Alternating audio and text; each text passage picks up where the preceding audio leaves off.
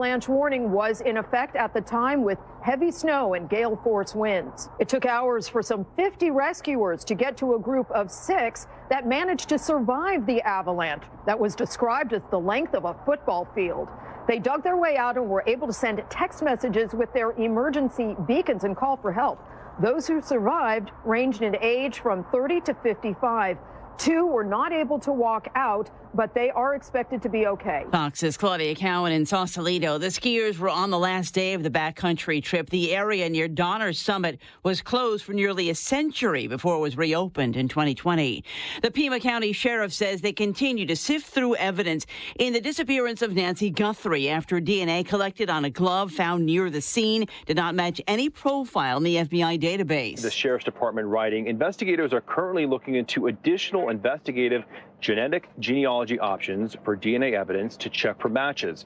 CODIS is one option of many databases that are available. Fox's Matt Finn in Tucson. The Department of Homeland Security remains shut down as members of Congress are in recess. White House Press Secretary Caroline Leavitt criticized the plan from Democrats to end the stalemate. Last night, they sent over a counter proposal that, frankly, was very unserious, and we hope they get serious very soon because Americans are going to be impacted by this. The shutdown does not affect ICE or Customs and Border Protection. They are paid with funding from the passage of last year's Big Beautiful Bill. It does affect the departments like FEMA and the TSA. America's listening to Fox News. History. It all comes down to this, folks. Yep, the entire season is on the line. But my throat has officially thrown in the towel. Sounds like you need Vicks VapoCool drops. They're max strength and vaporize sore throat pain. Whoa! These VapoCool drops hit fast. Speaking of fast, did you just see that play? Yeah, he vaporized that ball. That pun should have come with a penalty. Vaporize sore throat pain with Vicks VapoCool drops. Use as directed. LifeLock, how can I help? The IRS said I filed my return, but I haven't. 1 in 4 tax-paying Americans has paid the price of identity fraud. What do I do? My refund, though. I'm freaking out. Don't worry, I can fix this. LifeLock fixes identity theft guaranteed and gets your money back with up to $3 million in coverage. I'm so relieved. No problem. I'll be with you every step of the way. 1 in 4 was a fraud-paying American. Not anymore. Save up to 40% your first year with promo code NEWS at LifeLock.com. The yellow light! Dude, I'm walking here! I'm walking!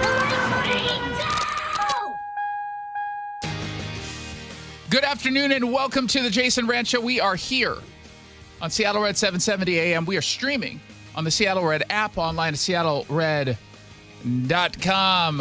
Governor Bob Ferguson is confident that the millionaire tax that his office wrote is going to pass, despite disagreements that he's pretending to have with the Democrats. And by the way, Seattle Times just figured out, they're trying to pass this as with a necessity clause, meaning you're not going to be able to vote on it. Better late than never, I guess. We're going to get into that and so much more. But first, things are so bad in Seattle, there's now overdose guides for dogs. That's what's trending, brought to you by the Sunset Auto family. What's trending?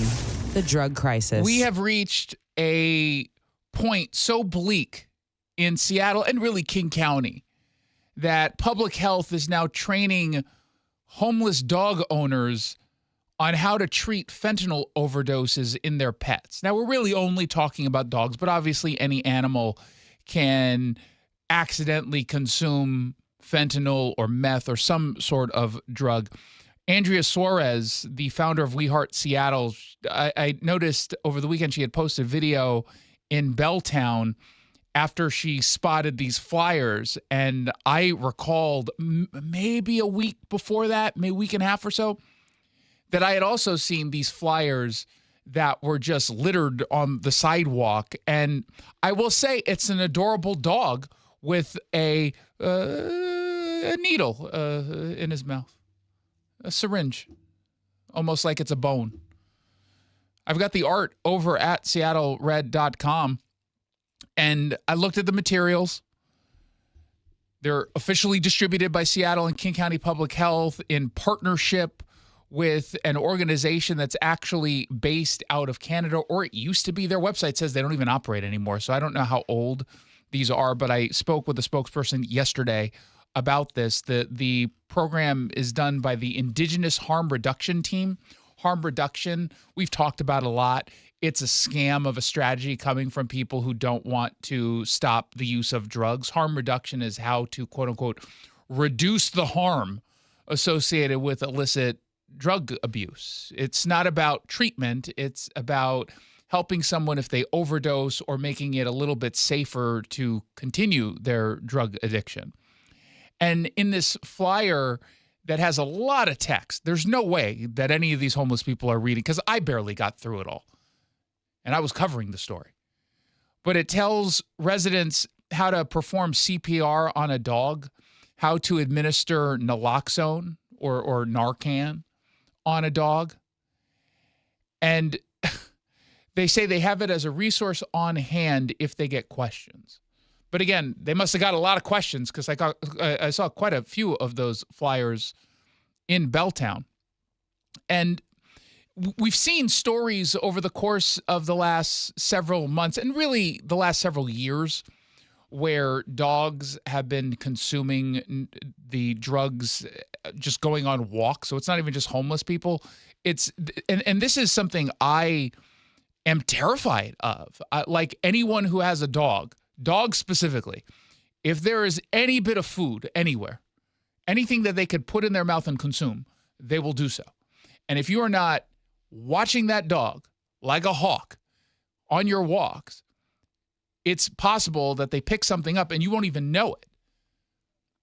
So you can't even intervene. And I mean, you can look away for a second. You can go ahead and pull out the poop bag to clean up after them. And while you're doing that, they get into something. And you, like, out of the corner of your eye, you're like, are they eating something? And then they were eating something. You're like, what were you doing? And then you do that whole, and every single dog owner has done this.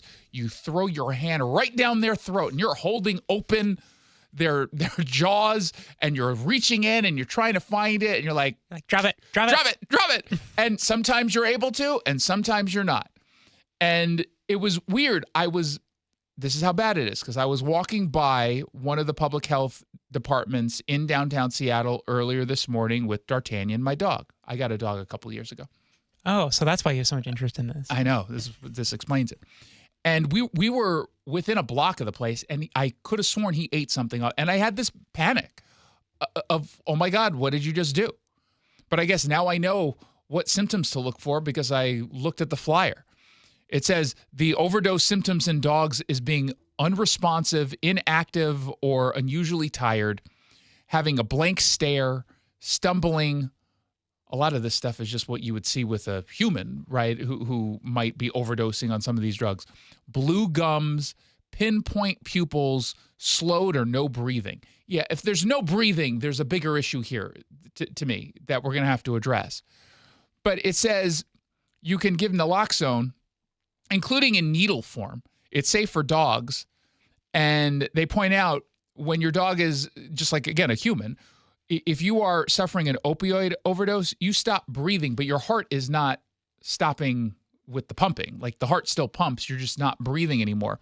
And so you have to do rescue breathing, and you can do it via the spray, which would go into the nostril of the dog, I believe. But they have needles that you can also inject, and they give you on this flyer a little map of the locations around the dog's leg or hips that you can inject, just so long as you're not going in the one danger zone where they say not to do it. And it teaches owners how to count normal respiration, saying that resting dogs typically breathe 10 to 35 times per minute, according to this flyer. And so if it's outside of that, there could be something wrong.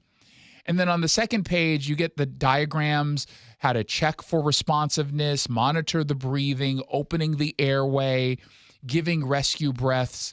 And it tells owners to extend the dog's neck, seal their mouth over the animal's nose and mouth. You seal your mouth over their nose and mouth for small dogs, but usually just the nose, and give one breath every 2 to 3 seconds, according to these instructions. And if they don't resume breathing, you can administer the naloxone through their legs at a 90-degree angle or through one of the nostrils. It warns owners to continue the rescue breathing and to give another dose if they need after about 5 minutes. Now, I'm certainly glad we have the information out there should we ever need it, right? I have no problem with that. But this is where Seattle now stands. Not at prevention, not at enforcement, not at cleaning up our drug-ridden parks and sidewalks. I mean, where I found the flyer is about a block and a half, 2 blocks away from a doggy daycare center and a dog park that is completely unusable because of all of the open-air drug use and the homeless people all over the place. But this is where we stand. Not on addressing the issue, but normalizing the idea that we have to be trained to resuscitate a Labrador or a pug who happens to accidentally consume fentanyl that was left on the ground because of some homeless drug addict that we allow to just waste away on our streets. That's where we currently stand. For years, city leaders, county leaders, all Democrats have embraced something called harm reduction. And so they distribute drug paraphernalia while getting in the way of any kind of cleanup on our streets. Any kind of enforcement is viewed as some sort of like moral crisis. Like, we're going to criminalize addiction? Can't do that. The hell we can't. We absolutely can. Because in some cases, in many cases, perhaps even in most cases, that's the only way you're going to get some of these addicts to clean up, is to criminalize their behavior, which is already criminal. When your public health response includes illustrated instructions for giving Narcan to dogs, I would argue that's not compassion. That is more proof that we have, as a city and a county and as a state, failed to contain a crisis that Democrats allowed to hit record levels. We're not just battling addiction. We are battling the consequences of political choices that Democrats made, progressives made. And even when dogs need overdose kits to survive a walk in the park, when even dogs are the ones who need help, can we all at least acknowledge that something is profoundly broken here? Or are we supposed to pretend that this is normal? Well, it's well-intentioned. I agree. I think it's well-intentioned. I think they would like to see fewer dogs die from overdoses. Thank you, King County Public Health. I'd like to see that too. I'd also like to see fewer humans die. And you know what's a great way to see fewer people die from drug overdoses? Not making it easy for them to do drugs. Just throwing that out there, controversial as it is. See, we need more leaders that have out of the box ideas like that. You're just such an innovative thinker, Jason. They're all like, hey, we should hand out drug paraphernalia. And you're all like, we should stop doing drugs. I know, crazy. It's a little counterintuitive, I know, but it's sometimes though, the counterintuitive thinking does in fact work. Just throwing that out there as a possibility. And again, I'm the bad guy here, according to the left. I'm the bad guy here. City that is crawling with dogs, this is what we have to do. And I just like how their spokesperson was so nonchalant about it. It's like, oh, no, we have it there in case someone wants it. Okay, yeah, thanks. Got it. SeattleRed.com, we've got this story up. I hope you'll read it, and I hope you'll share it. We got to get this story out there. There's, especially for dog owners, and you don't have to be a dog owner to be interested in this. But if you know any dog owners, at least get this in front of them so they know the realities. Because, look, if you're not thinking about this, is the moment when your dog ends up accidentally consuming drugs that, and you're not even, in your head, you're like, what's going on with my dog? You're not even thinking about it. And this, by the way, is not just an issue in Seattle. I mean, we had a story at a Gold Bar, what was it, like 2 months ago, where a bunch of puppies were taken into one of the local fire departments. I think they ended up sending them to Monroe, I think, with what they thought were drug overdose symptoms. And it turns out they were, in fact, having drug overdose. And they end up getting, I think it was Narcan, and the dogs were saved. I think all of them were saved, thankfully. So this is not just happening in Seattle. It's happening all over the place. This is so truly depressing. Truly depressing. Oh, but they've got a cute little dog with a hypodermic needle instead of a bone in its mouth. A little Dalmatian-looking dog. And I'm sure when they drew it, it's like, oh, it's so cute. Isn't it adorable? Is this adorable? And by the way, and just so we're all clear, as much as I understand one's connection to a dog, you shouldn't be allowed to have a dog and be homeless. I care about that dog. You might not care about yourself, and it's selfish to have a dog if you're homeless, especially if you're using that dog as a means to not go into shelter. Okay, I'll make it easy. We're going to take away your dog because that's abusive. Although we don't even take away kids from homeless people who live in camps. So we're definitely not going to take away any dogs. You want to take a cat? I don't care about them. Well, I don't like cats. What do you want?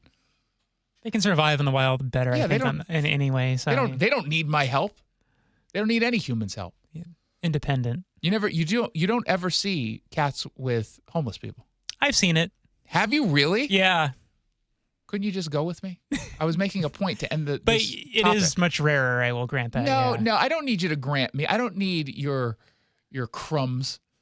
You already ruined it. Push the button. What's trending? Let's get political. As we told you yesterday, the Democrats in the Senate on Monday, over the long weekend, they passed their millionaire tax. And then Bob Ferguson was to come out. And as we told you he was going to do, he would come out and talk to the media and pretend he still has reservations and says, we hope that things are going to change on the House side before I can actually support it. He's confident they're going to get it done. But again, just so we're all clear, in its current format, he doesn't support it. If you make $1.2 million, if you're fortunate enough to be in that category, you are taxed on $200,000, right? The $200,000 above the $1 million. Yeah, we know how this works. It doesn't mean that what you're doing is right. It does not count the value of your home. I remain optimistic. But it does count the value of your business, keeping in mind that pass-through businesses are hit by this, or pass-through business owners are hit by this. So he's trying to, cheat a little bit in that. That we'll get there on the millionaire's tax. I do. Any bill I sign must send a significant percentage of the revenue back to Washington families and small business owners. We are not there yet, and we are still not close to being there. And it's funny because, again, his office wrote this bill, but be that as it may, he's saying this right now.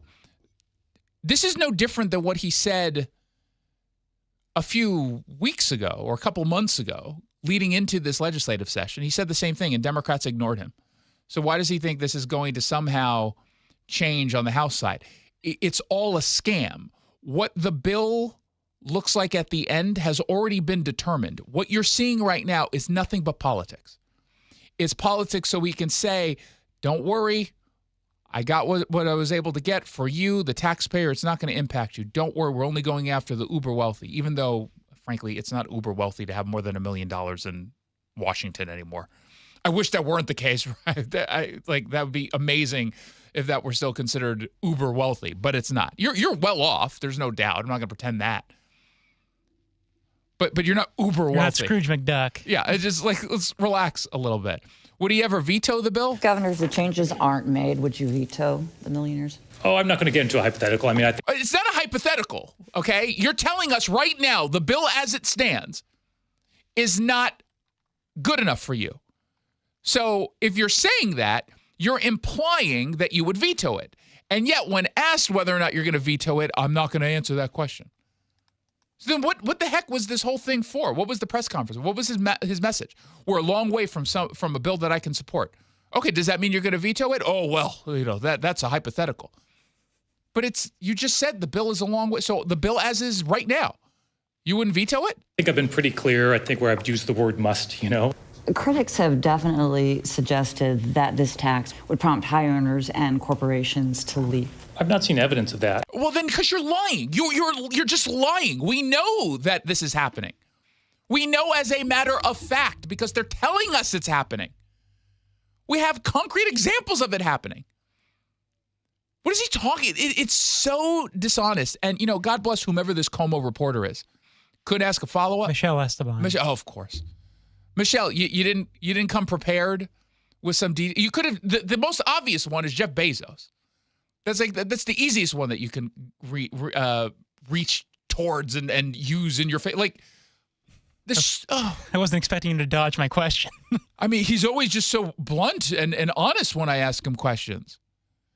And this whole idea, like it has to have a substantial amount of money going back or benefiting Washingtonians. Well, what does that mean? What's substantial? Well, I don't want to answer a hypothetical. Well, you're coming up with the metrics. What does that mean? Does half of it have to come back to the average Washingtonian?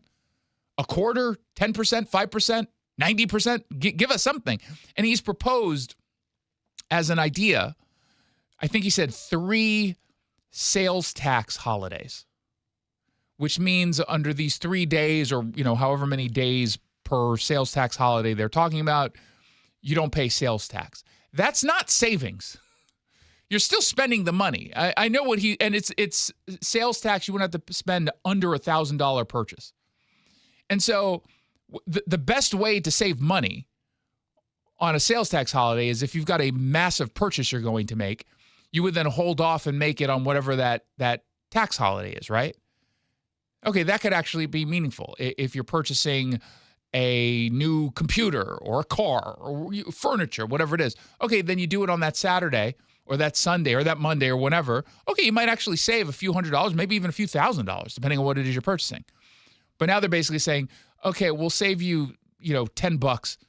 Don't do your grocery shopping on Friday. Do it on Saturday, and you'll save a few bucks when you do your Costco run and you buy, clothing at the Nordstrom or what. Okay, wow.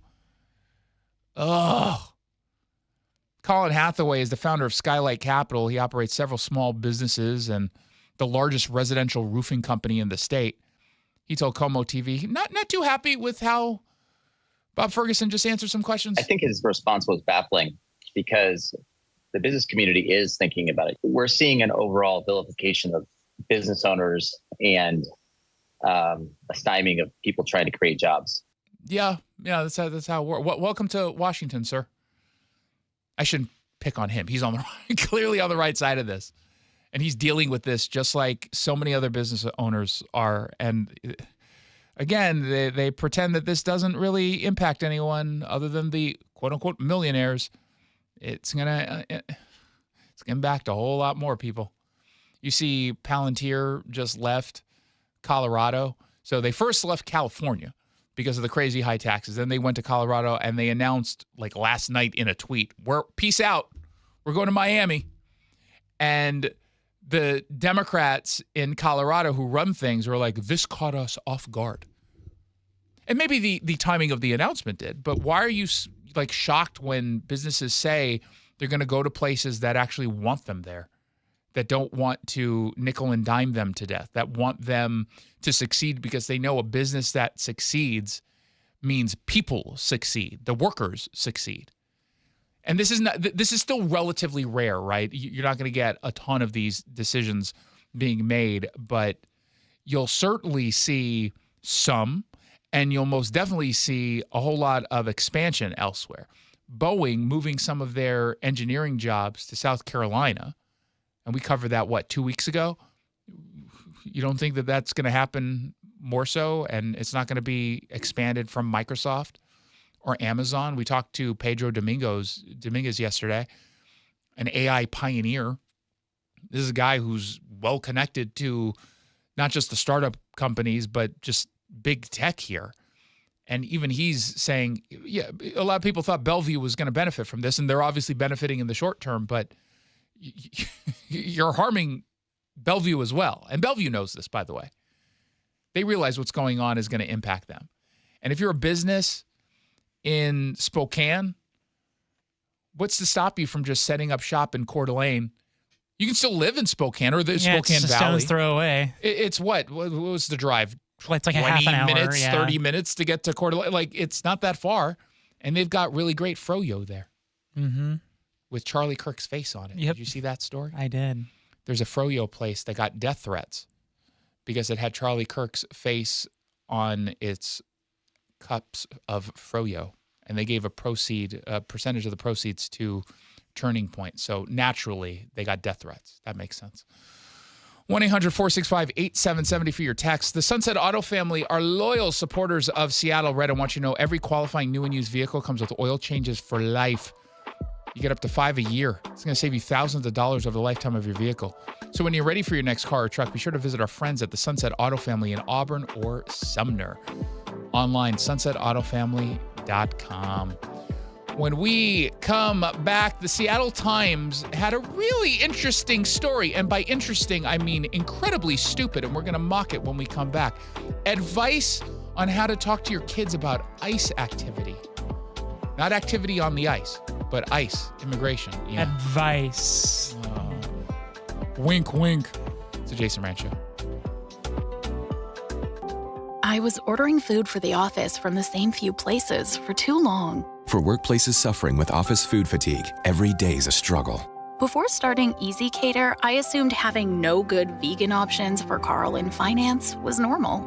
Easy Cater is designed to treat OFF with a huge variety of favorite restaurants, plus tools to help you meet dietary needs and stay on budget. Used daily, one platform lets you save time and shine. Ask your app store about Easy Cater or start an order at easycater.com. LifeLock, how can I help?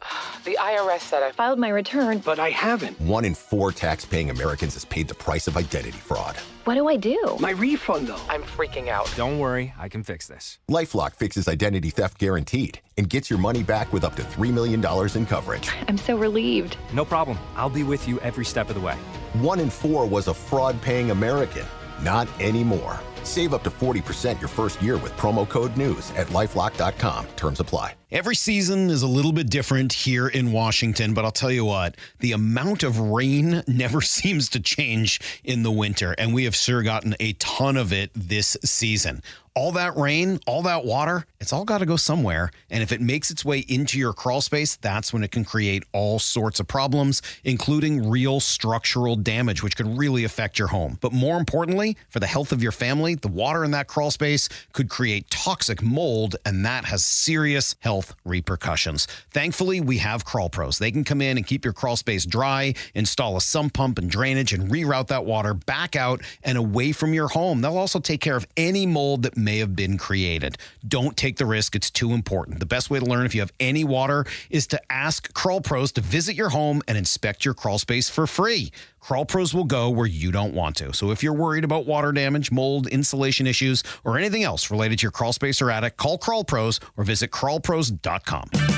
Get 5 quarts of Syntec Full Synthetic and a MicroGuard Select Oil Filter for just $32.99, plus 2 times points at O'Reilly Auto Parts. Limit supply.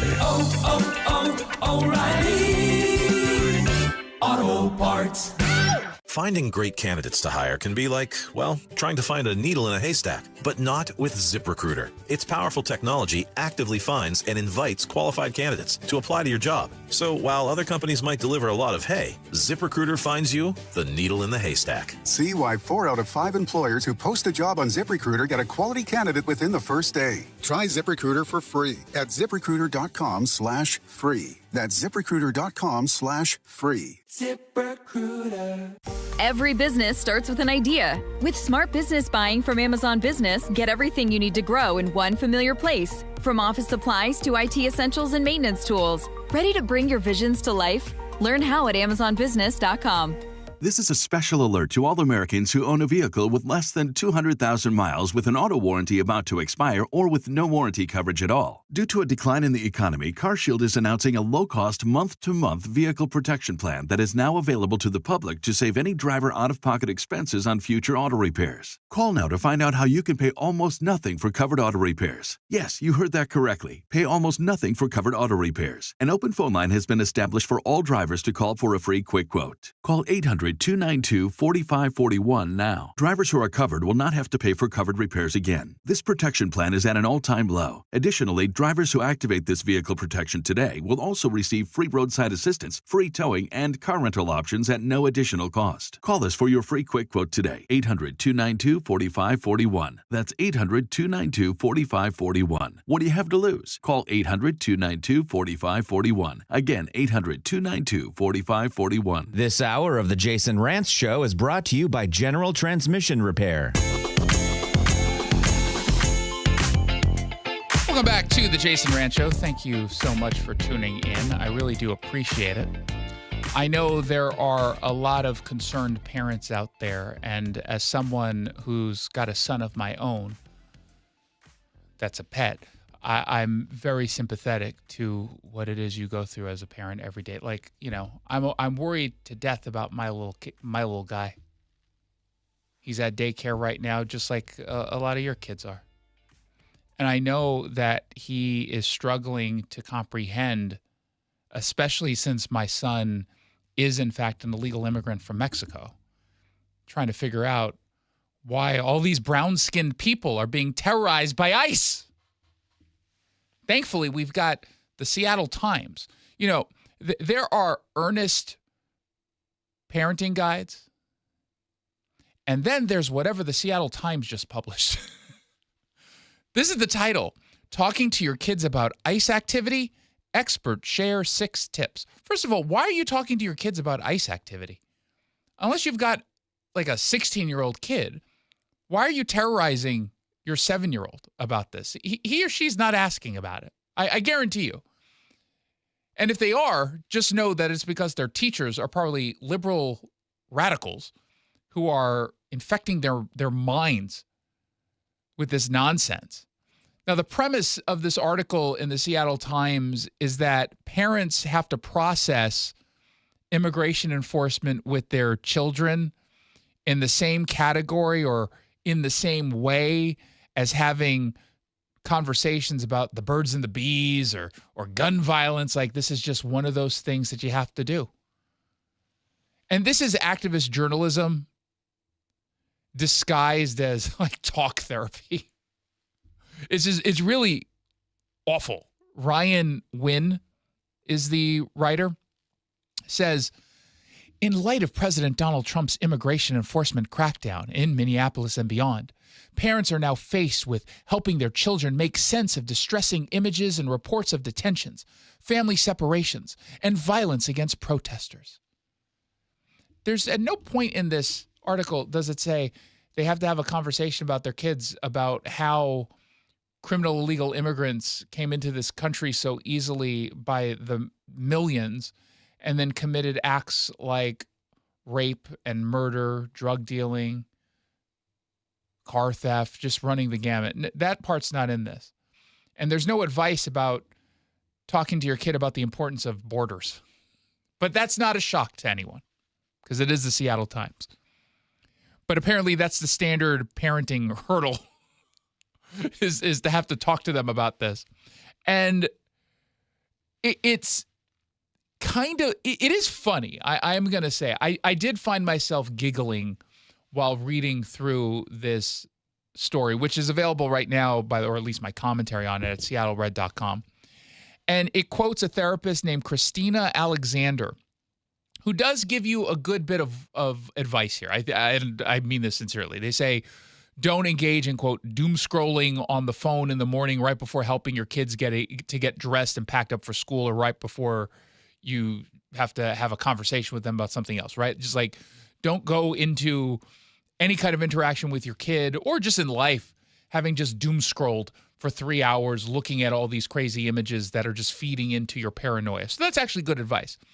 And I would argue, though, at the same time, if you are so emotionally dysregulated over ICE that you need like a breathing exercise before going about your day, before making your breakfast, the problem might not be ICE. It might just be you. There is a little bit of that. Just a little bit of that. They say when you're having your conversation about ICE and you're trying to indoctrinate your child to be a crazy adult, they say have smaller, more bite-sized conversations so that the children can actually process what it is that you're saying. And I'm not entirely sure because they don't tell you what the conversation should be. We just have this like more general take. If you're talking to them about ICE, what would the bite-sized conversations be? That we deport people who violate immigration law? That seems like a worthwhile conversation that they're not going to have.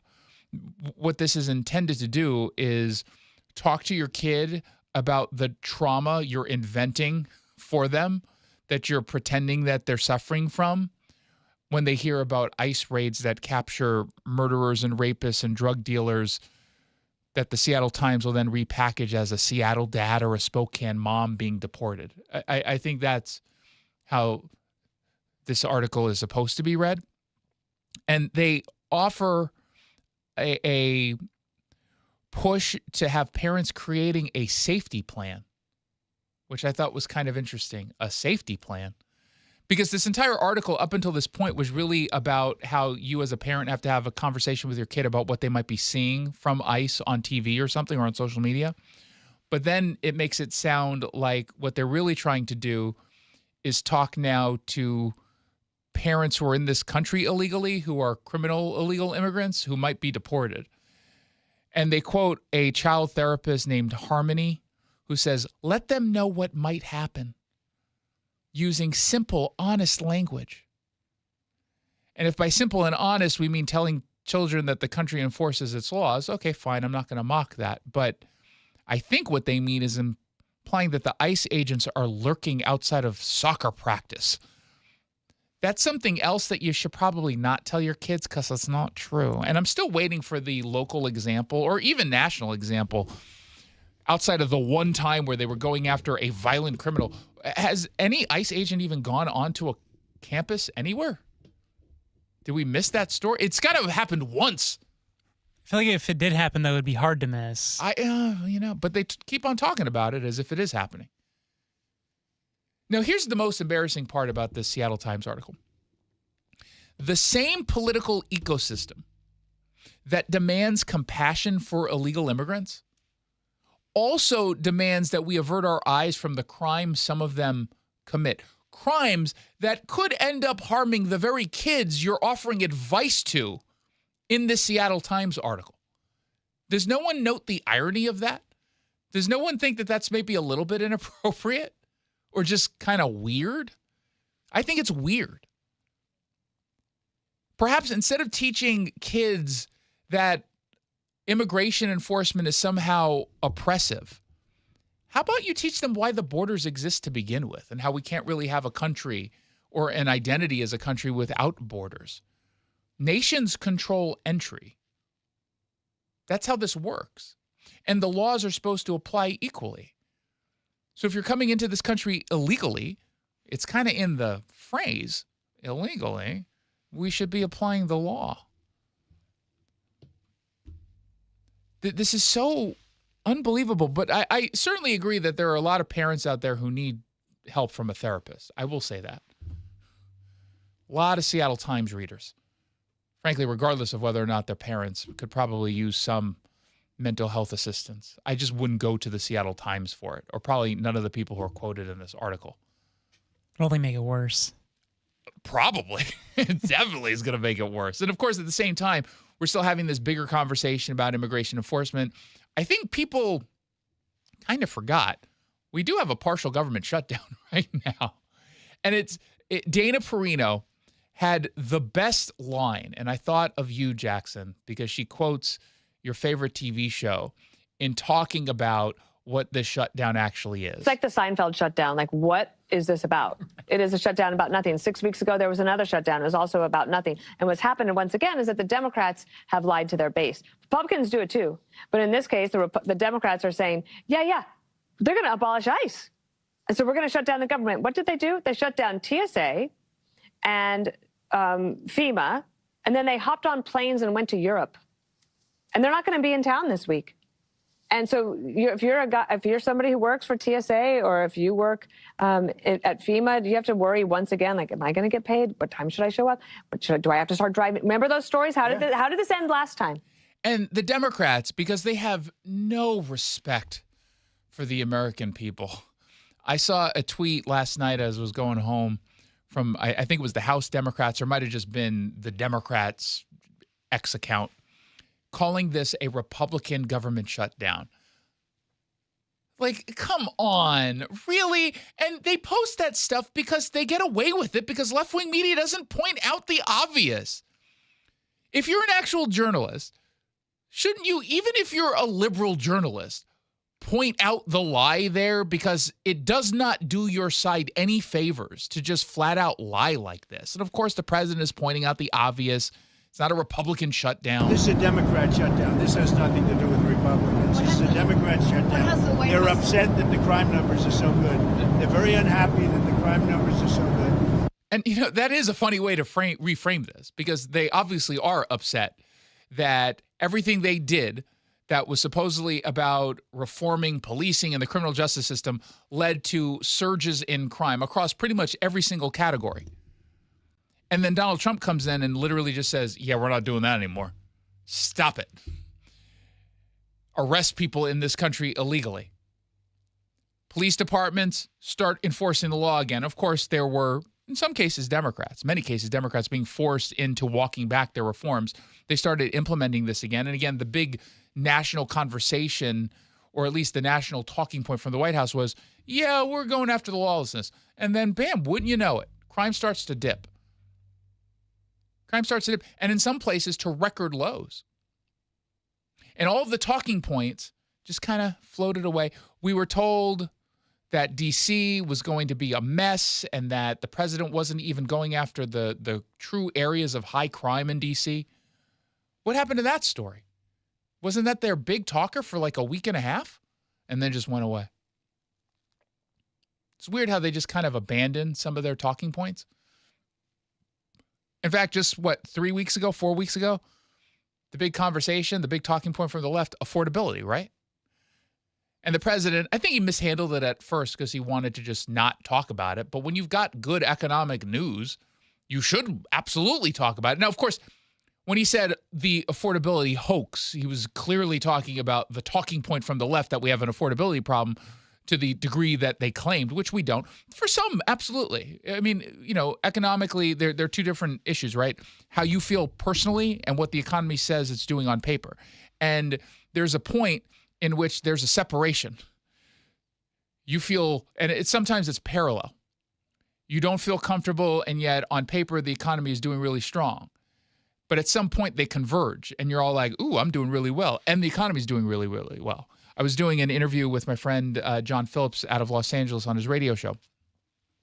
And we were talking about this issue. And the president, on affordability and even on immigration, he has time on his side. For everyone right now who's truly upset about the direction of ICE, they're too aggressive. Even if you like what he's doing in a more general sense of enforcing the law, you might say, okay, he's a little bit too aggressive. This is not going to be the biggest issue in November. And we've got more polling out. The president's team, Susie Wiles, hosted a meeting on Capitol Hill with higher-ranking Republican officials. Mark Halperin had a tweet about it. And they went over what the polling suggests, and they actually said, focused on your success at the border is not resonating with people. Which kind of makes sense, because what resonates is when you feel something. When you don't feel something, it's harder to make that case, even if it shows success. And he says the number one issue, according to all the polls that we're doing and all the people that we're talking to, it's the economy. And what resonates is when you say you're going to go after out-of-control spending, when you're going to tackle prices that everyone is personally impacted by. And he had all these long lists. Everyone was taking notes and everything. And affordability as an issue, the reason why Democrats stopped talking about it is because it's not going to help them. Because when they tell you it's so expensive to get groceries, they know that you can immediately find out whether or not they're telling the truth. And there's no doubt some prices are up. Ground beef, for example, is up. Although, as I've said many times, this has nothing to do with politics in either direction, frankly. But eggs are down dramatically. When they were super high, Democrats pretended otherwise. When they started to come down, but they were still higher than normal, when they weren't in office or in the White House, it was like, oh, it's outrageous. Now it's really cheap again, and they're not saying anything. Gas prices at very, very, very low lows outside of Washington. So people are experiencing this, but time is on their side. Every day that goes by, the economy gets stronger. Your wages increase, and you start to feel it more because inflation has been coming down, cooling off dramatically. You've got April coming up. What's happening in April that people are going to expect? Tax returns. Exactly. They're going to get tax refunds that are larger than what they anticipated, and the president's going to be able to take credit for that. And so the more time goes by, it's going to be easier for them to make that point. That's why they're not talking about affordability on the left anymore. Isn't it weird? It was the one word they kept using over and over and over again. And then all of a sudden it went away. 1-800-465-8770 for your texts. 1-800-465-8770. We come back, Stephen Colbert realizing that his contract's up. What does he care in just a few months? He went to war with his bosses after they called him a liar. He's still lying. And Brendan Carr is now speaking out, FCC commissioner. We'll have that and so much more when we return on the Jason Rantz Show. Thanks for calling CM Heating. Aren't you the company that gives away free furnaces? That's us. Buy a qualifying high-efficiency cooling system and the furnace is free. Wow. Yeah, and our home comfort advisors are tax credit and rebate specialists, so they'll handle the rebate for you. Go to CM Heating for better comfort, lower bills, and a free furnace you'll love for years. Get your free estimate for furnace replacement at cmheating.com. And remember, for furnaces, fireplaces, hot water, and total home comfort, including electrical, There's no beating CM Heating. Spring is right around the corner, but the perfect time to start your outdoor project is right now. Natural Design Landscaping has been serving Seattle and the East Side for nearly 30 years. They design, build, and maintain stunning outdoor spaces, from full makeovers to weekly maintenance. Beat the spring rush and get your yard project started today. Mention Seattle Red and get 10% off your first service. Visit naturaldesignlandscape.com to schedule your consultation. Natural Design Landscaping, let's build something wonderful together. Hey, it's Jason Rantz. Let's just be really simple, no fluff whatsoever. If you are shopping for a new Chevy in the state of Washington, there's a reason there's one dealership that keeps finishing number one year after year. That's Sunset Chevrolet. In 2025, Sunset Chevrolet finished as the top Chevy dealership in the entire state by sales volume. And that didn't happen by luck. It happened because customers kept coming back. You see, they offer warranty protection for life, oil changes for life, a massive inventory, a team that treats customers like people instead of transactions that they're hounding. And what most dealers aren't going to say out loud is that Chevy pricing is pretty much the same everywhere because MSRP is MSRP. The difference isn't the vehicle. It's what happens after the sale. Sunset Auto Family keeps winning because of that. That's why customers keep choosing them. So if you're already going to buy a Chevy, why wouldn't you buy it from the dealership more Washington drivers trust than any other? Sunset Chevrolet in Sumner. You just get more at Sunset, and people do like that. Online, sunsetautofamily.com. Cashback is not available on gas in New Jersey and Wisconsin. Couponing. Wow, you didn't strike me as the coupon type. Just trying to stay ahead of inflation. Gas, groceries, everything. It's all more expensive. I need to save wherever I can. Have you tried Upside yet? Upside? What's that? It's a free app that I use that pays cash back for every gallon of gas I buy. You've got to buy gas to get around anyway. Might as well get paid for it. Come on, does that really add up to anything? I've already made around $200. The extra cash helped pay down my bills, and I even had a little extra left to treat myself. And the Upside app is free? Totally free, and the cash back is real. You can transfer the cash right to your bank account. I'm downloading Upside right now. Download the free Upside app now to earn cash back every time you buy gas. Use promo code ENJOY to get an extra 25 cents per gallon on your first tank. You can cash out anytime right to your bank, to PayPal, or a gift card for Amazon and other brands. Just download the free Upside app and use promo code ENJOY for a 25 cents per gallon bonus on your first tank. That's code ENJOY for a 25 cents per gallon bonus. You know the one question that guys hate to have asked of them by their wives, Nick? I can take a good guess. I know you know 100 of them. This is the worst one. Do these jeans make my butt look big? Whoa. Can't answer that one, right? What I've noticed is whenever you ask me questions like that, I just simply say, oh, I don't know. What do the doctors at Longevity Medical Clinic say? Well, the doctors at Longevity Medical Clinic would tell me that my butt looks great in those jeans now that my hormones are balanced. What'd they do? Did they give you something to bring your weight down? No, just a result of having my hormones balanced caused me to lose weight. Who would have known? I had no idea that would be a result of it. So that's good. So the answer is you look great. You're beautiful. I feel great. I look great. Yeah. And I know it. I've also noticed that your testosterone makes you a little feistier than you normally are, as my beautiful Greek wife. I might be small, but I have a loud bark. Yes, you do. Do what Nick and I have done. Take a free health analysis at longevitymedicalclinic.com. You're listening to the Jason Rantz Show here on Seattle Red 770 AM. Thank you so much for tuning in. I do appreciate it. I think people forgot that Stephen Colbert's contract is done at the end of this current term. I think he's done 2 months, 3 months, something like that. And that means, from his perspective, he can go to war with the network because what are they going to? What does he care? He's the employee that submitted his 2 weeks notice. Yeah, it's just he's now going to get away with anything he thinks. Up to a point, he's probably right.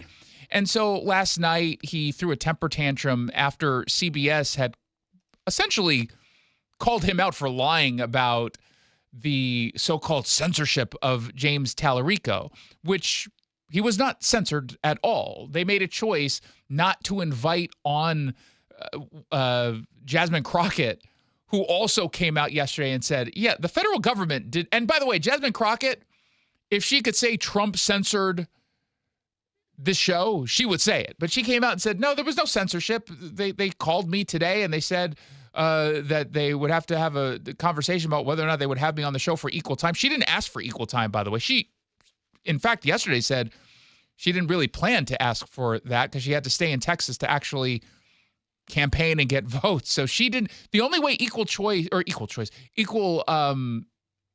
time applies is if the person asks for it. You don't have to be proactive and ask someone to join for equal time.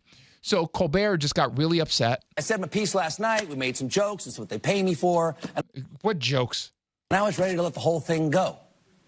Until a few hours ago, when my group chat blowed up because without ever talking to me, the corporation put out this press release. And by the way, without talking to me, did you tell them you were going to lie on television about what had happened? They don't have to run statements by you. You lied. They got called out for it, and so they needed to clean up your mess. And that's what it was, which is why Brendan Carr, the FCC commissioner, just ripped the media because they just jumped in. And we said this yesterday. They immediately determined that the storyline was going to be Donald Trump censored, Brendan Carr censored CBS News or the late night show, which is not what happened. And anyone who has even a little bit of an inkling as to what equal time actually is, and maybe this is why cable news, because it doesn't apply to cable news, the reason why maybe they just jumped with it, not just because they wanted to demonize Trump, they always want to do that, but they don't know how equal time works. We do on this show, which is why I knew this was a lie from the media and from Colbert the second we heard it. You had a Democrat candidate who understood the way that the news media works. And he took advantage of all of your sort of prior conceptions to run a hoax, apparently for the purpose of raising money and getting clicks. And the news media played right into it. I think yesterday was a perfect encapsulation of why the American people have more trust in gas station sushi than they do in the national news media. That's a good line. And this was very plainly an effort ginned up to get clicks and to raise money. And you guys ate it up like slop. And when it was pointed out that the facts were completely different than what the fake news media was running with, nobody did like an about face and did a fact correction. They just pivoted and moved away. And again, I think this is why the American people simply don't trust the news media anymore. And it was, I'm assuming they had Caitlin Collins from CNN on last night as a direct result of all of this. I don't know if she was maybe she was pre-booked. I don't know. But obviously this came up. And she made a comment that, again, is a reflection, I think, of not truly understanding the equal time clause and how it's been used. And I think it's actually a really Shut up, audience. I'm trying to listen to her. Because I think that you've seen some people on the right cheering this and saying, well, that's what we want Brendan Carr to do. I think that they don't want a Democratic administration saying that right-wing talk radio must give equal time to Democrats or to... Okay. Except we literally do want that from Democrats because Democrats won't come on the show. Again, she doesn't understand how this is working. And maybe because you got to talk really quickly and dumb everything down for people who don't follow this stuff. Here's how equal time would work. And I wish that a Democrat would do this because we reach out to Democrats all the time to come on the show and they don't even get back to us because they know they're not going to get an easy interview. Someone comes on who's, let's say Michael Baumgartner, who's up for re-election in the next year. He's running up against whomever the Democrat is going to be. We don't have to invite the Democrat to come on after we talk to Michael Baumgartner, but they could reach out to us and say, we demand equal time. Awesome. Come on over. Equal time does not mean I give them the exact same time slot that we previously did. And it also doesn't mean that we go easy on them. We can ask whatever questions we want. We reach out to every single Democrat, pretty much every single Democrat, to come on when they're running for re-election or when there's a news issue we call them out on and we don't. They choose not to come on. So the law was in place for decades. This was in place and enforced under the Biden administration. And we've received emails, ironically, from conservatives who have used the whole equal time to come on the show. And as much as I'm against equal time as a concept, I actually don't like it. I would be totally okay if Democrats wanted to use it. I would love to ask tough questions of Democrats, but they're not going to use it. They're never going to come out and say, you know what, I demand to do equal time on the Jason Rantz Show as a Democrat. They'll never do that because it's not worth it to them.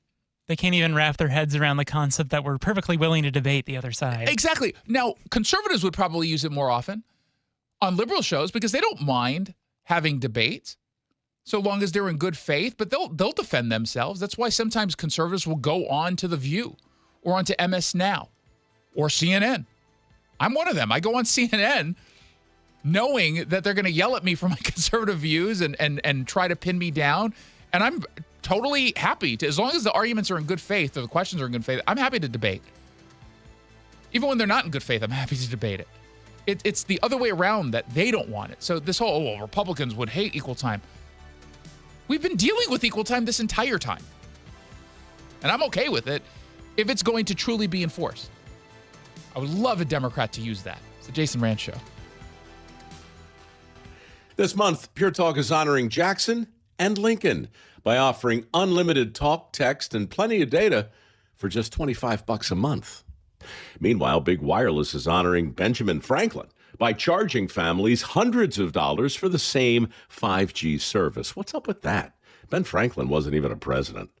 When you switch to Pure Talk, you'll be in business with an American wireless company that supports our vets in a big way and keeps all their customer service in this country. That's important.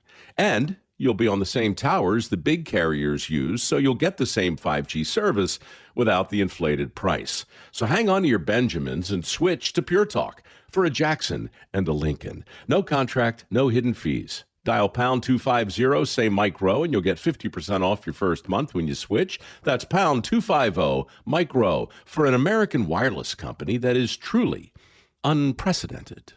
Pure Talk. Hey, it's Jason Rantz. I'm here with our local tax expert and advocate, Greg Nunn from Nunn Better Tax Resolution.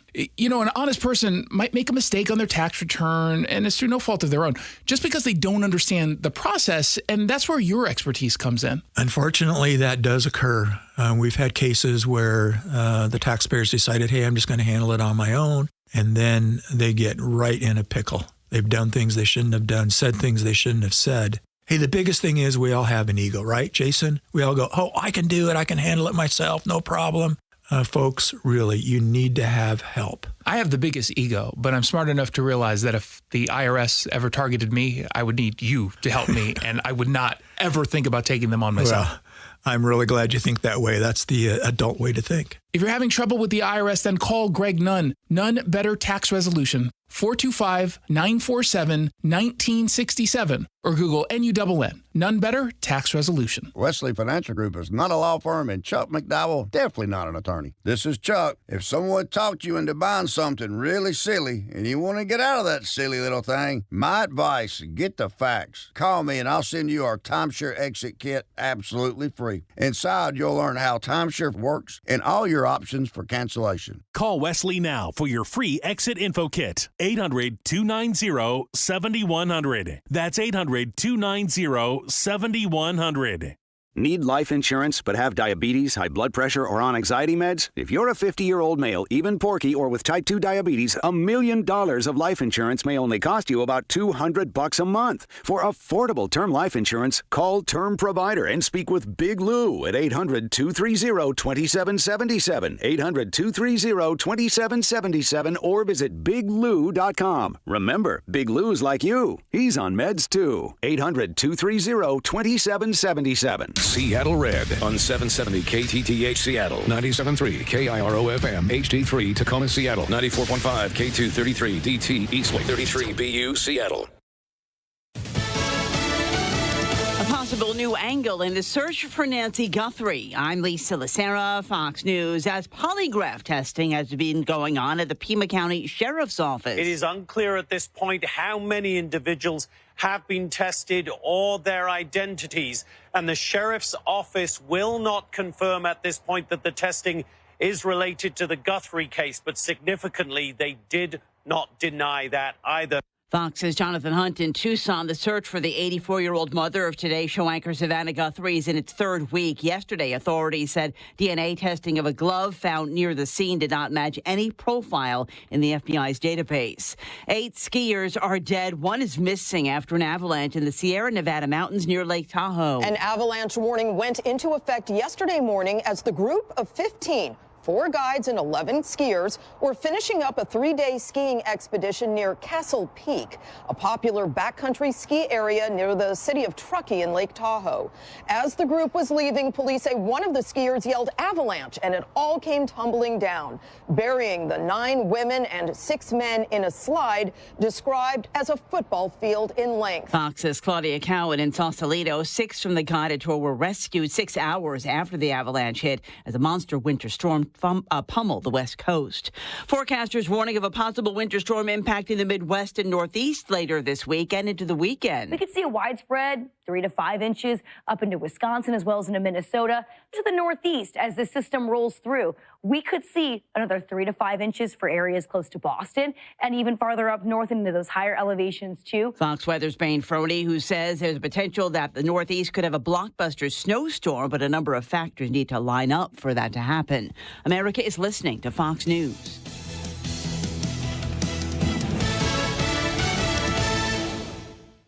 It all comes down to this, folks. Yep, the entire season is on the line.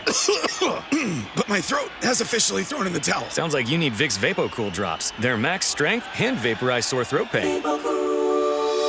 Whoa! These VapoCool drops hit fast. Speaking of fast, did you just see that play? Yeah, he vaporized that ball. That pun should have come with a penalty. Vaporize sore throat pain with Vicks VapoCool drops. Use as directed. It's tax season, and at LifeLock, we know you're tired of numbers. But here's a big one you need to hear. Billions. That's the amount of money in refunds the IRS has flagged for possible identity fraud. Now here's another big number. 100 million. That's how many data points LifeLock monitors every second. If your identity is stolen, we'll fix it guaranteed. One last big number. Save up to 40% your first year with promo code NEWS. Visit LifeLock.com for the threats you can't control. Terms apply. Coach! The yellow light! I'm walking here!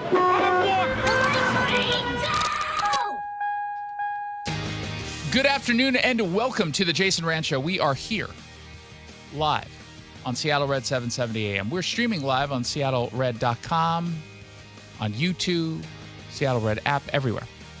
We got a lot to get to this hour, including Keith Swank, Pierce County Sheriff. The local socialists are coming for him. He's not going to put up with it. He'll explain. But first, we got the first State of the City address from the new mayor of Seattle. It was not great. That's what's trending. What's trending? The mayor's office. The general consensus has been it was really light on policy, but her performance, like her delivery, her tone was fine. And in fairness to her on the policy stuff, she's only been in office for like a day and a half.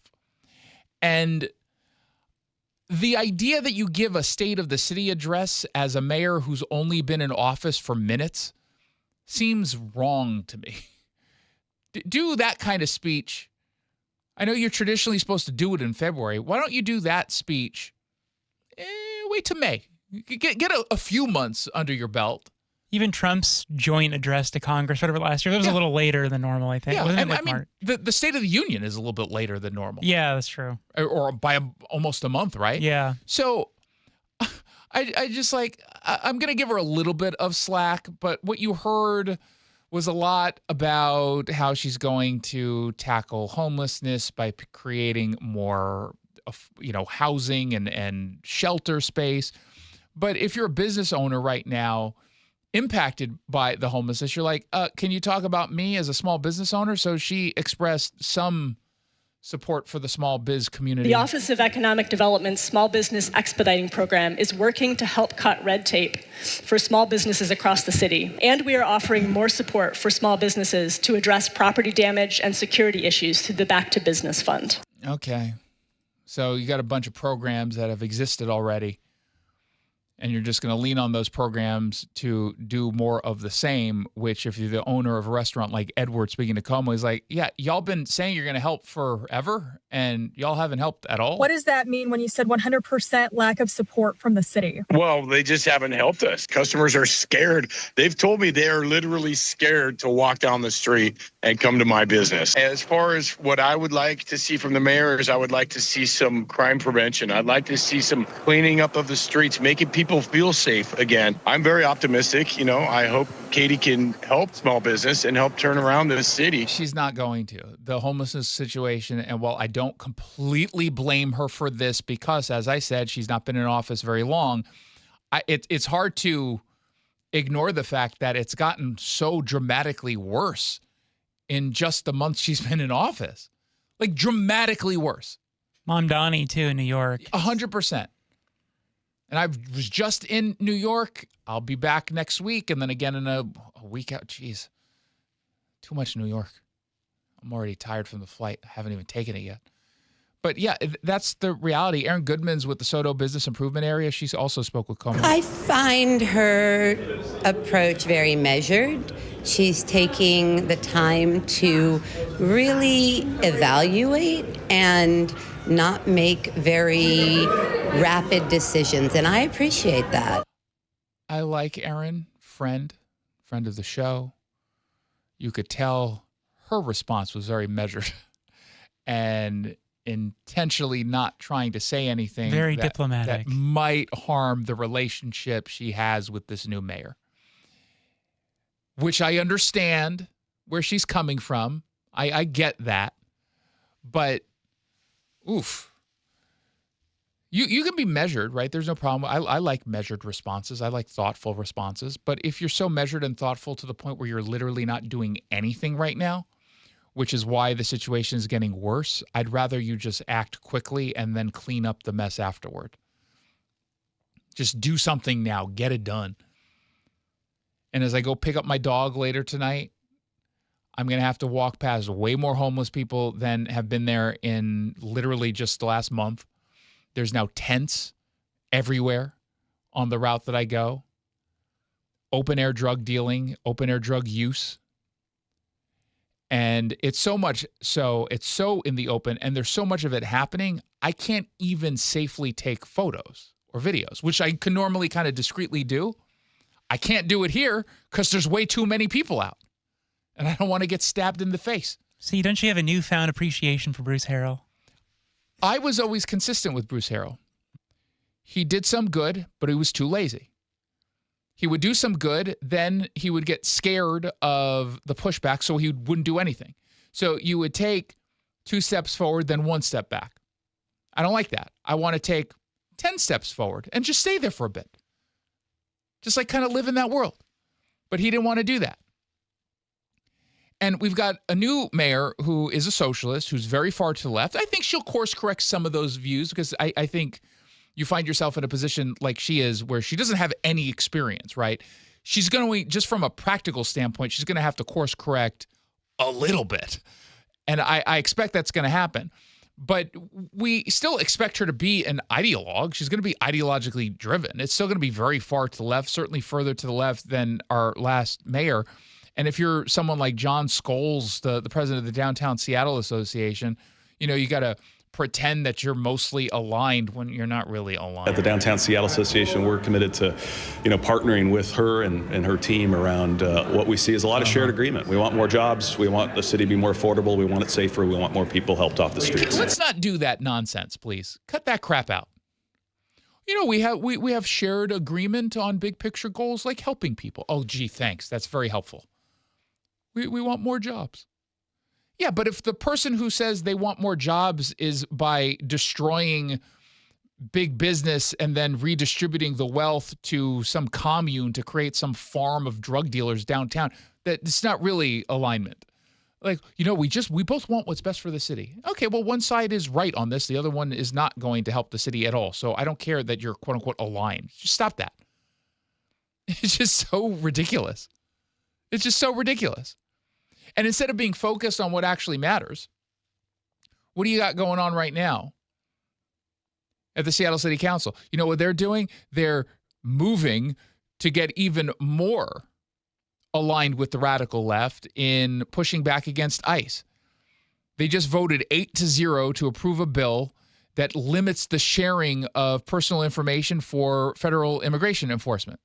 It was sponsored by Maritza Rivera, the one who talks so indescribably annoying, and I don't even know how to express how annoying it is, nor do I really know how to describe her voice, other than let me just play it. That right there, I don't know. It's like this over-pronunciation of every single word, but with an up inflection at the same. She kind of sounds like Janet Yellen. Is that what's? Let's listen. Here's why she proposed the ordinance. I know that we are all struggling to find ways to protect our immigrant residents, to keep our city safe, and to maintain calm as federal officials continue their brutality and cruelty against our immigrant neighbors. Oh, God. And you know what? She was reading that, wasn't she? Yeah. It sounded like she was reading off of a script. And it almost sounded like she was being held hostage, perhaps by an illegal immigrant. People don't talk, but this is what she's focused on. Yeah, be more anti-ICE, yeah.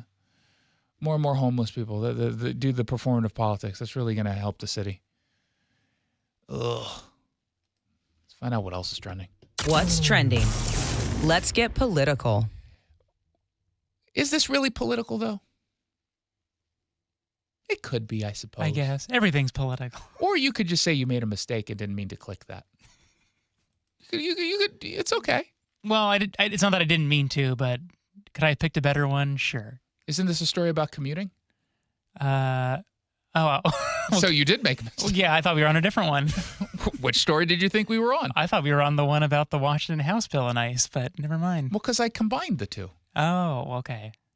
You mostly talked about Seattle, so I thought you were going to... Why? Okay, but it's fine. No, I want to... Should we redo that? Yeah, sure. Let's find out what else is trending. What's trending on the road? Okay, that made more sense. See, I had it ready. It just wasn't on the same page. So, well, I thought you were aligned with me. I thought we had aligned values on the direction of this show. Apparently, we don't. Carl Salmon says, driving in Western Washington can feel like a nightmare. That's a stellar lead.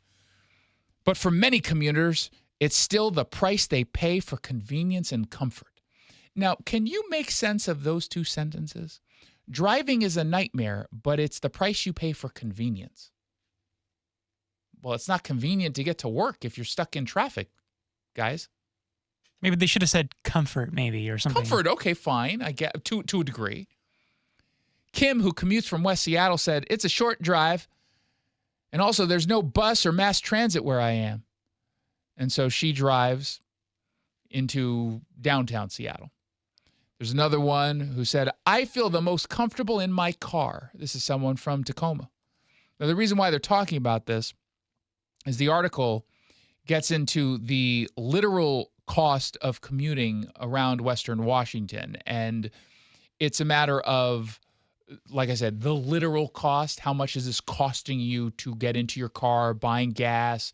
The time that you're stuck in the car comes with time you're not being efficient at work, for example. But there's also the time that you're spending in car that is just taking away from your life.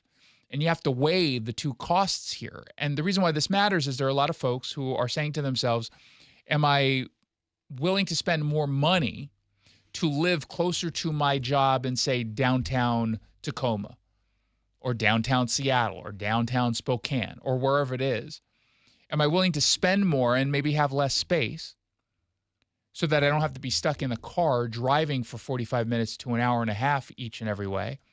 Or am I okay spending more time in the car because I get a cheaper home or apartment or condo, whatever it is you're living, outside of that sort of 15, 20-minute commute, which is probably seen as the most ideal if you're going to have to commute.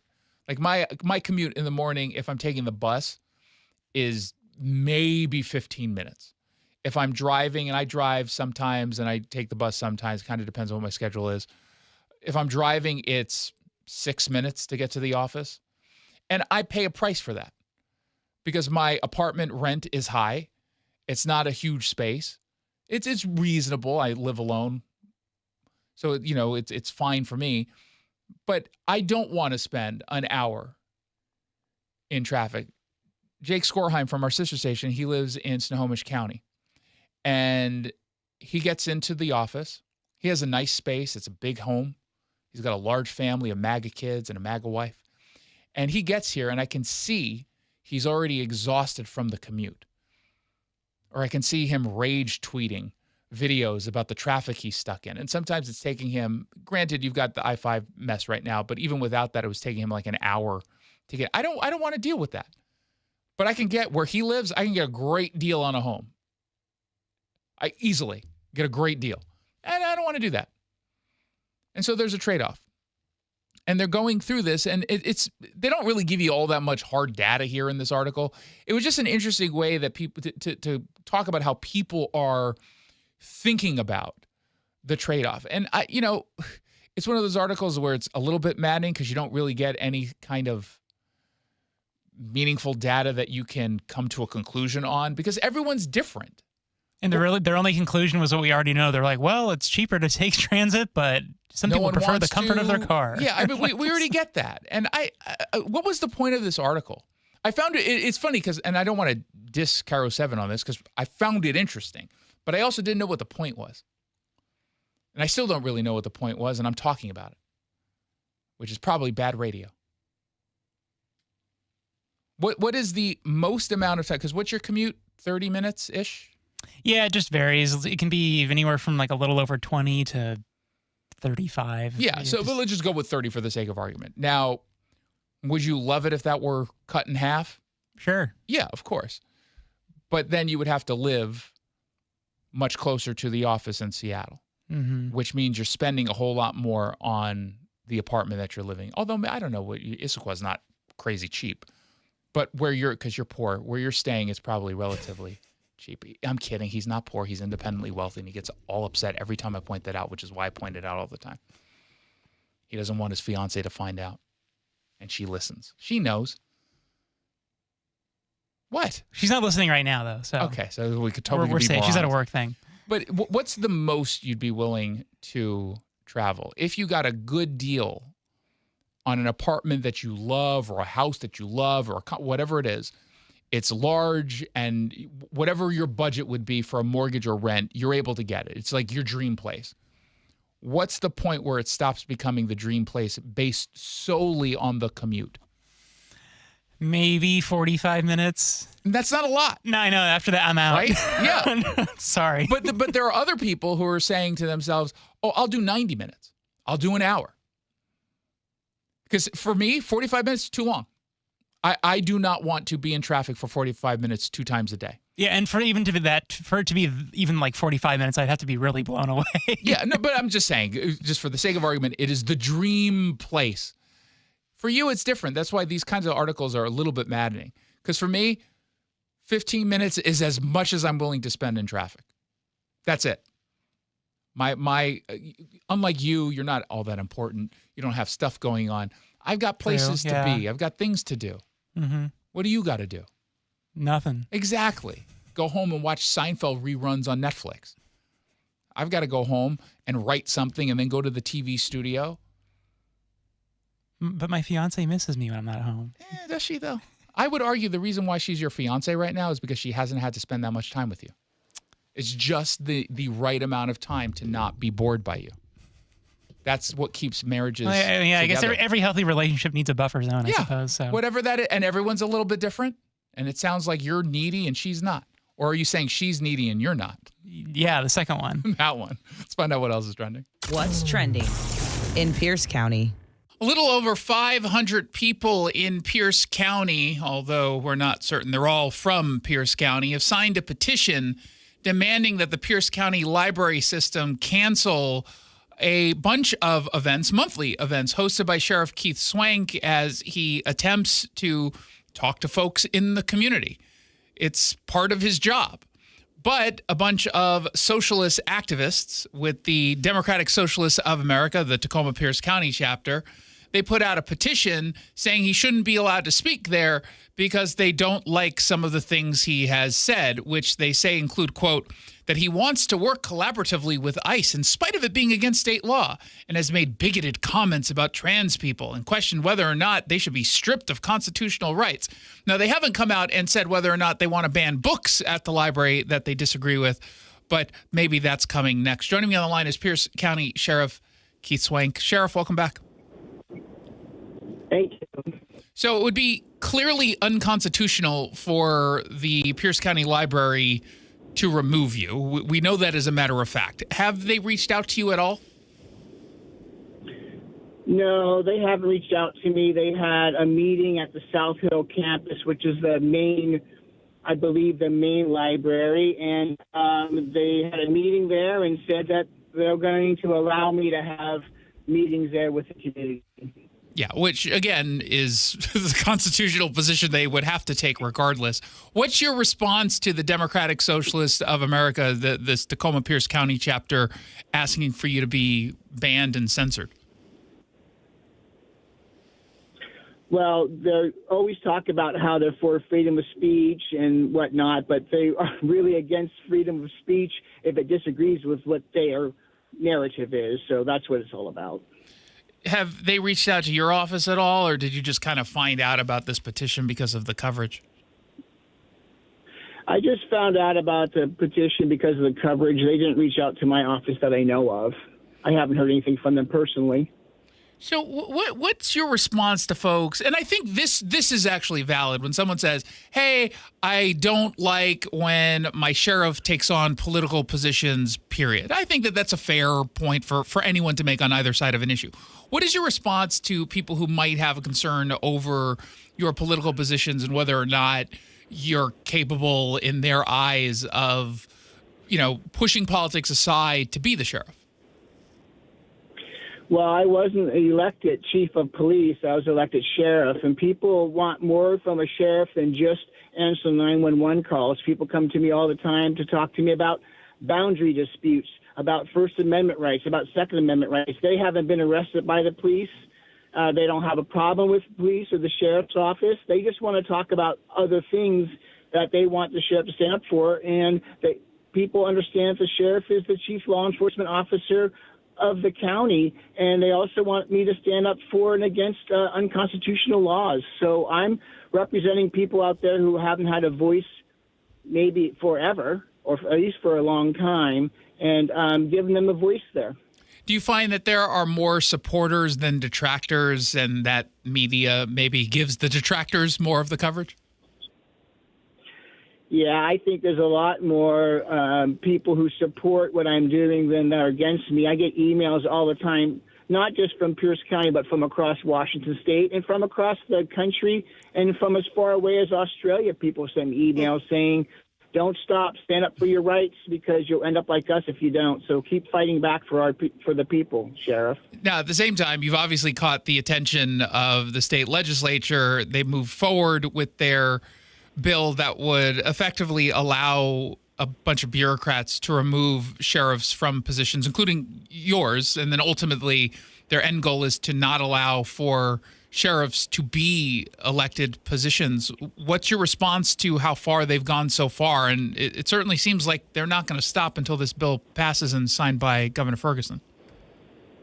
Right. The Democrats control everything, as you know, and you listeners know, because they're very intelligent. But the only thing they don't control are sheriffs, so they want to control sheriffs. And, I'm actually, I think this is a good thing for what they're doing, so the people who've been voting for Democrats can see that They are authoritarian. They want to take control over everything. They want to impose their will upon people, not have any freedom of speech or freedom of assembly or anything like that at all. If you oppose them, they want to cancel you. Probably later on, they'll put you in jail if they can for not agreeing with their narrative. So I think this is actually a good thing, and maybe it's what we need in order to save our state. Because I don't know what else that we've done, that we've gone through that hasn't changed the voting patterns of people, but maybe this will. Well, let's, for the sake of argument, say this doesn't change anything. Because you and I have probably spoken about this before. I've certainly spoken about this on air. I don't know what rock bottom looks like before voters start to change their minds, but we clearly have not hit that yet. If they don't change their minds on this and continue to vote for these far leftist positions, what does that tell you about the population here? Are we just on the wrong side of these issues, at least locally? That would show that we're on the wrong side of these issues in Washington State. And then everybody, I'll let you all know, and then you can join me, and we'll move to a free state, and we'll have a good time there. Is that what you expect to potentially have to do, is go somewhere else?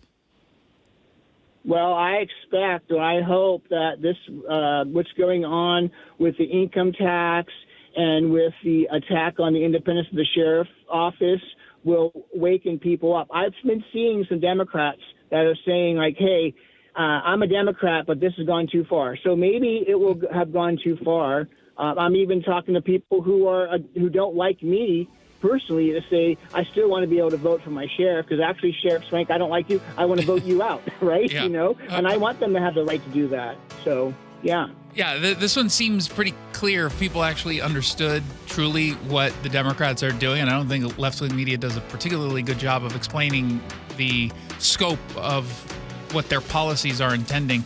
We've been talking with Pierce County Sheriff Keith Swank. As always, thanks so much for stopping by. Really appreciate it. Thank you very much. I appreciate it, too. You're listening to The Jason Rantz Show right here on Seattle Red, seattlered.com. You know, retirement is supposed to be a time of rest and relaxation. But every week I get calls from seniors who are stressed out because their cost of living keeps going up. They love their home and they want to stay in it, but they're struggling with rising property taxes, monthly bills, and monthly mortgage payments if they have one. Hi, I'm Steve Tytler, owner of Best Mortgage, a local family-owned company. I specialize in the reverse mortgage, which allows seniors to tap into your home equity for tax-free cash to pay off your mortgage, pay off debts, and maybe put some extra money in the bank. A reverse mortgage is a great option for some people, but it's not right for everyone. So give me a call and you'll talk directly to me in person or over the phone for honest advice you can trust. Search for Best Mortgage on the web or call us at 425-649-6000. You'll talk to me, not an AI robot. Best Mortgage, 425-649-6000. Hey, it's Jason Rantz. For years, Sunset Ford has told you something the rest of the car industry doesn't want to admit. Every Ford dealer pays the exact same price for new vehicles from the factory. Same car, same cost, down to the penny. Now, that's not opinion. That's a fact. No Ford dealer has a pricing advantage over another when it comes to what they pay Ford. None. So how can some dealers sell for less? Simple economics. If a dealer has a lower cost of doing business, they can pass those savings on to you.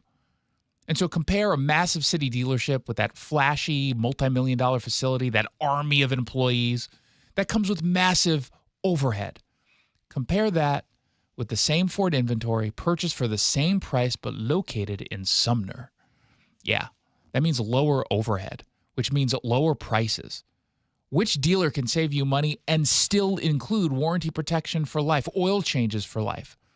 Sunset Ford of Sumner. The truth is, no Ford dealer can sell you a new Ford for less than Sunset Ford of Sumner. You just get more at Sunset Ford, and people do like that. SunsetAutoFamily.com.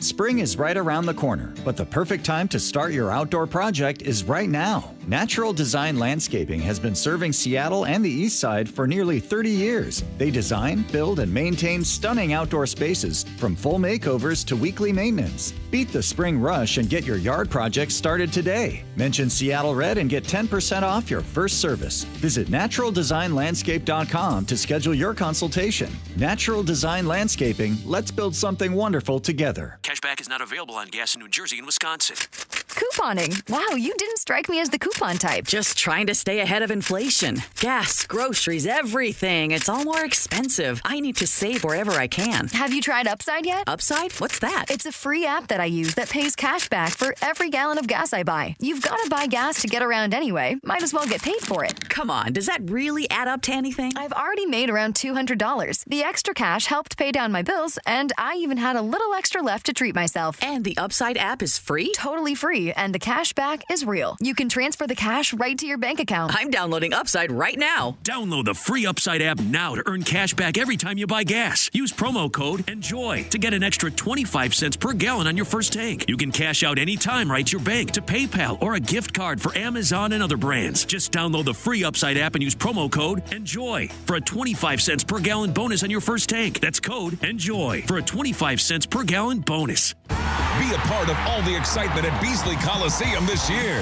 Come cheer on the Washington State Cougars men's and women's basketball teams as they host the likes of Gonzaga, St. Mary's, and Oregon State in conference play this season. Don't miss out on all the action. Grab your tickets to upcoming WSU basketball games today at WSUCougars.com/tix. Again, that's WSUCougars.com/TIX. See you at Beasley Coliseum.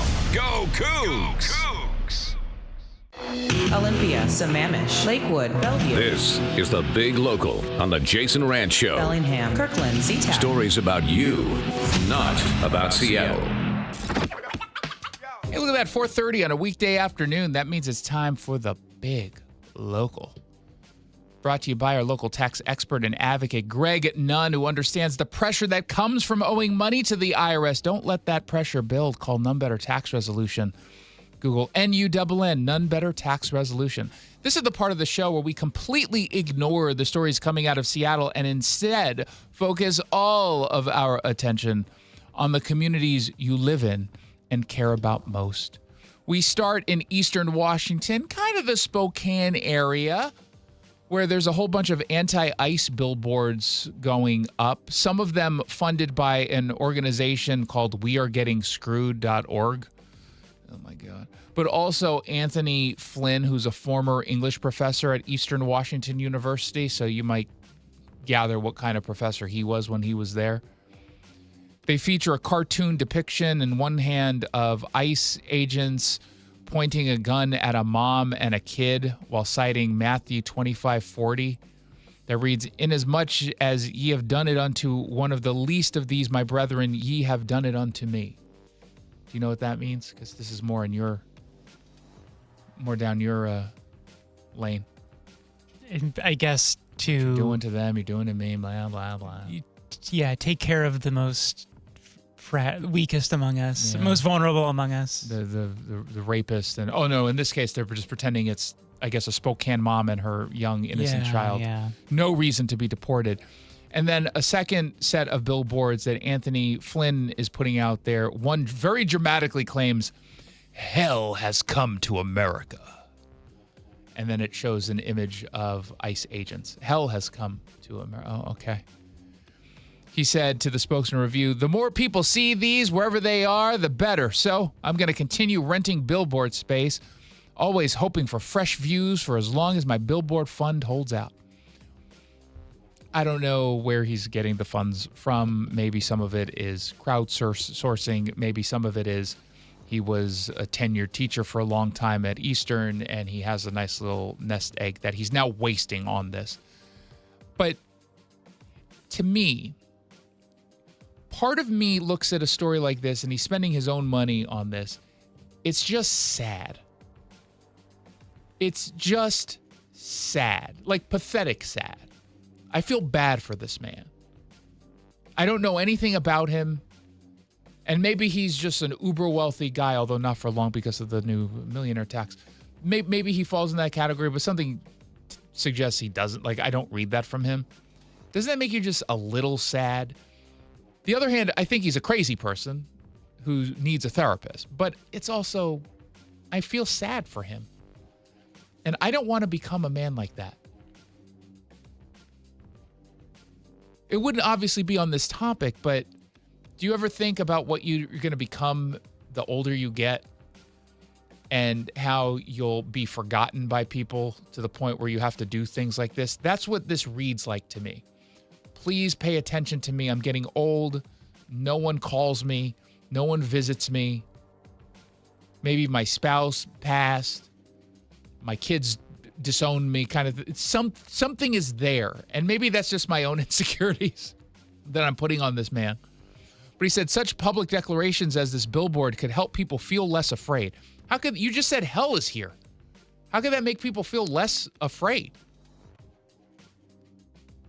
Did they redefine hell on the left? Now it's a good thing.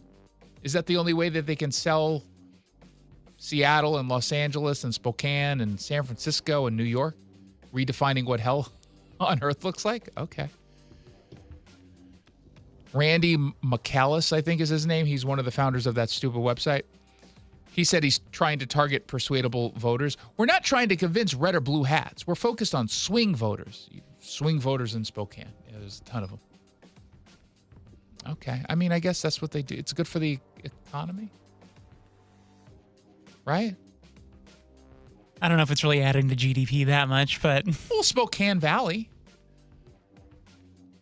It's several thousands of dollars. There's not that many billboards available in general anymore. I mean, cities have kind of taken down billboards. Yeah, you don't really see those anymore, do you? You don't. I mean, it depends on where you live, I suppose. When I was in Spokane, how many months ago? 6 months, maybe? I mean, I did the drive to Coeur d'Alene because they have an Upgrade Labs there, and I'm a member of the local Upgrade Labs, which, by the way, is run by Dave Asprey, who's on the show tomorrow. I know you're geeking out. Oh, my God.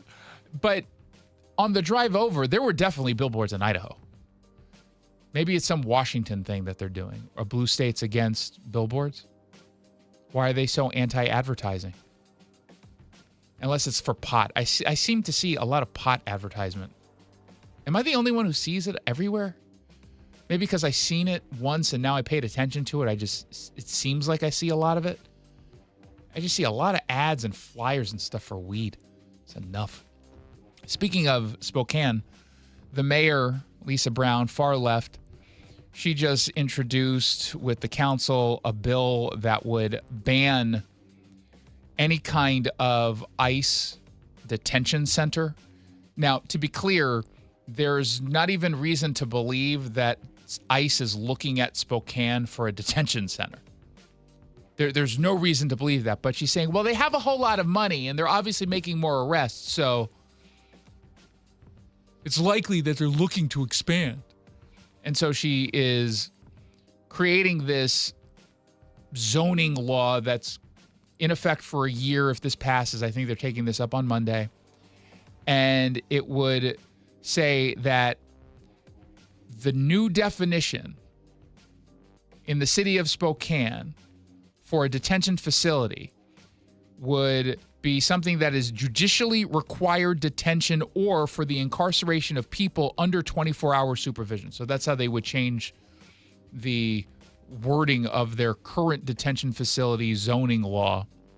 It says regardless of the operator, but obviously the reason why they're doing this is for ICE.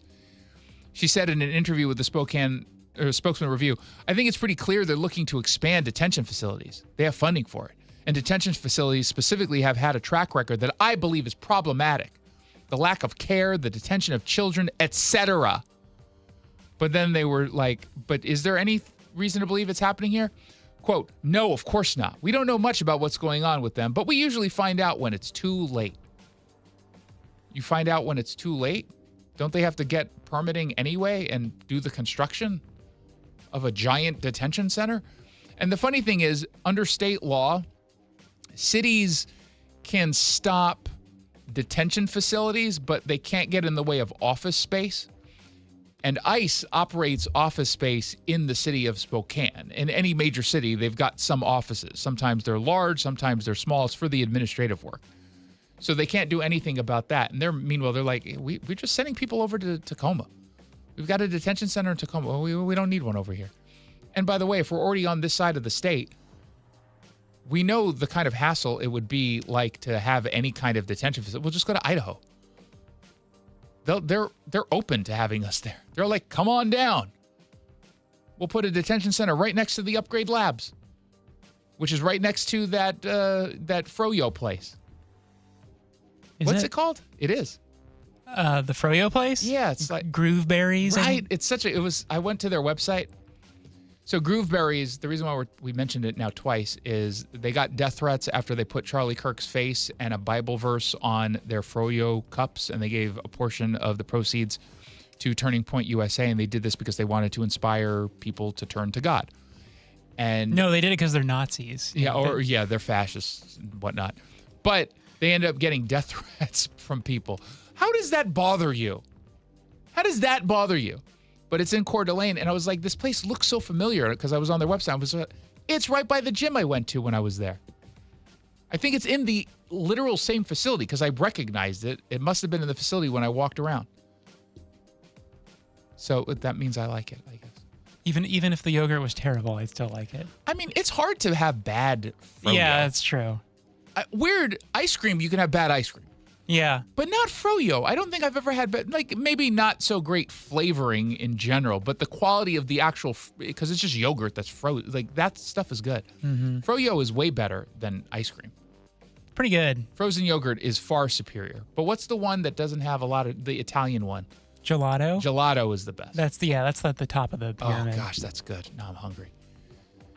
I'm actually weirdly not hungry, but I could have Froyo now. And gelato. Can you do half and half, or is that weird? Because the consistency would be weird. I feel like gelato is richer, and so it'd be kind of weird. Yeah. Stop judging me. Finally, there's an article in Como TV about Washington State University adding AR technology to their restaurant menus on campus. AR technology is augmented reality. It's not like AR-15, which, by the way, is not automatic rifle dummies. Armalite. Yeah. Augmented reality. And what they say, they're pushing this because they think they can boost interest from consumers in purchasing. It just creates a buzz. The way it works is, and anyone who has an Amazon account, a lot of businesses are doing this now, but if you have like an Amazon account, you're shopping, and let's say you're looking at a new, air purifier. There's a little button on there that says, see what it looks like in your home. And so you push the button, and it has you take a video of where you might put the air purifier, whatever it is, and it will scale an image onto your camera so it would give you a better sense of what it looks like in your home. And you can do it on pretty much everything that they sell, including books for some reason. I have no idea why they do it, but they can. So they're just doing that version of it, but with the menu there on campus. And they think this is going to increase transparency about what the food looks like. And they're giving more information on the menu items and whatnot.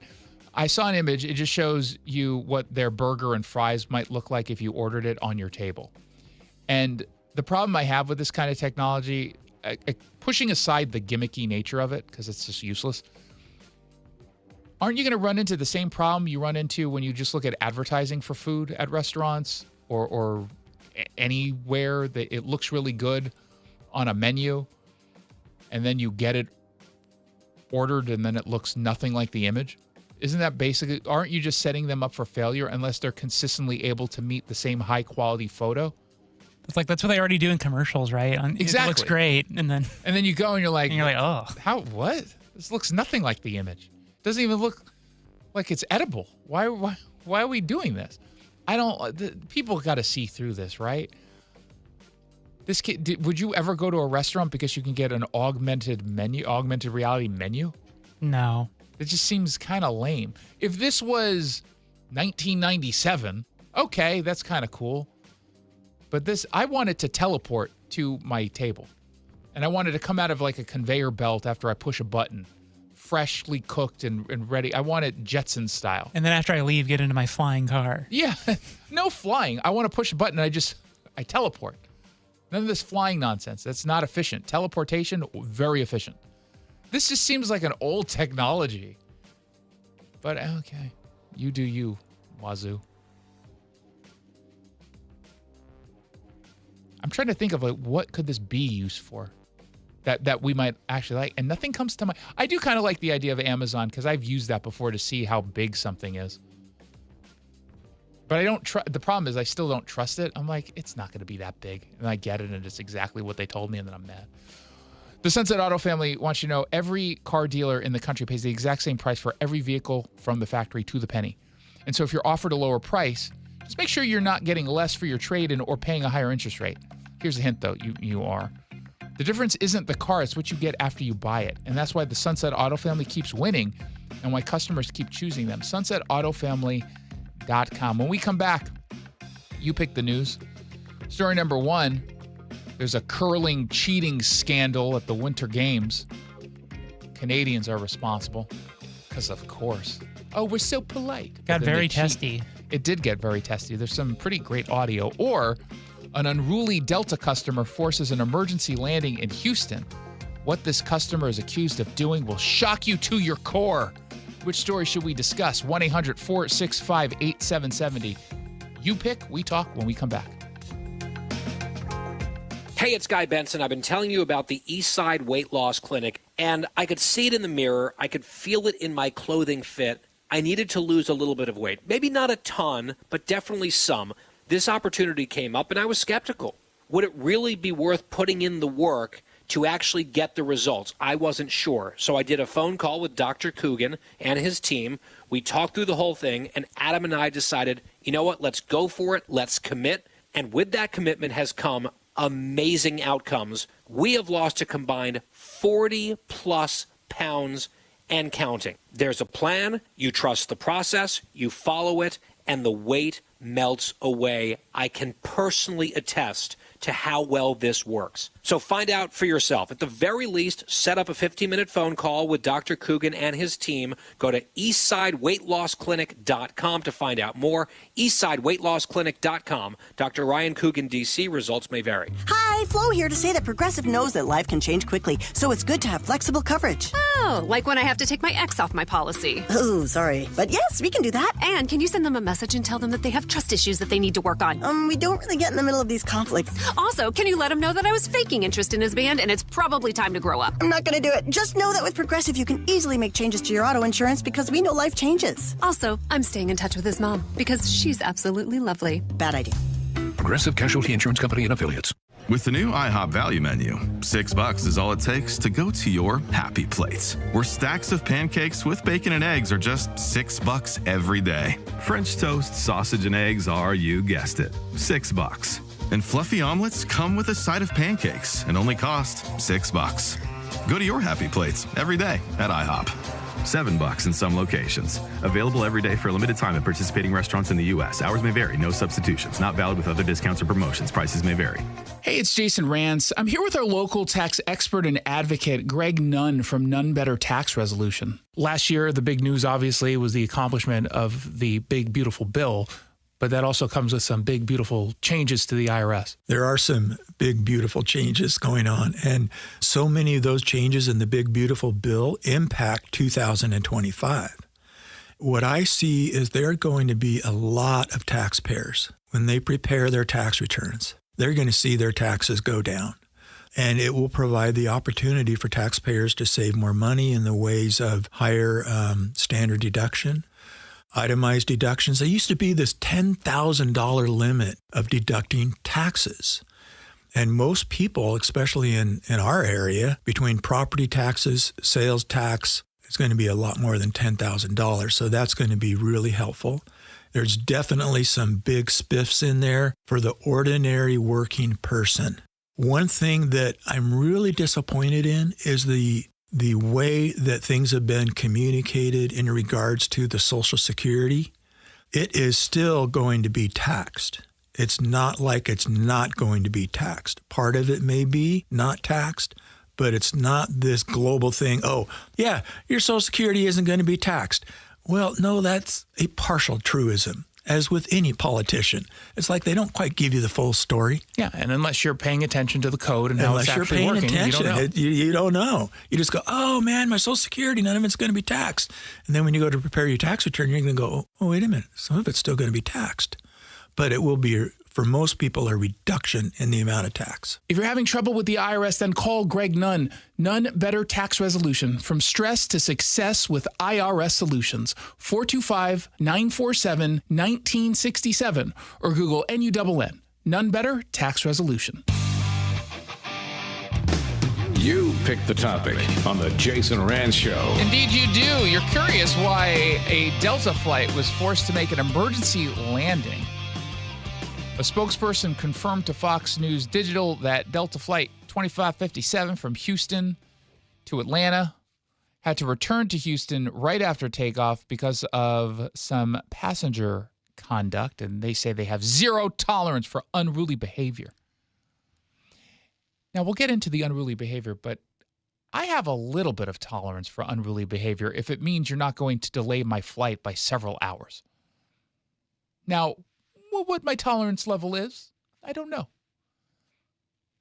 I don't want to have it tested, but I imagine, especially because you just took off, I would say, hey, let's give it some time.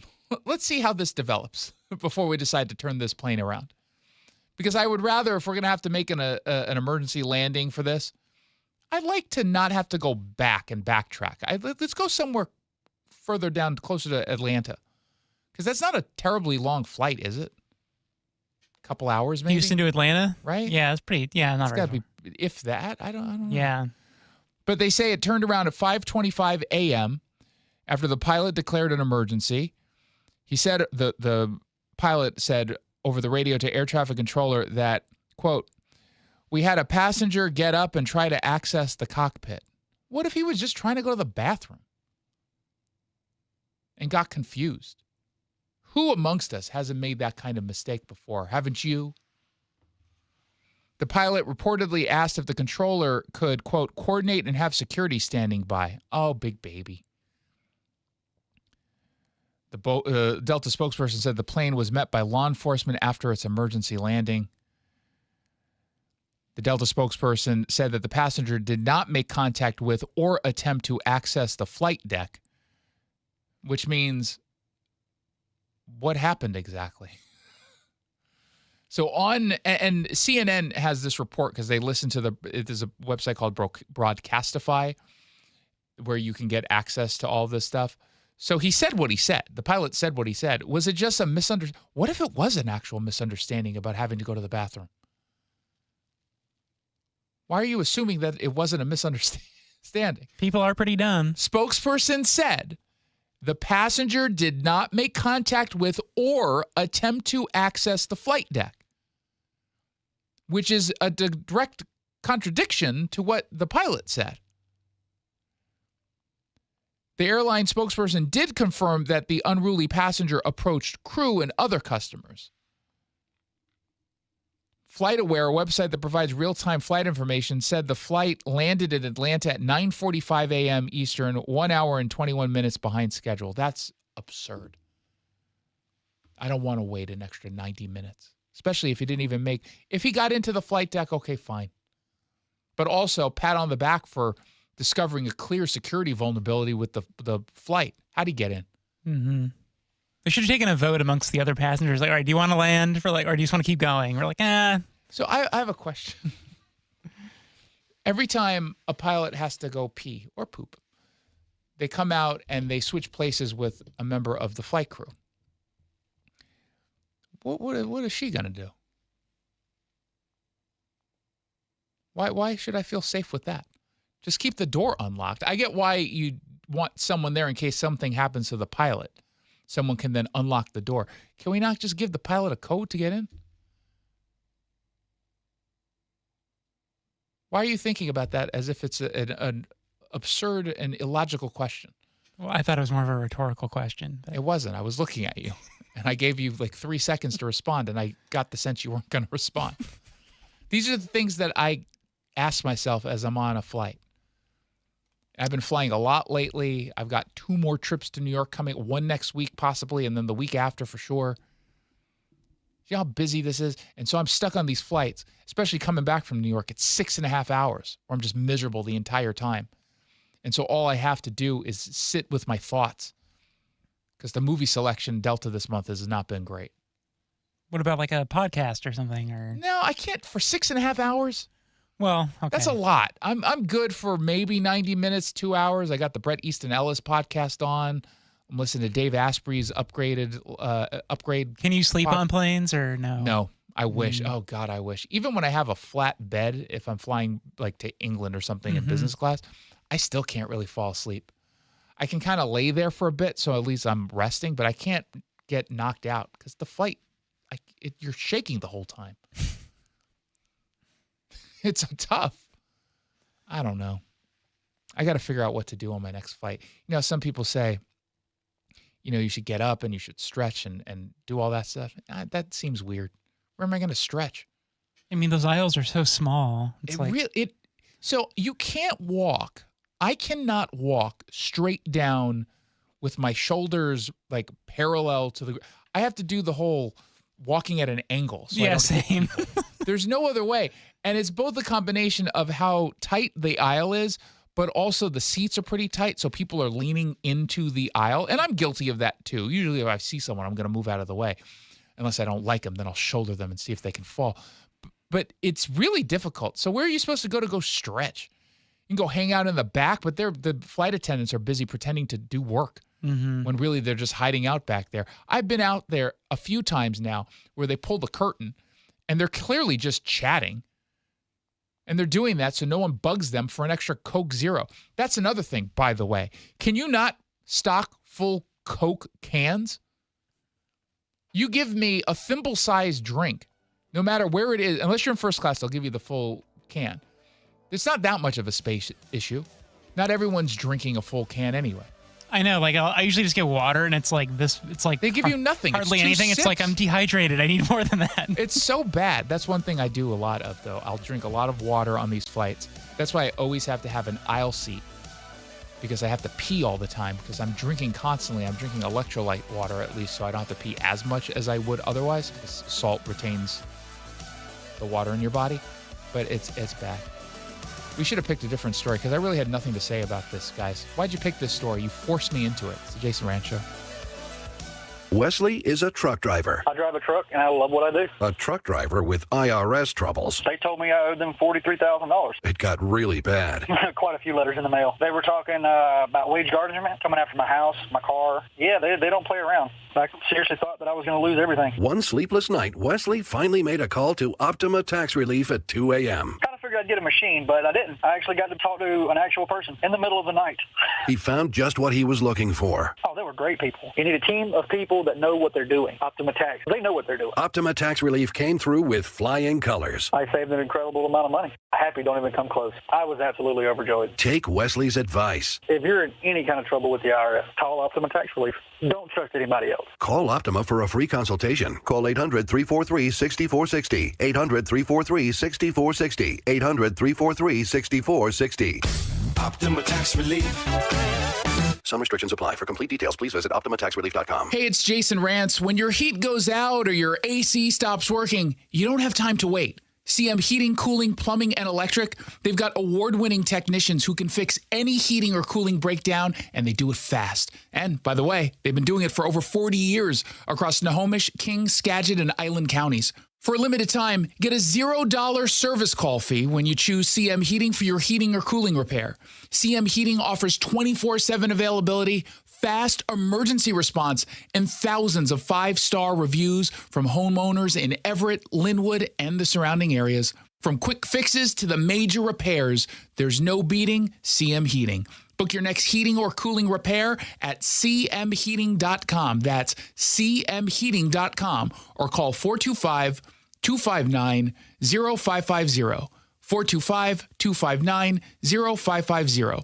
Contractor license CMHEAHL 751LW. Well, the wet, chilly weather has certainly arrived. It's Mike Salk here, and if your attic and crawl space are well insulated, your home should be fine. Should feel cozy and warm without your furnace having to work overtime. But you'd be surprised to learn how many homes in Western Washington lack insulation in these spaces. It's why you call Crawl Pros. If you're feeling cold drafts or seeing that heating bill spike, now's a great time to learn if you got anything going on behind that crawl space or attic by calling Crawl Pros. They'll come out to your house, house just like they did to mine, do the corner-to-corner inspection. In my case, they found the problem, showed me the pictures, and then they got it all fixed. Now, if they do discover your home is under or improperly insulated, they'll show you all the utility rebates that are available to help you get the work done correctly. Like if you're a PSE customer and your home was built before 1990, you could get a rebate to cover up to 95% of the cost of the insulation job. If you're worried anything is going on in your crawl space or attic, including critters, water intrusion, mold, plumbing issues, anything, call Crawl Pros and schedule your free corner-to-corner inspection at crawlpros.com. Seattle Red on 770 KTTH Seattle, 97.3 KIRO FM, HD3 Tacoma, Seattle, 94.5 K233 DT Eastway 33 BU Seattle.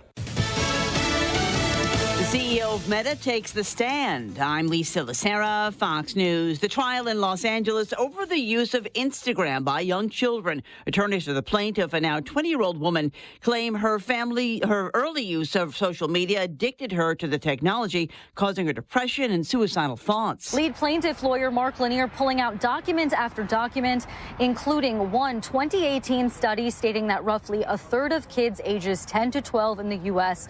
were on Instagram. Plaintiff Kaylee, in this case, was 9 years old when she signed up for it. Zuckerberg maintains company policy is that users must be over the age of 13, but acknowledged kids can lie. Zuckerberg pushed back with two separate reasons during these document showings and exhibits. He said that some of the documents are about 10 years old, and he said in some cases he's not part of the correspondence that were being shown to the jury. Fox's Kelly Saberi in Los Angeles. Meta and YouTube are the two remaining defendants in the case. TikTok and Snap have settled. The Pima County Sheriff's Office tells Fox the polygraph testing that's being done is for new hires and has nothing to do with the Guthrie case.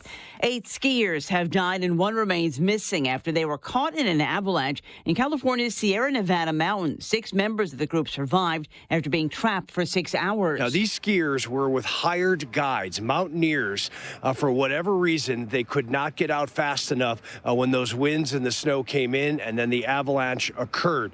2 of the people during the rescue mission could not even walk out of the region because they were so injured. They were brought to a hospital, not life-threatening injuries. They're going to be okay. Fox Weather's Robert Ray in South Lake Tahoe. Passengers on board a JetBlue flight heading to Palm Beach from Newark Airport in New Jersey forced to evacuate using the plane's slides after the plane returned to the airport due to a reported engine issue. America's listening to Fox News.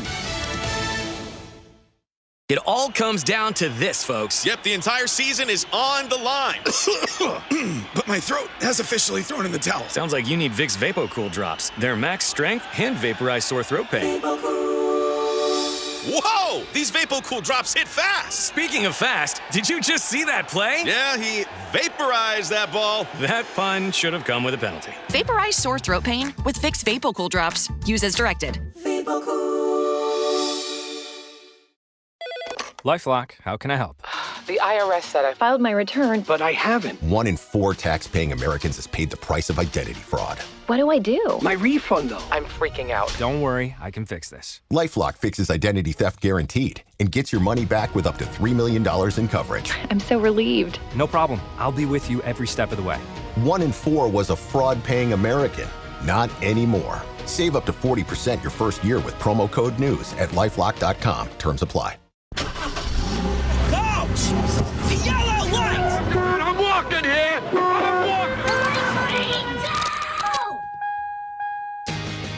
Good afternoon and welcome to the Jason Rantz Show. We are live on Seattle Red 770 AM. We are streaming live on the Seattle Red app. Make sure you download it in your phone's app store. And of course, online at seattlered.com. We've got a lot to get to.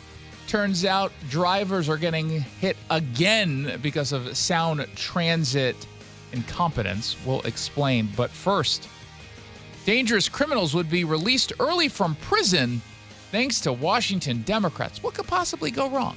That's what's trending. What's trending? Crime. The House bill is 1239, and it expands earned release time for qualifying offenses committed on or after July 1st of this year. Under the law, if you are convicted of a serious violent offense or certain Class A sex offenders, You're generally limited to earning 10% off of your sentence if you are well behaved while in jail and you seem to give off the impression that you are a changed person. The bill changes that 10% to 33.33%. So 33.33% of time off of your sentence if you are a violent offender or a sex offender, but you were kind of nice behind bars. Now, folks on the left will tell you that this is actually a great idea because it incentivizes criminals to get back on the right path. Earned release is a powerful motivator for positive engagement in education, work, and pro-social interactions in the prison. This bill focuses on preparation, not shortcuts. By expanding access to earned release time for eligible sentences, the bill gives people a real reason to engage in programming. One could argue not going to jail should be reason enough not to commit a crime. It feels like they're doing this a little bit backward. The whole idea of a jail sentence is because you decided to break the law. You decided to break with the agreement we've made in society not to murder or rape. I don't need you to change your mind and feel sorry for what you did after you were punished. I'll take it, and I want people to change their minds. But I'm not okay giving you a lighter sentence because you realized that you don't like life behind bars. It's supposed to be punishment. And by the way, there is not really any data that suggests things like this truly change who someone is. There's not evidence of that, which is why you've got people like former crime victims advocate Tiffany Attrell, who testified against the bill. What I have heard over the course of my career is time and time again, victims, survivors, and their families were often shocked and disappointed by an already low sentencing range for crimes. For example, murder. If an offender has no felony criminal history, they are looking at about 10 years. This bill would reduce that by 33%, which is significant. Yeah. But, I mean, she's only talking on behalf of the families of the victims. They don't really matter. Not in Washington State. They don't really matter. Are they really victims? I mean, one could argue the murderer is a victim because of our white supremacist culture. A criminal justice system that is broken and racist and going after these people. If that was a white murderer, would they go in jail? They would? Okay. Oh, no, never mind. Russell Brown with the Washington Association of Prosecuting Attorneys. If simply reducing sentences increased rehabilitation and limited recidivism, that would be great. But the studies across the board don't suggest that. He's right. 33%. And again, I ask you a simple question. I've asked it over and over and over again. But Democrats don't really want to answer. So let me try once more. Why do they keep fighting for criminals? Why do Democrats keep trying to find more and more reason to release people from jail who are violent? Again, they're not going after the person who is somehow still in jail because of a pot charge. They already released all of them. Why would you do this for someone who's a murderer? Because it's not their fault. Society let them down. Society let them down, I guess. Okay. We have a shortened legislative session. This is what they're focused on. This is what they focus on. You cannot make this up. But again, we get the government we deserve. And right now, this is the government that we deserve. They were put into office to do this. This isn't shocking to any of us. We didn't wake up this morning and say, oh my God, did you suddenly realize what Democrats are doing? All of a sudden, they're fighting for criminal. That's not what we voted them. Yeah, they've been in this position for years. They didn't hide it. I mean, I'll give them credit for that. It's not like they did this in the dark of night. Yeah. They didn't come out and say, I'm going to throw bad guys in jail. And then the second they got into office, they released them.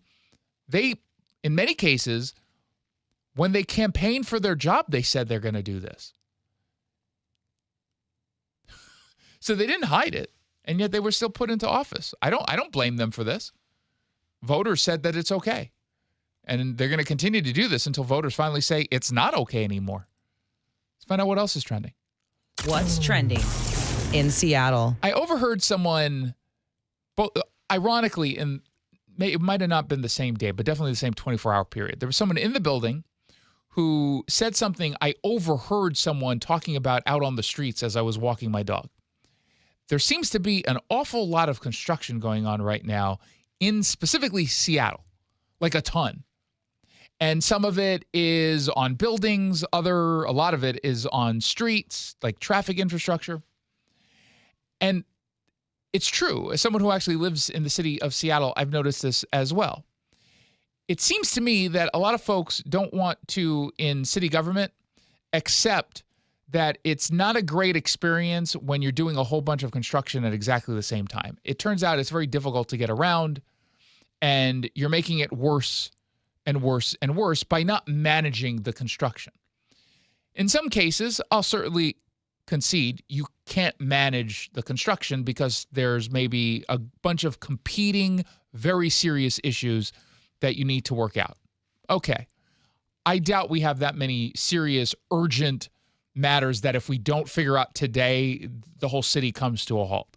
The reason why I bring this up, Fox 13 talked to a restaurant owner who is dealing with Westlake Park construction. So this is in sort of downtown Seattle core.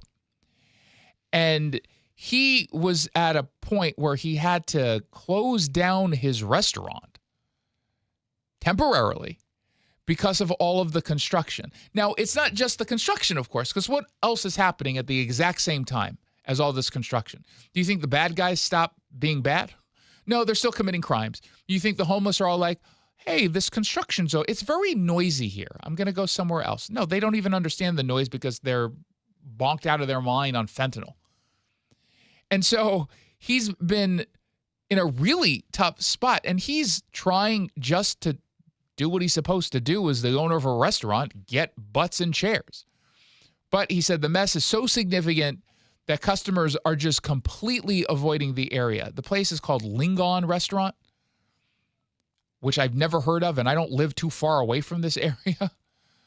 But Edward, the owner, spoke to Fox 13. And we asked him, we said, can we get some help? You know, can we get some rent subsidies? Can we somehow get something that helps us with this project? And they said, if we helped every business that we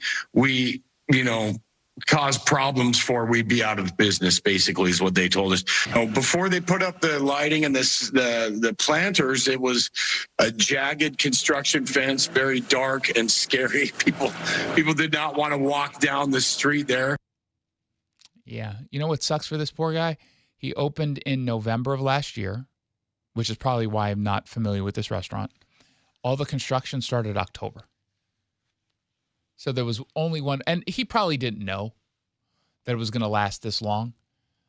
And he now says his business is barely hanging on. I'm definitely not making the money that I thought I was going to be making. There's certainly not the foot traffic we had expected. When the World Cup gets here, hopefully there's still some businesses that can help the people that come because, fingers crossed we'll even be making it. Hopefully we do. Now, that's terrifying. He's basically saying he might not make it until July. Meanwhile, the city is doing literally nothing to help across the board. Just nothing. How is that fair to this poor guy? I get that businesses fail, right? That there's no doubt. And again, sometimes construction happens. But when you're already operating in a city in which they make it difficult to operate, you would hope that perhaps they would step back and at least acknowledge what it is they're doing and make it just a little bit easier. But it seems like they're intentionally making it difficult. And I can't be the only one who sees this. I'm seeing this as someone who's obviously not a business person, and I don't work in government. I just observe things. And we hear the same messages over and over and over again from people. You would think that they would pay attention. And by the way, we're told by this new mayor in Seattle that she's about the working class. She's trying to fight for the people. What about this guy? Is he not people enough? Is he not the right kind of people? Or is he too successful now because he owns a business? Yeah, well, his business will be done in July. So when he goes out of business, that's when you'll start to fight for him. Oh, cool. You're so nice. You're so compassionate. Let's find out what else is trending. What's trending? Media bias. Do you know Ed O'Keefe? That name sounds familiar. If you saw him, you would know him. He looks kind of like a troll. He looks like he's from The Hobbit. He's a CBS News reporter. Oh, yeah, that guy. Yeah, the pudgy guy with the glasses. So he's in the White House press corps. He always asks stupid questions. It's actually quite astonishing how bad he is at his job. And you would think that maybe Barry Weiss would start paying a little bit closer attention to this dude. But hey, maybe he's been there forever and he's got an ironclad contract. So he's there today talking, asking his questions of the press secretary, Caroline Leavitt. And he manages in still a very left, it's more diverse now than it was before, but it's still very, very left-leaning, this press corps. He asked a question so stupid that people blurted out their laughter. They couldn't contain their laughter. It's truly remarkable. Yesterday in his statement about Jesse Jackson, the president said, despite the fact that I'm falsely and consistently called a racist by the scoundrels and lunatics on the radical left, Democrats all, it was always my pleasure to help Jesse along the way. Where or when does the president believe he's been falsely called racist? You're kidding, right? No. I will pull you plethora of examples. I'm going to get my team in that room to start going through the internet of radical Democrats throughout the years, Ed, who have accused this president falsely of being a racist. And I'm sure there's many people in this room and on network television across the country who have accused him of the same. In fact, I know that because I've seen it with my own eyes. And the president very much looks forward to having an event later this afternoon at 3 p.m. to celebrate Black History Month and to talk about how his policies are advancing. And then it goes on. So it's so funny because the rapid response team for the president put out the first clip that came to mind when I originally saw this video. Now, sure, one could say literally every episode of the Joy Reid show, the Readout on MSNBC, called him a racist. There was one that immediately came to mind. I'm curious if it's the same one you thought of. It was very high profile. And I know there's a ton. I mean, I think, well, I don't know if this counts, but when he, like the whole Charlottesville lie, that was kind of one of them. That was a big one. Do you remember any particular show or person? Say Don Lemon, dummy. Don Lemon, dummy. This is CNN Tonight. I'm Don Lemon. The President of the United States is racist. That was the one that just immediately came to mind. And again, you could just Google this. I don't know if Caroline Leavitt's team had to do much here because they could have just said, Ed, hey, dummy. You literally use Google. You're on your phone right now. Just go on Google. You've never heard. And I tried to think of, did he mean it different? What was his intent on that question? Because and the funny thing, this is how dishonest he is. If he was being truly honest, he would say, I mean, I think he's a racist. But what are you referring to? Because you know that Ed O'Keefe thinks he's a racist. Is it possible he meant something else? What could he have possibly meant based on that question? Maybe he meant well, he says he's falsely accused of being a racist. So, but when was it false? But that's not, and here's the funny thing. CBS News turned that into a package and they tweeted it out. They actually tweeted it. That's how dishonest they're being. And again, I certainly believe that CBS News has changed from where it was under Barry Weiss. Can we just stop pretending like it's all of a sudden a conservative network? I mean, she's not a conservative. So. Yeah, she's not a conservative, which people want. I was on a CNN panel and I said that exact same thing. And they were all like, she's not a conservative. I'm like, no, she's literally not a conservative. I wish she were a conservative. She's not. You mean she's not a crazy left-winger is what you really mean. And that's to a lot of these folks, that's all it is. They're either crazy far to the left or they're conservative. But they don't view it as crazy far to the left. They just view everyone who's not crazy as the actual crazy people. But it's funny because they're actually highlighting this. And, I guess to their credit, they played the full. Turn off your mic and not cough into the microphone, dummy. I was like, oh, God. Oh, my God. To their credit, they did post the full video.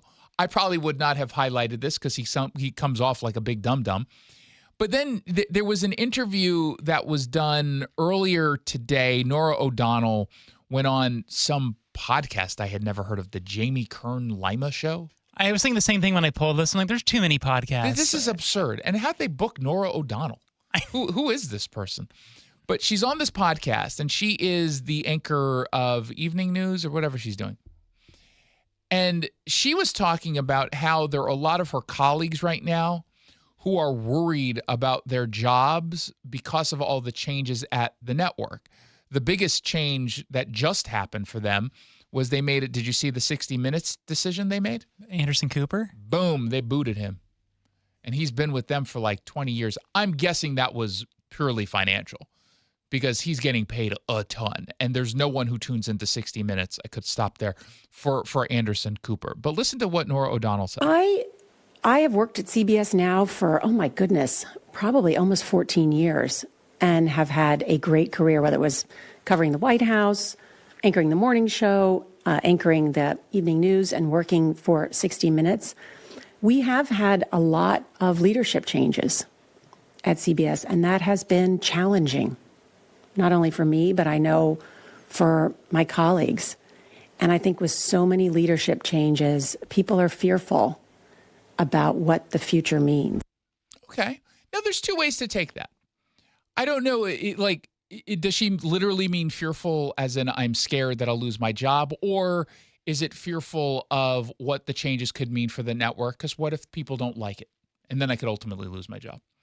I think it's fair to say whenever you get any kind of management shakeups, of course, whenever you get a new boss, there's normal anxiety associated with that. Like, I don't know this person. I don't know what they want. They don't know me. They don't know the quality of work I'm capable of doing. Or in many cases, they're going to see that I don't provide quality of work, right? There's two different ways that you can take this. I would argue there is a normal bit of anxiety that makes total sense. But then there's the people that she's likely talking about who are saying, oh my God, I am really bad at what I do. And now I'm going to be held to a different standard. And this is going to be devastating for my career, and it's not fair. That's my sense. That is I could be wrong, but that is my sense. That this is truly all about the fear that you've been outed as a bad employee, as a partisan employee. And I just found out, by the way, Ed O'Keefe follows me on X. Really? I don't know why. Should I follow him back? I'm not going to. I just think that's funny. But go ahead. You were about to say something. I was going to say, well, you can't be wrong, though, because you're never wrong. Well, obviously, I'm never wrong. But if you're at CBS, you have to assume, frankly, at almost any network, you have to assume that when there's talk about changes, they're going to come after you because there's a reason why they're making the changes. It's because you're failing. You know where you don't generally make these massive changes? At successful networks. Someone comes in at Fox News, for example. Someone new. Their brand new leadership is put in place tomorrow. Now, there might be some people at the lower level who are like, oh, I don't know what this means. But there's not going to be a ton of concern that they're going to make some sort of massive level of changes, right? Because if you look at the top rated cable programming, not even just news, but if you look at news, I saw this yesterday. The top, I think it was 33 programs, all Fox News. Every single one. And that includes repeats at 2 a.m. of Sean Hannity. Every single one is Fox. Then you get one or two MSNBC shows or MS Now shows, then more Fox, and then you get CNN and MSNBC and Newsmax. Then it finally comes in, and News Nation. So you're not really uncomfortable with change right now at Fox News overall, culturally. But CBS News, oof, I'd be concerned. I'd be concerned at MS Now because they're, clearly up for sale and they're trying to make some changes there. CNN, I would be nervous about. News Nation is brand new. They're putting a lot of resources into their programming, so I probably wouldn't feel as, nervous there. But CBS, they should, Ed O'Keefe should feel nervous right now. That little troll. Should I follow him back and then unfollow once he realizes that I followed him? Because he's just waiting, wondering. Is he, though? I don't know. I wonder when I never even knew he followed me. I wonder how long ago he did. Over the years, Sunset's Warranty Protection for Life has paid over $6 million in warranty claims because they value long-term relationships with you, the customer. Stop by the Sunset Auto family for a complimentary warranty health check. Nothing is worse than a void warranty when you need it the most. You just get more at Sunset, and people do like that. When we come back, Sound Transit is up to some no good. We'll explain on the Jason Rantz Show. Retirement is supposed to be a time of rest and relaxation. But every week I get calls from seniors who are stressed out because their cost of living keeps going up. They love their home and they want to stay in it, but they're struggling with rising property taxes, monthly bills, and monthly mortgage payments if they have one. Hi, I'm Steve Teitler, owner of Best Mortgage, a local family-owned company. I specialize in the reverse mortgage, which allows seniors to tap into your home equity for tax-free cash to pay off your mortgage, pay off debts, and maybe put some extra money in the bank. A reverse mortgage is a great option for some people, but it's not right for everyone. So give me a call and you'll talk directly to me in person or over the phone for honest advice you can trust. Search for Best Mortgage on the web or call us at 425-649-6000. You'll talk to me, not an AI robot. Best Mortgage, 425-649-6000. I was ordering food for the office from the same few places for too long. For workplaces suffering with office food fatigue, every day's a struggle. Before starting Easy Cater, I assumed having no good vegan options for Carl in finance was normal. Easy Cater is designed to treat OFF with a huge variety of favorite restaurants, plus tools to help you meet dietary needs and stay on budget. Used daily, one platform lets you save time and shine. Ask your app store about Easy Cater or start an order at easycater.com. LifeLock, how can I help? The IRS said I filed my return, But I haven't. 1 in 4 tax-paying Americans has paid the price of identity fraud. what do I do? My refund, though. I'm freaking out. Don't worry, I can fix this. LifeLock fixes identity theft guaranteed and gets your money back with up to $3 million in coverage. I'm so relieved. No problem. I'll be with you every step of the way. 1 in 4 was a fraud-paying American.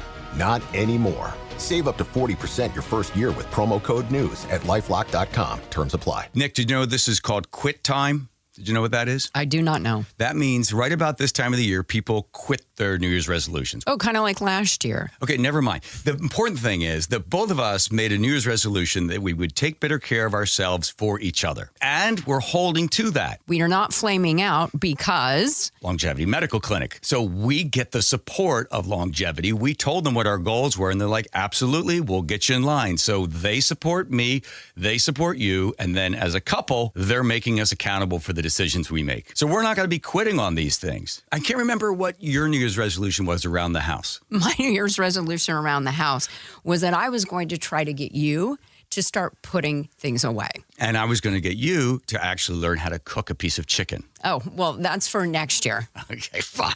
Either way, we've got a team behind us. Do what Nick and I have done. Take a free health analysis at lmclinic.com. That's lmclinic.com. Thanks for calling CM Heating. Aren't you the company that gives away free furnaces? That's us. Buy a qualifying high-efficiency cooling system and the furnace is free. Wow. Yeah, and our home comfort advisors are tax credit and rebate specialists, so they'll handle the rebate for you. Go to CM Heating for better comfort, lower bills, and a free furnace you'll love for years. Get your free estimate for furnace replacement at cmheating.com. And remember, for furnaces, fireplaces, hot water, and total home comfort, including electrical, there's no beating CM Heating. Hey, this is Pete from Home Matters. Tune in this weekend when we'll talk with local business owners about everything in and around your home. Join us on Saturdays from 2 to 3 right here on Seattle Red, or listen to the podcast on mynorthwest.com. If you need security for your event or business, contact Security Services Northwest. From armed and unarmed officers to advanced remote monitoring, they've been doing it all since 1977. Go to ssnwhq.com for Security Services Northwest. File your taxes for free with TurboTax on Intuit Credit Karma. File on your own in the Credit Karma app by February 28th. Valid for those who didn't file with TurboTax last year. SeattleRed.com. This was brought on Local. by Democrats. Conservative. Democrats got all excited, high on their own supply. Bold. We have got to stop this victim mentality. Finally, a website dedicated to local news in Seattle. Make it the first site you read every day. SeattleRed.com. The Jason Rantz Show. All right, let's break it down with Seattle radio host and author Jason Rantz. Jason, if I didn't know you, my first question would be, do you make these stories up? No, they accepted this proposal. I guess it's a measure of how much they really don't like Trump, isn't it? Long form. Sound Transit doesn't seem to ever be able to commit to a reasonable time frame for their projects. They are always overscheduled. They're always over budget. And now legislation introduced by the Democrats in Olympia would target you guys who drive and your parked cars to pay for cost overruns with light rail. Joining me on the line to discuss from the Mountain States Policy Center, Bob Pishu. Bob, welcome back to the show. It's been a very long time.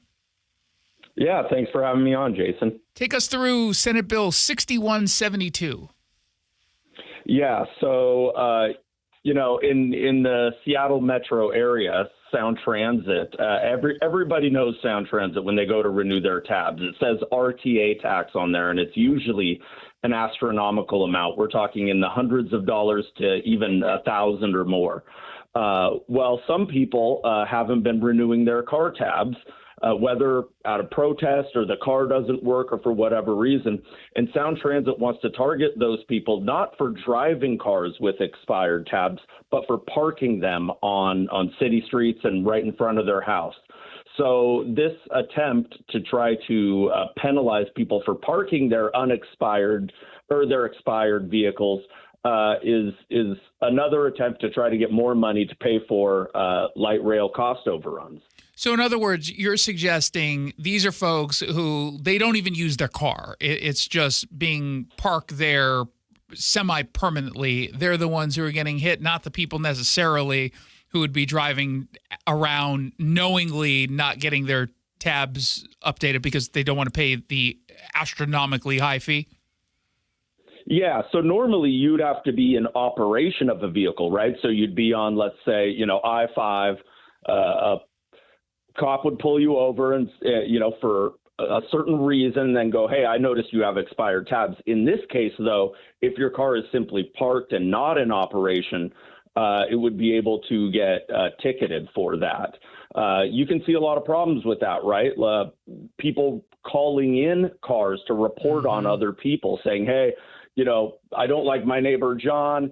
His car is expired and it's sitting here on a public street. Can you come by and take a look at it? So, things like that tend to, especially in this political environment, things like that do happen. So, like you mentioned, it is another way to pay for Sound Transit's fiscal crisis that they always seem to be in. Yeah, well, they put themselves in it, to be clear. I've never seen a transportation agency with such a track record. Which agencies would be responsible for ticketing the parked vehicles? It would be the police. I think the local police or parking enforcement, right. And that in and of itself is kind of odd because those are local agencies and they're doing the tickets for, funds for local agencies.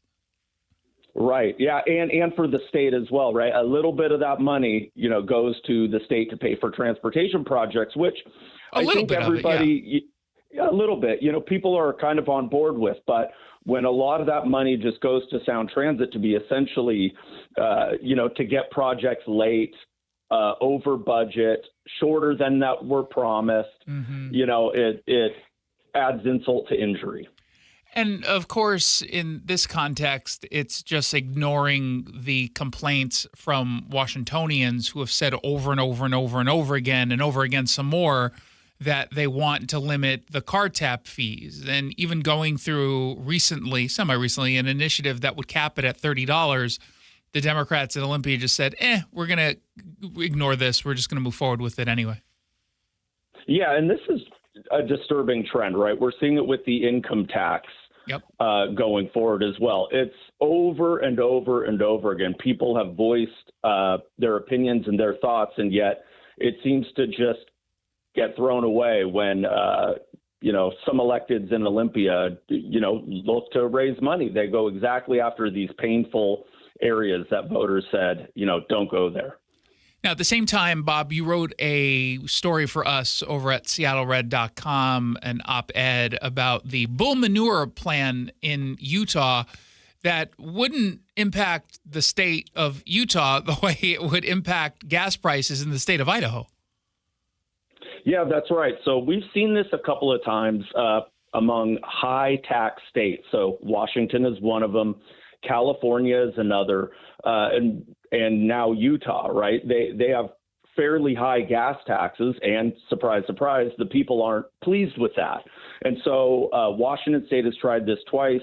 Utah's trying it now, where it's called an export tax, where they tax at the refinery level, at the fuel refinery level, and a lot of that fuel gets exported so that other states have to pay those rates instead of the local taxpayers, when instead, obviously, a better option is just to reduce the gas tax in your state, and also, pay more attention to spending and making sure the money is well used. Do we know generally how much we think that would add to the cost of gas in Idaho? We know obviously would add to the cost, but do we know by how much?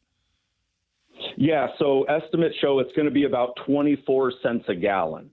Wow. So, which is a significant amount on top of the Idaho gas tax and on top of the federal gas tax. And the double whammy is that if that were to go through, the 24 cents per gallon would go to fix Utah's roads. Mm-hmm. So, although Rob McKenna has come out in the past when Washington tried to do it, former Attorney General Rob McKenna, and he thought there's a good argument that this would be unconstitutional. Now, we've already seen Idaho kind of snap back and say, hey, wouldn't it be a shame if the Great Salt Lake didn't have as much water as it normally has? Because the water that goes into the Great Salt Lake comes from Idaho. So we're all dependent on each other here for natural resources and things like that. But definitely the discussion has been amplified due to this Utah proposal. There is, in the back of my mind, the funny part about this conversation is that while those of us who live in Washington, we look at Idaho and we say, man, we would kill for those gas prices. They're at $2.96 the last time I checked, which people need to be reminded. Yeah, that's cheaper, dramatically cheaper than Washington State, which is at $4.16, I believe. But $2.96 is higher than the national average. Idaho is actually expensive for gas as well. Utah is cheaper. Yeah, and I mean, it's still a lot. Well, I remember, obviously, I'm aging, but I remember when gas was $1 a gallon or $2 a gallon, or even somewhat recently, was down in the low twos. Mm-hmm. And, all of these artificial costs, like you've seen in Washington, right, with the carbon tax and the high gas taxes, everything just seems to be going up, especially in these western states. So, California just has basically said that 2 refineries are closing due to costs and environmental regulations. So due to these policies, we're starting to see gas prices shoot up, all across the western United States. Is there any reason to have hope? Maybe with Idaho versus Utah, but if you look at Washington State, we're still number 3 in the nation behind California and Hawaii. Every once in a while, we'll get to that number 2 spot. And, once in a blue moon, we get to the number 1 spot. But at $4.16, and that's the average across the state. So for folks who are thinking, hey, I just paid a lot more than that in Seattle. Yeah, I know. We're talking about in other parts of the state as well. Do we think that we're going to see any relief here? That's hard to say. What I would probably say is you'll find, in Washington State and in other western states, right, you've reported before about the road usage charge, or the VMT tax, the tax by mile. I would probably think that, public officials will start going, hey, we know gas is expensive. Why don't we do this little, tax by mile setup? But unfortunately, I think that would also then get abused and they'd start raising the rate on that. So I don't know if there's any relief here in the near future. I mean, I hope that, we can continue to actually start building in the United States again. That includes refineries. It includes energy, all of those things that we need to conduct daily life at a reasonable cost. Hopefully with this administration, we can see some of that get started. But as far as short-term relief, I don't see any. Yeah. And as far as Washington lawmakers are concerned, they don't seem, if anything, pay by the mile plus a gas tax plus some other usage tax, I'm sure. I mean, it is quite obvious what it is they want to do and why they want to do it. And, hey, let's put more money into EVs. I've got a story up at SeattleRed.com just about a week ago, 12 million on 14 EV charging stations. I think overall it would be a little under 100 actual chargers for EVs. That's not even going to make a small dent in the crisis that we have. No, I read that story, and that was a great piece. I never heard of a government policy to subsidize gas stations. Yeah. I mean, instead gas stations sprung up. There was a demand and it's met. And now, gas stations are fairly ubiquitous. You can find them fairly easily. Instead, what we have here is another government program to try to force this technology when, the consumer and the drivers and families, they aren't picking it up like politicians wanted. Yeah. And by the way, if the technology was good, to your point about gas stations, people would want the cars. The tech just doesn't exist yet. And I hope that changes. It's not like I'm in love with gasoline. I would love to get rid of gasoline and get anything that is as good, if not better, and cheaper for all of us. But we don't have that technology, and the infrastructure doesn't exist to the point that it would make a difference in anyone's commute. Again, we've been talking with Bob Pishew. He's with the Mountain States Policy Center. His op-ed on both of these stories, actually, up at SeattleRed.com. Bob, as always, thank you so much for stopping by. Yeah, thanks a lot, Jason. Of course. You're listening to the Jason Rantz Show. Our local tax expert and advocate, Greg Nunn, understands the pressure that comes from owing money to the IRS. Don't let that pressure build. Call Nunn Better Tax Resolution. Google NUNN. Nunn Better Tax Resolution. When we come back, the Idaho House backed a sweeping trans bathroom ban bill, plus a new poll finds an unusually high number of adults who identify as LGBTQIA2S++. It's nonsense. We'll explain why and how when we come back on The Jason Rantz Show. Every season is a little bit different here in Washington, but I'll tell you what, the amount of rain never seems to change in the winter, and we have sure gotten a ton of it this season. All that rain, all that water, it's all got to go somewhere. And if it makes its way into your crawl space, that's when it can create all sorts of problems, including real structural damage, which could really affect your home. But more importantly, for the health of your family, the water in that crawl space could create toxic mold, and that has serious health repercussions. Thankfully, we have Crawl Pros. They can come in and keep your crawl space dry, install a sump pump and drainage, and reroute that water back out and away from your home. They'll also take care of any mold that may have been created. Don't take the risk. It's too important. The best way to learn if you have any water is to ask Crawl Pros to visit your home and inspect your crawl space for free. Crawl Pros will go where you don't want to. So if you're worried about water damage, mold, insulation issues, or anything else related to your crawl space or attic, call Crawl Pros or visit crawlpros.com. Wesley is a truck driver. I drive a truck and I love what I do. A truck driver with IRS troubles. They told me I owed them $43,000. It got really bad. Quite a few letters in the mail. They were talking about wage garnishment, coming after my house, my car. Yeah, they don't play around. I seriously thought that I was going to lose everything. One sleepless night, Wesley finally made a call to Optima Tax Relief at 2 a.m. Kind of figured I'd get a machine, but I didn't. I actually got to talk to an actual person in the middle of the night. He found just what he was looking for. Oh, they were great people. You need a team of people that know what they're doing. Optima Tax, they know what they're doing. Optima Tax Relief came through with flying colors. I saved an incredible amount of money. Happy don't even come close. I was absolutely overjoyed. Take Wesley's advice. If you're in any kind of trouble with the IRS, call Optima Tax Relief. Don't trust anybody else. Call Optima for a free consultation. Call 800-343-6460. 800-343-6460. 800-343-6460. Optima Tax Relief. Some restrictions apply. For complete details, please visit OptimaTaxRelief.com. With the new IHOP value menu, $6 is all it takes to go to your happy place, where stacks of pancakes with bacon and eggs are just $6 every day. French toast, sausage, and eggs are, you guessed it, $6. And fluffy omelets come with a side of pancakes and only cost $6. Go to your happy plates every day at IHOP. $7 in some locations. Available every day for a limited time at participating restaurants in the U.S. Hours may vary. No substitutions. Not valid with other discounts or promotions. Prices may vary.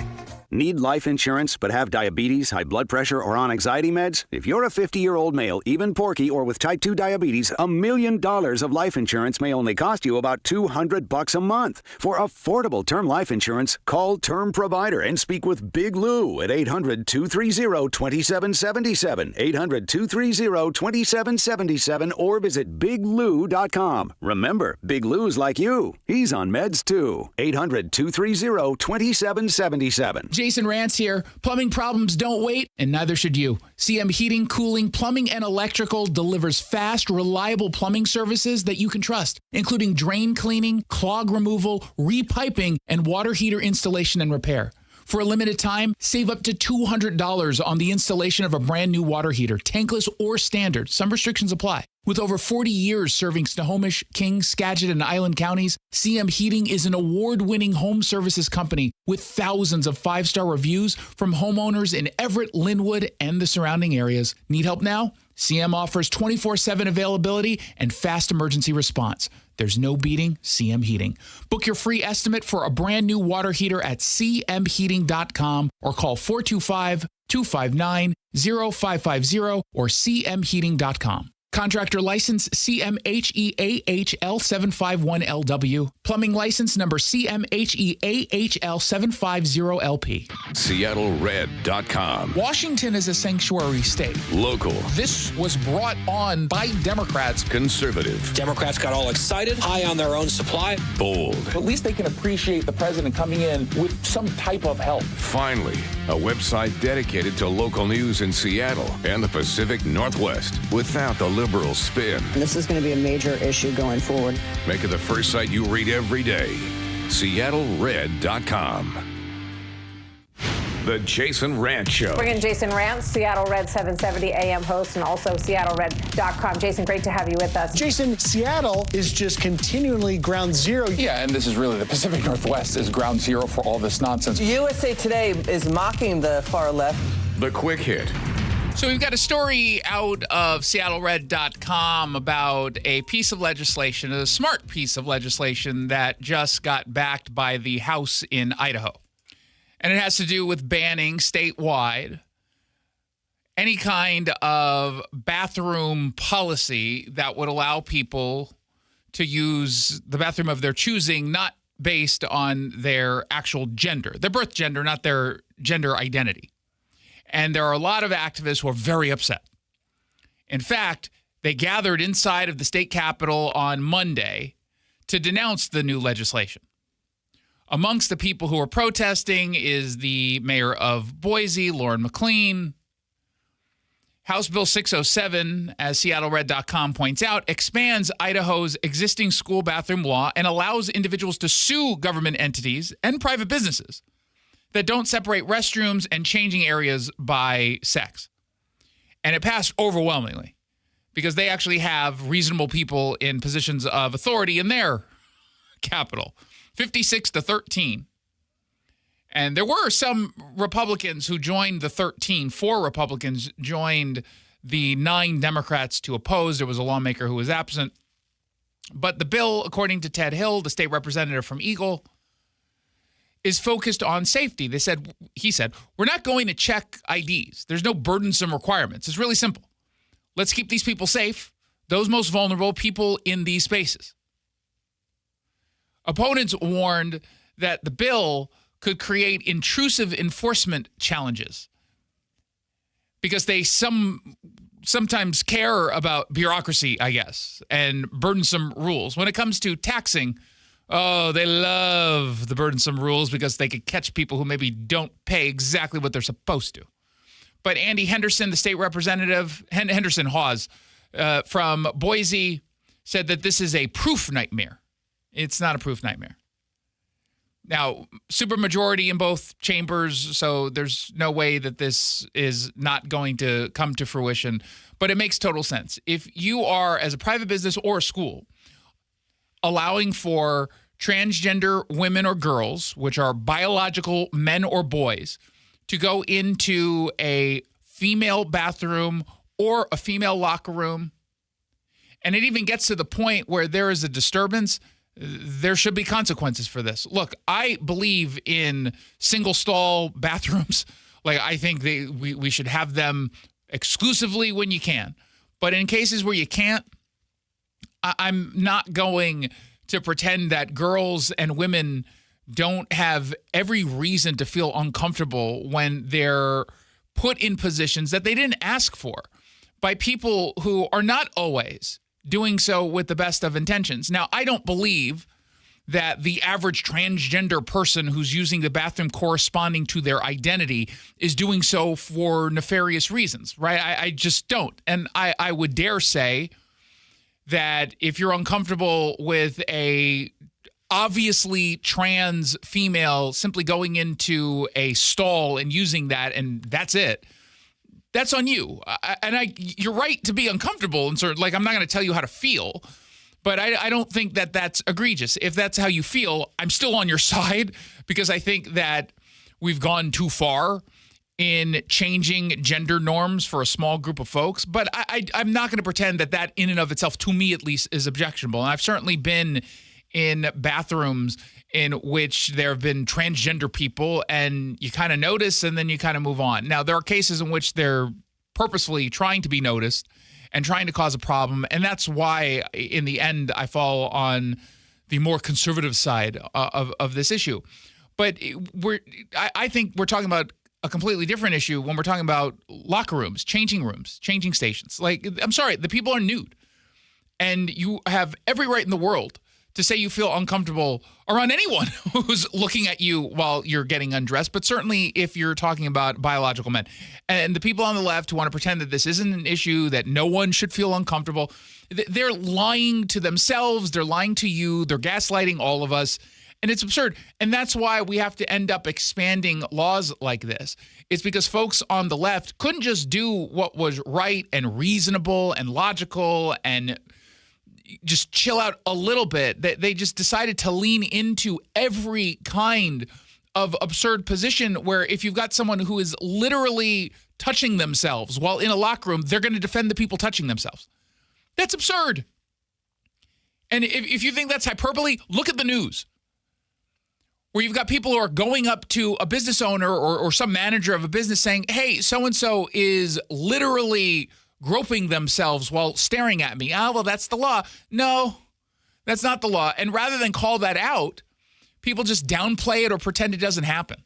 It does happen. It's not the majority by a stretch, right? It's just not. But it is happening. And when it does, it seems to me like we should be able to call it all out. Now, there was a story over at Fox News about a new poll finding 9% of adults identify as LGBTQ2IAS++, which is about triple the amount recorded in 2012. This was a phone survey that was done last year of 13,000 adults. This is according to Gallup.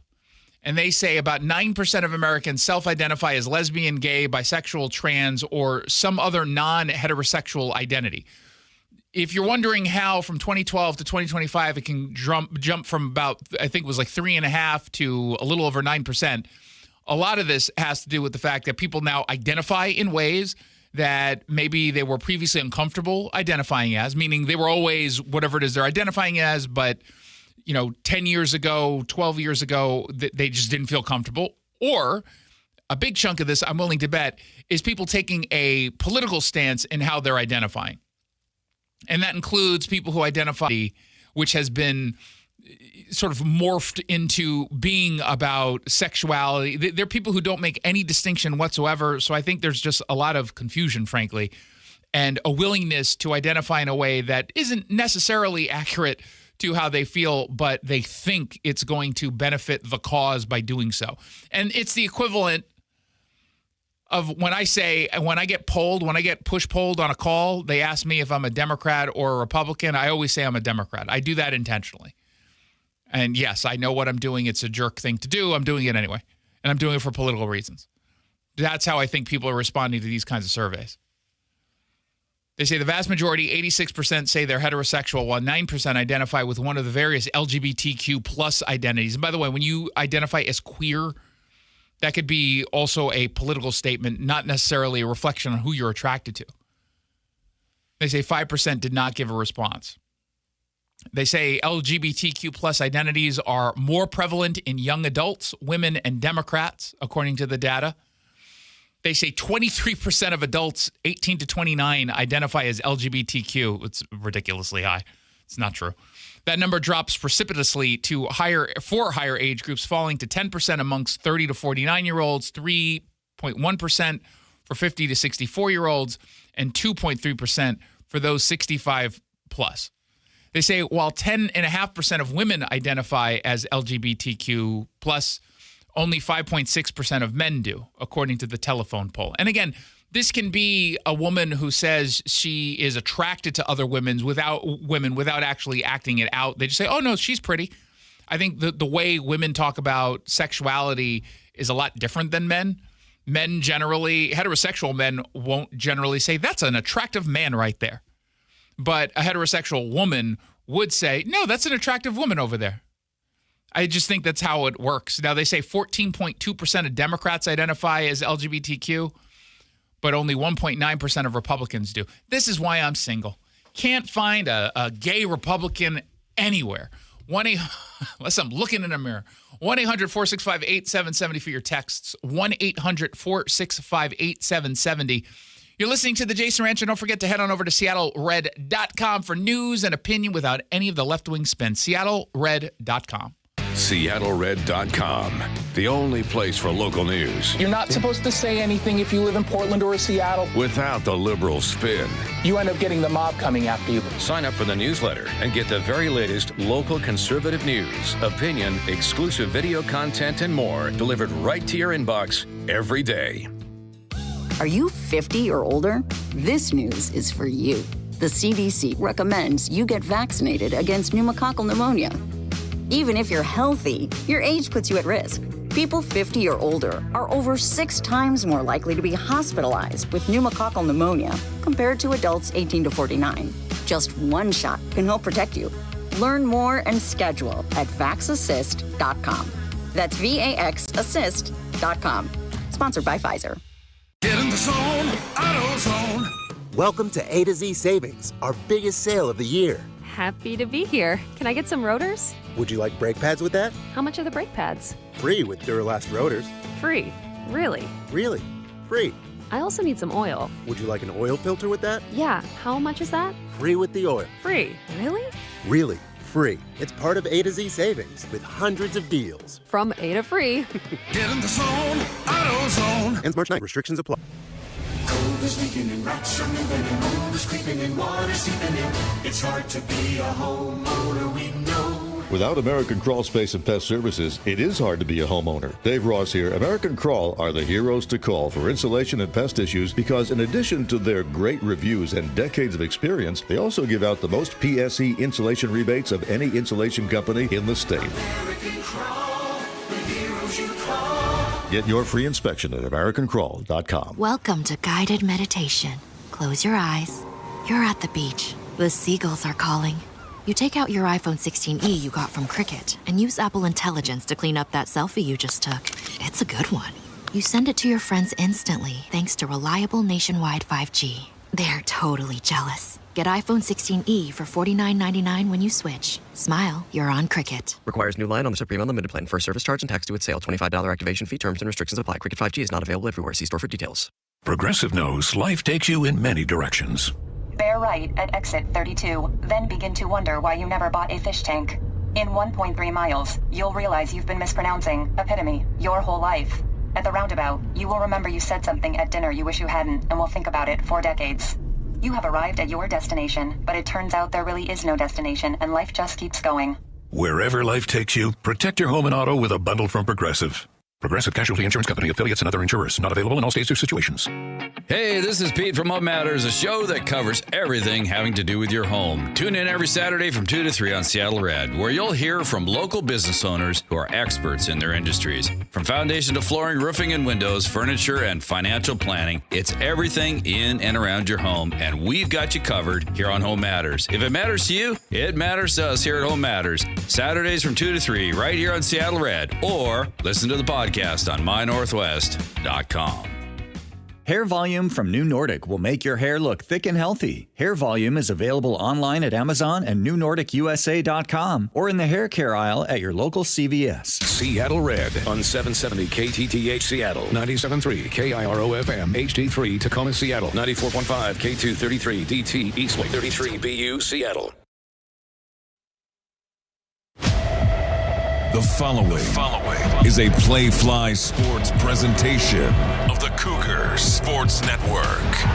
Washington State basketball is on the air with the Coors Light Cougar Courtside Show. Takes the pass, left wing three, takes it, and makes it. Oh, another big three is needed. It's Reeve Avers who delivers again.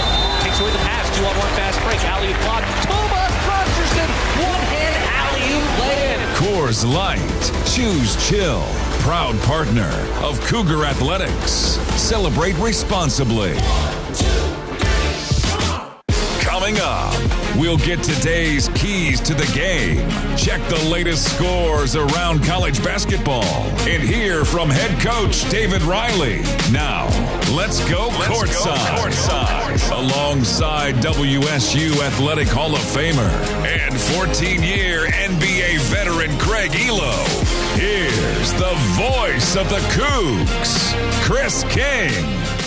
Good evening and welcome into Beasley Coliseum for Washington State Cougars basketball. The Cougs back in action after an 8-day break. Washington State hosting the Pacific Tigers here at home tonight. The Cougs enter this game 11-16 on the year, 6-8 in conference play. Pacific 17-11 overall this season and 8-7 in the WCC. They are in fourth place in the conference. There was that break for the Cougs, good not only physically to have that rest, but to hit the reset button a little bit as well.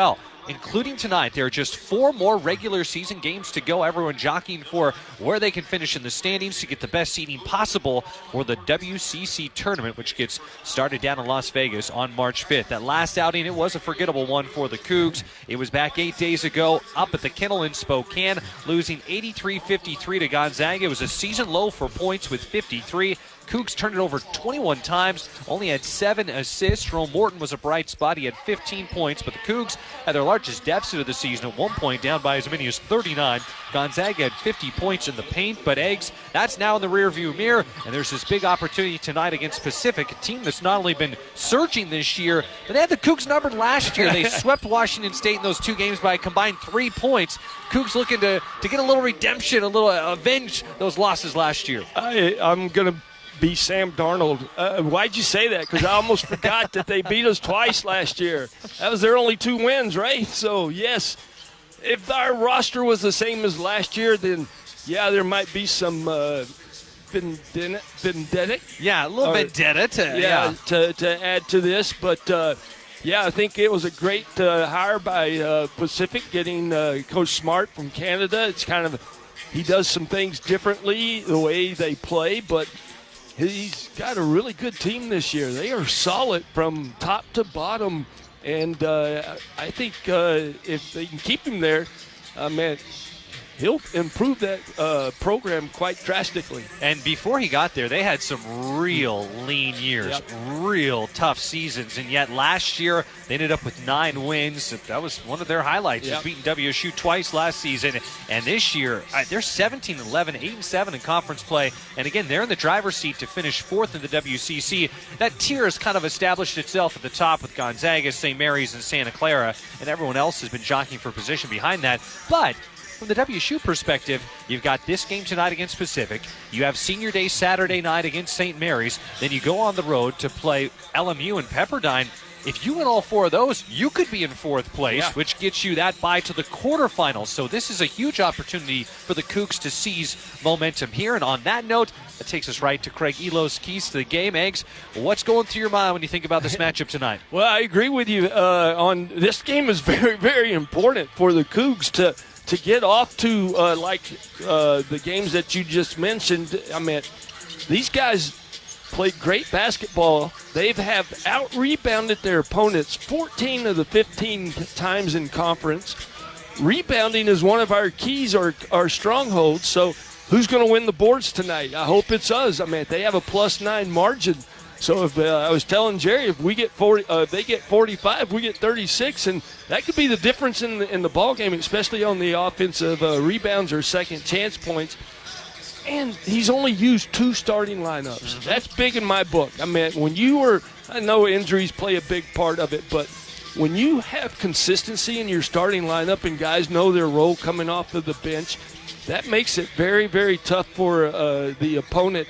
And they just get that they know their minutes, they know when they're going to do this and that. So I think that's one of the biggest things is that he's only used 2 starting lineups. And we can't, well, Coach, this is my bonus one. Coach Rowley loves saying that we love to play fast. They are 12-0 when they outscore the opponents in fast break points. So maybe we slow them down a little bit tonight and see. But the good news is we got Tomas coming back. Yes, and we will get to that with David Riley coming up, but some exciting news. Tomas Thrasserson, who's been out hurt since that game on December 30th against Seattle U, set to come back here tonight. We've got more as we get you all set for tonight's matchup. Cougs hosting Pacific. When we return, we'll have our opposing team spotlight, and we'll hand things off to Austin Samuels. He'll have a scoreboard update and a look at the standings. We'll sit down and get the pregame thoughts of the head coach of the Cougs, David Riley. And, of course, the starting lineups and tip-off, all here from Beasley Coliseum, Washington State hosting Pacific. This is Cougar Basketball on the Cougar Sports Network. Hi, this is Kate Bice, co-owner of Allegra Image 360 on Main Street in Moscow, the one-stop shop for your printing, signage, and marketing needs. After all the nasty winter weather, are your signs looking a little worse for the wear? We can design and install vinyl lettering, standalone signs, banners, graphics, and more. Stop by our Moscow office and see how our talented team at Allegra can help your business look its best for the spring sunshine.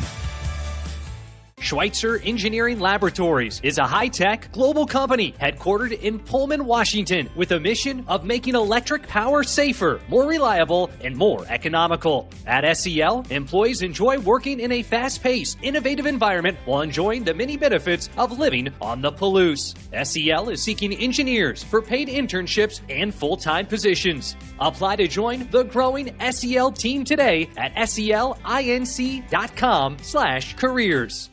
Be a part of all the excitement at Beasley Coliseum this year. Come cheer on the Washington State Cougars men's and women's basketball teams as they host the likes of Gonzaga, St. Mary's, and Oregon State in conference play this season. Don't miss out on all the action. Grab your tickets to upcoming WSU basketball games today at WSUCougars.com/tix. Again, that's WSUCougars.com/TIX. See you at Beasley Coliseum.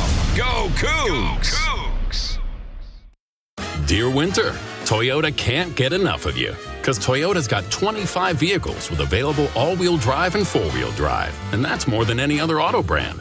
From the versatile RAV4 to the svelte Crown, the sleek Camry all-wheel drive, the Corolla Hybrid all-wheel drive, the rugged Tacoma, the tenacious Tundra, and the spacious Grand Highlander with all-wheel drive to keep you and yours safe. Hey, you bring the action, we'll bring the traction. Toyota, let's go places. Based on manufacturer's websites as of 10/20/25.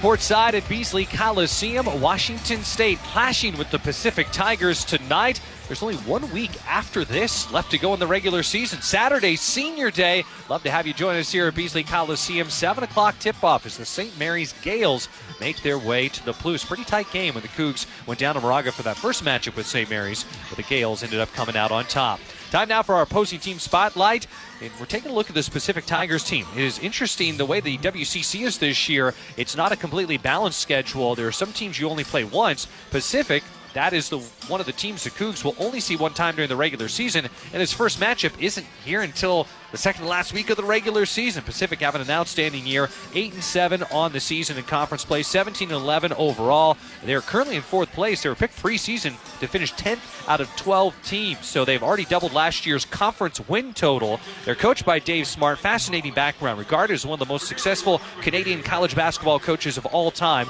Came to Pacific after being an assistant coach at Texas Tech, won 650-plus games in 18 years as the head coach at Carleton University in Ottawa, and they've got a Canadian flavor to this team. There are 6 Canada natives on the roster. They've been great at rebounding this year, 11th in the nation in rebounding margin, +9. Eggs mentioned it in the prior segment. They've out-rebounded their opposition in 14 of the 15 conference games. They also struggle with turnovers, which has been a weakness for the Cougs.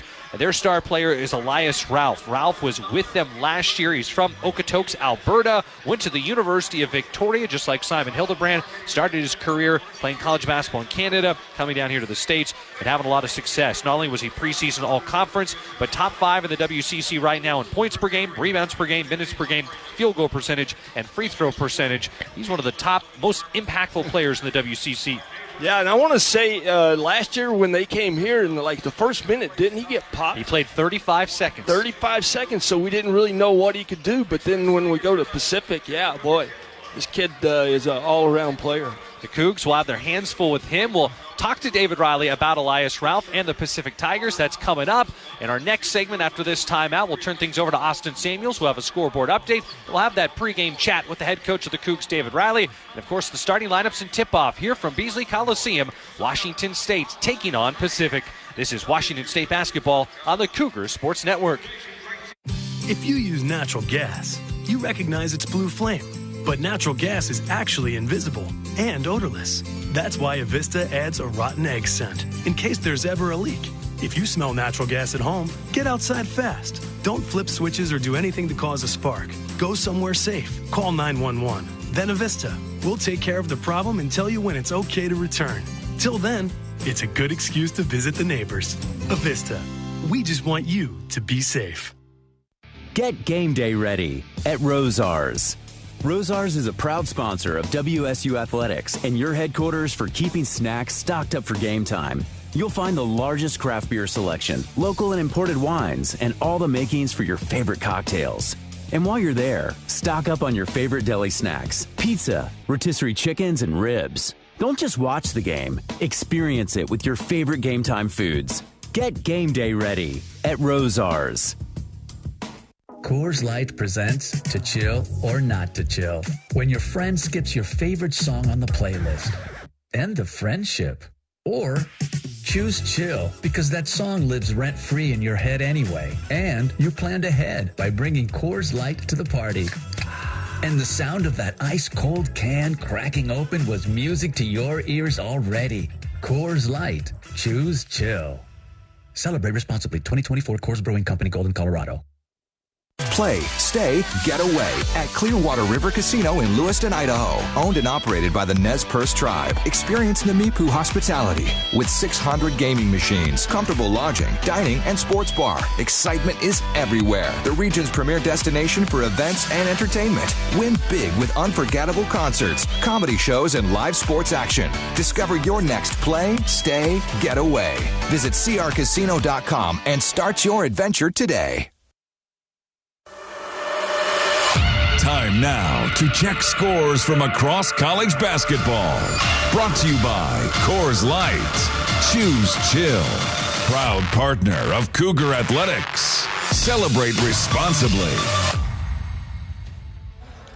Welcome you back to the Coors Light Cougar Courtside Show. Washington State and Pacific about to collide here in Beasley Coliseum. The Cougs looking to put an end to a 3-game losing streak here tonight on their home floor. Austin Samuels with you for a scoreboard update. First of all, the Washington State women not in action tonight. They'll play tomorrow. They'll make the short road trip up north to Spokane to take on Gonzaga at 6 o'clock Pacific time tomorrow night. 3 games going on in the WCC this evening outside of Pullman. St. Mary's looking for their 5th straight win. That's the Cougs' next opponent. They'll play them Saturday. They're facing Seattle U on the road tonight in Climate Pledge Arena. That one just got going a minute into the game. Seattle U, the Redhawks lead 1-0 against St. Mary's. Portland and Pepperdine will collide tonight from the Childs Center in Portland. The Pilots are currently a game behind WSU in the WCC standings coming into tonight. Tip-off there is set for 7 p.m. Pacific time. The 11th ranked Gonzaga Bulldogs, they're hunting their 4th straight win since that road stumble to Portland. They're in San Francisco tonight to take on the Dons. Graham Ike was just named West Coast Conference Player of the Week last week. He has put up 20-plus points in 7 consecutive games coming into tonight.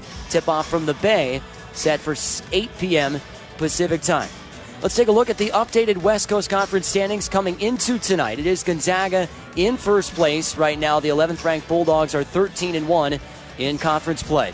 Right behind them, Santa Clara 13-2 in WCC play. They're in second place. St. Mary's, the Gales, in third at 12-2 in league play. Then it's the Cougs' opponent here tonight, the Pacific Tigers, 8-7 in conference play, 17-11 overall. They sit a game up in fourth place. A two-way tie for fifth between Oregon State and the San Francisco Dons at 7-8 in league play. Then it's the Cougs, right now sitting in seventh place in the WCC, 6-8 in conference play, 11-16 overall. If the Cougs could win tonight on their home floor, it would jump them into that tie for fifth place and also bring Pacific a little bit closer. They would just be a half a game behind the Pacific Tigers. Behind Washington State, it's Portland and Seattle U tied for 8th place, 5-9 in league play. San Diego in 9th at 5-10, and then Loyola Marymount and Pepperdine, the two at the bottom of the standings, 4-11 and 2-12, respectively, in conference play. Washington State and Pacific coming your way in just about 15 minutes from Beasley Coliseum in Pullman. When we come back, our Chris King will be joined by the head coach of the Cougs, David Riley, to break down this matchup after this. You're listening to Washington State basketball on the Cougar Sports Network. Okay, text from the wedding planner. She's talking about a cake pop mural. Ah, exciting. Ooh, it's $8,000. Oh. I don't know, we're trying to save for a house. Well, you only get married once. Or twice. 3 times tops. There's a lot of bad money advice out there. For knowledge you can trust, come to Gisa Credit Union. Whether it's saving for the wedding or everything that comes after, we can help get you where you want to be. Find a healthier approach to money at Gisa. Dear Winter, Toyota can't get enough of you. Because Toyota's got 25 vehicles with available all-wheel drive and four-wheel drive. And that's more than any other auto brand. From the versatile RAV4 to the svelte Crown, the sleek Camry all-wheel drive, the Corolla Hybrid all-wheel drive, the rugged Tacoma, the tenacious Tundra, and the spacious Grand Highlander with all-wheel drive to keep you and yours safe. Hey, you bring the action, we'll bring the traction. Toyota, let's go places. Based on manufacturer's websites as of 10/20/25. Coors Light presents To Chill or Not to Chill. When your friend skips your favorite song on the playlist. End the friendship. Or choose chill because that song lives rent-free in your head anyway. And you planned ahead by bringing Coors Light to the party. And the sound of that ice-cold can cracking open was music to your ears already. Coors Light. Choose chill. Celebrate responsibly. 2024 Coors Brewing Company, Golden, Colorado. So after you win the guaranteed $1 million giveaway at Northern Quest, your resignation letter pretty much writes itself. But just in case, take this down. Dear boss, I just won $1 million. You, sir, are cordially invited to, then fill in the blank as appropriate. Done and done. The 25th anniversary Quest for the Million giveaway. See website for details. Northern Quest, 25 years bold. Time to learn about the cold, hard facts for today's game with head coach David Riley. Presented by Coors Light. Choose chill. Proud partner of Cougar Athletics. Celebrate responsibly. Now, with David Riley, here's Chris King.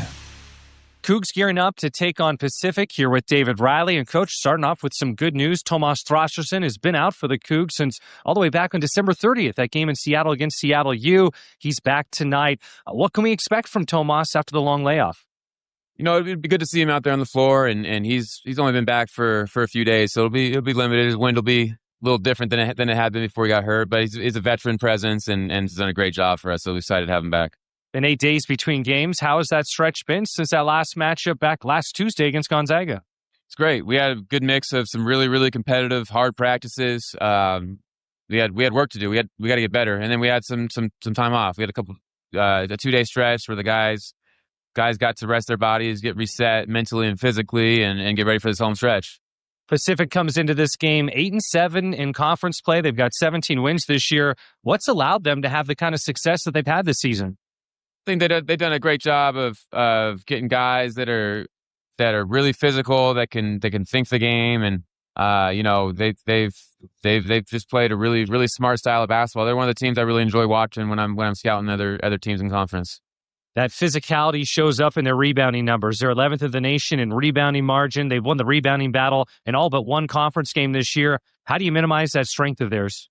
We got to hit first. It's going to be a game where we got to do our work early on the glass, and they're going to be very, very aggressive on the offensive glass. And it's a game where we got to show our physicality. Last year, you talked about how for Pacific defensively, they want to force opposing teams to attack with Plan B. They force everything with your weak hand. Is that still the case this year? Yeah. Coach Smart's been doing that since back in his Canadian days, and it's a game plan that really forces guys to play off their weak hand and make those passes that usually are a little more or less on target. They have one of the top returners in the WCC in Elias Ralph. How do you contain him tonight? We got to give him different looks. He's done a great job of being able to play on the outside versus bigger guys and take him on the perimeter, and then you put a smaller guy on him. He's got a lot of game in the post, and just a versatile player that Coach Smart's done a great job of putting him in position to score. One and only regular season matchup with Pacific. There were 2 close losses to the Tigers last year. Here tonight, this is an important one for the conference standings. What else haven't we talked about that you feel like is going to be critical for a Cougar win? Well, I think you hit it on the head with rebounding being a huge deal. We got to win the paint in general. They do a great job of attacking to the post. They got a lot of their offense is 3 out, 2 in, and so we got to make sure that we're not allowing them to win the paint. And then on the offensive side, we got to play through the paint. They really swarm that first paint touch. They'll send 2 or 3 guys to block shots, and we got to make sure we kick it out and play together on offense. Appreciate the time as always. Best of luck tonight. Go Cougs. Coug fans, don't miss a single play this season while camping on the Oregon coast, in the Sonoran Desert, or in the wilderness of Yellowstone in an RV from Valley RV Supercenter. Valley RVs can come with all the technologies you'll need so you never miss a down, wherever you are. Better yet, why not work on your pregame skills at an away game or in the Palouse, where tailgating was perfected. We're a proud Coug supporter. Come see us in Kent or at ValleyRVSupercenter.com, where journeys begin. Your audio home for all things Cougar Athletics is the Washington State Cougar Podcast Channel. Just search for Washington State Cougars on your favorite podcast platform to follow and subscribe to the official podcast home of the Cougs. Hear our original WSU Athletics podcast, plus replays from the Cougar Sports Network, including football pregame and postgame show coverage, full football game broadcast, and coaches shows. Find it all by searching for Washington State Cougars on your favorite podcast platform to start listening today. Cougs, to lead in the new Pac-12, we have to attack this together. Name, image, and likeness, NIL, is essential.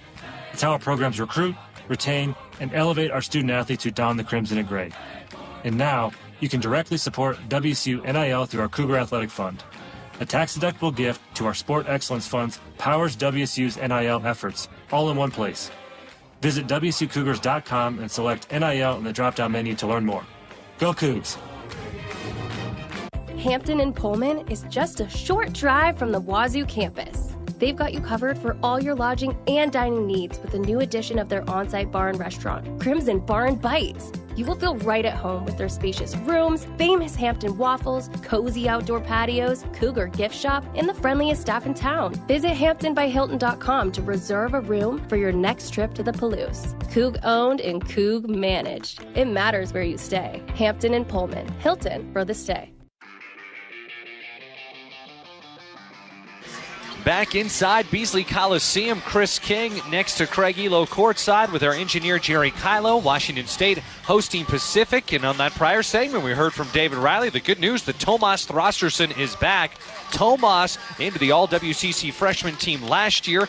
This season, averaging 9 points per game, but he missed the last 12 with a foot injury. And David Riley did mention, Eggs, that he's going to be more limited. You don't just snap your fingers after missing 12 games and you're in that same kind of shape and flow that you've been in. Yeah, especially with his injury, the stress fracture in your foot. They put you in a boot. They don't want to harm it in any way.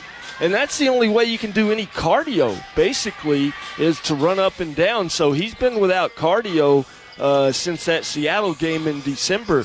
And, you know, he's been here every night on the road with the team, cheering them on. He leads by example more than he does by vocal. And the things that he does for Coach Riley, we learned in his freshman year. So, yeah, I mean, this is a hustle guy, and he can change and help us on the boards that y'all were talking about in Coach Riley's interview. Something else David Riley also mentioned, curious to get your thoughts on this, was the style of play for Pacific's defense, of just saying how that they want to take away what your strength is. They want to make you use your weak hand. How is that from the offensive perspective for WSU to deal with? Well, you got to have not only if they blitz a ball screen, you've got to have you had to simulate that in practice. So you can't make the pass by yourself, so you got to make the pass to your teammate. And so it's the second and third things that happen in your offense that will have to take place in order to beat their defense. Dave Smart, as we said, a Canadian coaching legend. He even was a coaching consultant for the NHL's Ottawa Senators. Wow. Kind of an out-of-the-box hire for Pacific last year, but he has done a gangbusters job. 17-11 this year, 8-7 in conference play. And this is Division I basketball team in the state of California. There's so much talent in that state, and yet they have 6 Canada natives on the team. That's more than they have California natives on the team. They've got BC, Alberta, and Ontario represented, but the Cougs have Manitoba represented with Simon Hildebrand. Yep, and we only have one flag flying in here, so we won't hear the Canadian national anthem. No, just you almost could sprinkle it in with how many Canadians there are between Pacific and Cougs, a little less representation. With that, we'll take a timeout. When we come back, it's time for tip-off. We'll dive into the starting lineups as well. Cougs hosting Pacific. You're listening to Washington State basketball on the Cougars Sports Network. Coors Light presents To Chill or Not to Chill. When your friend skips your favorite song on the playlist. End the friendship. Or choose chill because that song lives rent-free in your head anyway. And you planned ahead by bringing Coors Light to the party. And the sound of that ice-cold can cracking open was music to your ears already. Coors Light. Choose chill. Celebrate responsibly. 2024 Coors Brewing Company, Golden, Colorado. Look, I'm not going to tell you how to live your life, but if you're a WSU fan and you haven't switched your phone service to Cougs Mobile, you're passing up a slam dunk. Here's the deal. You get exclusive game day perks, and Cougs Mobile contributes to WSU athletics every time you pay your monthly bill. No contracts, no hidden fees, no reason to wait. Switch now to the only phone plan built for Coug fans and on the T-Mobile 5G network. Visit CougsMobile.com. I love a day on the water with friends, but my moderate to severe plaque psoriasis sometimes holds me back. Now I'm all in with clearer skin thanks to Skyrizi. Risankizumab Riza, a prescription-only 150 milligram injection for adults who are candidates for systemic or phototherapy. Teaching music is my passion, but my active psoriatic arthritis can limit me at times. Now I'm treating my joint symptoms with Skyrizi. With Skyrizi, most people with plaque psoriasis saw 90% clearer skin at 4 months. Or if you are an adult with active psoriatic arthritis, Skyrizi helps you move with less joint pain, stiffness, swelling, and fatigue. Don't use if allergic to Skyrizi. Serious allergic reactions, increased infections, or lower ability to fight them may occur. Before treatment, get checked for infections and tuberculosis. Tell your doctor about any flu-like symptoms or vaccines. There's nothing like clearer skin. There's nothing like better movement, and that means everything. Ask your doctor about Skyrizi. Visit Skyrizi.com or call 1-866-SKY-RIZZI to learn more. This is Washington State basketball on the Cougar Sports Network. Miller dish, Tomas to the basket, left-handed butter, he's got it. Cougs red hot out of the game. Today's broadcast is brought to you in part by Coors Light. Choose Chill, proud partner of Cougar Athletics. Celebrate responsibly. It's game time on the Cougar Sports Network. Now, alongside WSU Athletic Hall of Famer and 14-year NBA veteran Craig Elo, here's the voice of the Cougs, Chris King. A golden opportunity for Washington State tonight to build momentum. There's 2 weeks left to go in the regular season. 4 games left to play, including tonight. The Cougs could put together a 4-game winning streak. Right now, Washington State in the middle of the pack of the WCC. They could stumble and fall lower and potentially be one of the bottom 4 teams and have to play 6 games in 6 days to win it all in Vegas. Or they could make a big push here and get past this Pacific team, the opponent tonight who's 4th in the WCC, and end up getting a bye all the way to the quarterfinals. So much up in the air and so much that could be gained tonight as Washington State hosts Pacific. Taking a look at the starting lineups for tonight's game for the Washington State Cougars. No changes for David Riley. At starting 5 on the backcourt, Jerome Morton, joined by Ace Glass, the true freshman, averaging 16 points per game. That's 4th best in the WCC, 18th in the nation among all freshmen. Rounding out the starting 5, Reeve Vavers, who's averaged 15 points per game over his last 7. Emily Yalaho has been a bit hot and cold, had 21 in the last home game against Santa Clara, but that last game against Gonzaga, scoreless in 5 turnovers. Let's see if he can really up his game tonight, more like we're used to seeing. And rounding out the starting 5, N.D. Okafor, averaging 10 points, 5 rebounds per game. For the Pacific Tigers, they're coached by Dave Smart in his 2nd year, leading the program at Pacific. In the backcourt for Pacific, Jaden Clayton, another Canada native for this Pacific squad. That's very much a theme. He's 21st in the nation in assists per game, averaging 7 points per contest. Played the last 3 years at Maine. Talented scorer joining him in the backcourt, T.J. Wainwright. Wainwright averaging 13 points per game. He's shooting 43% from beyond the arc in WCC games. Justin Rochelin played in 37 games in 2 years at Oregon State. Cougs have played him before, averaging 9 points per contest. And then it is Isaac Jack, the senior forward from Vancouver Island, Port Alberni, British Columbia, averaging 9 points, 5 rebounds per game. And their stud, Elias Ralph, averaging 16 points, 6 rebounds per game.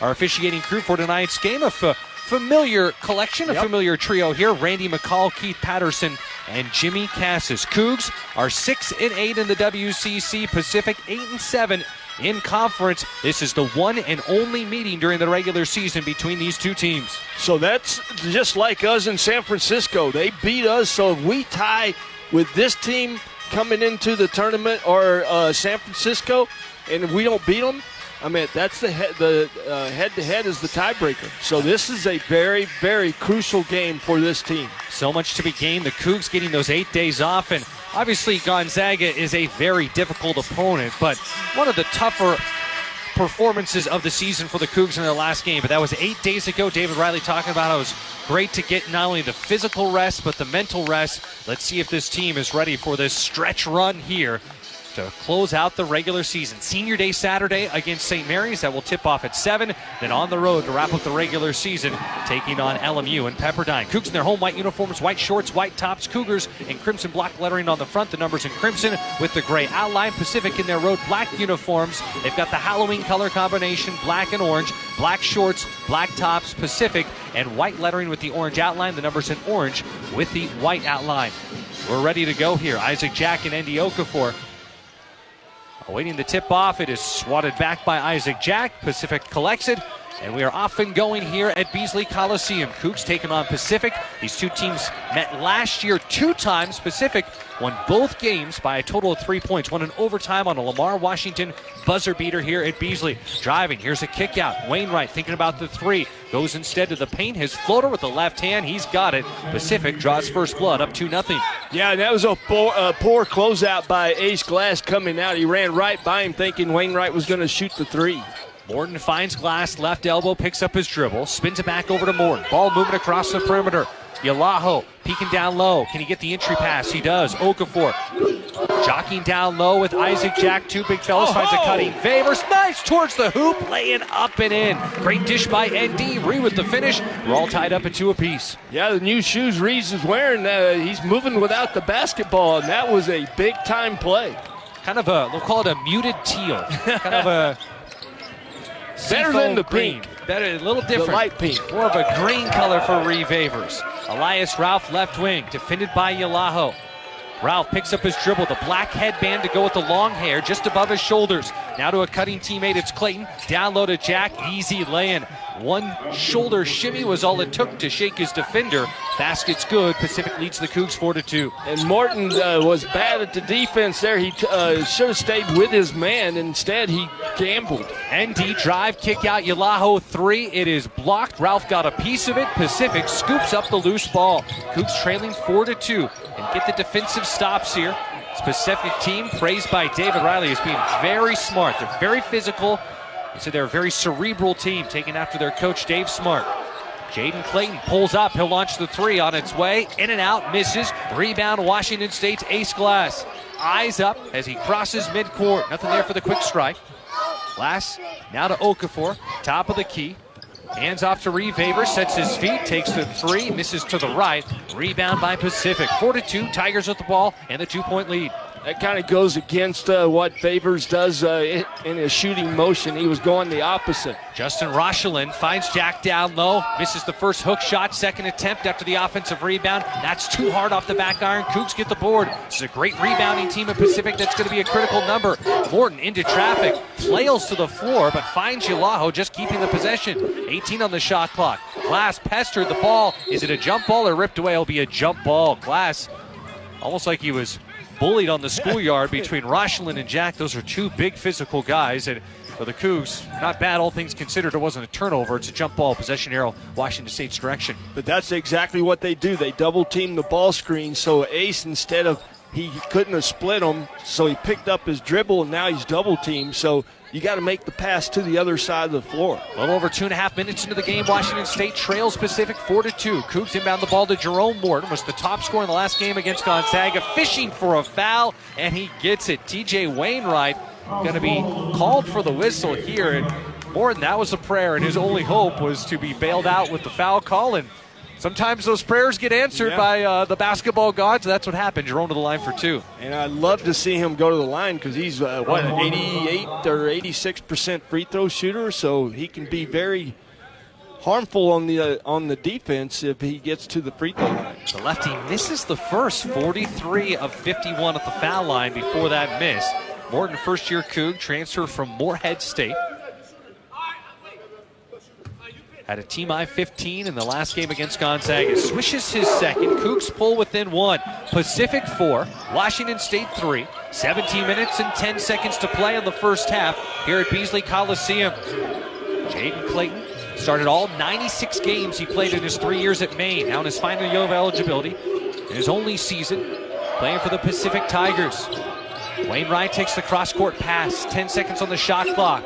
Ralph gets the dish of the Pac-12 Shield logo, trying to post up on Morton. Ball knocked away, touched out of bounds by Jack. Good defense by Jerome Morton. Cougs forced the turnover. We mentioned that in the pregame, Eggs.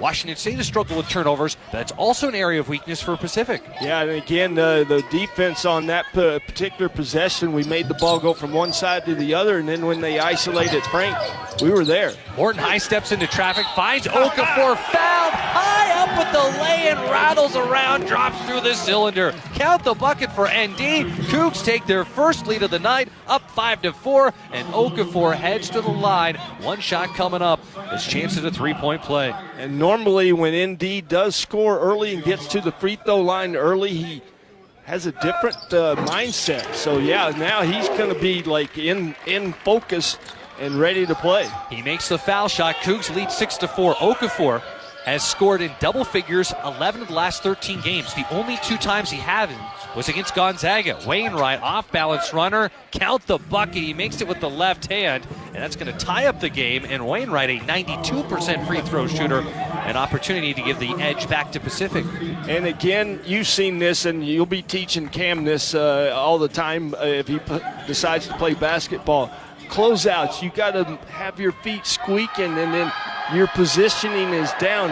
Ace comes out with his feet just running at him, and yeah, Wainwright just read that and just bumped him enough to get the foul call.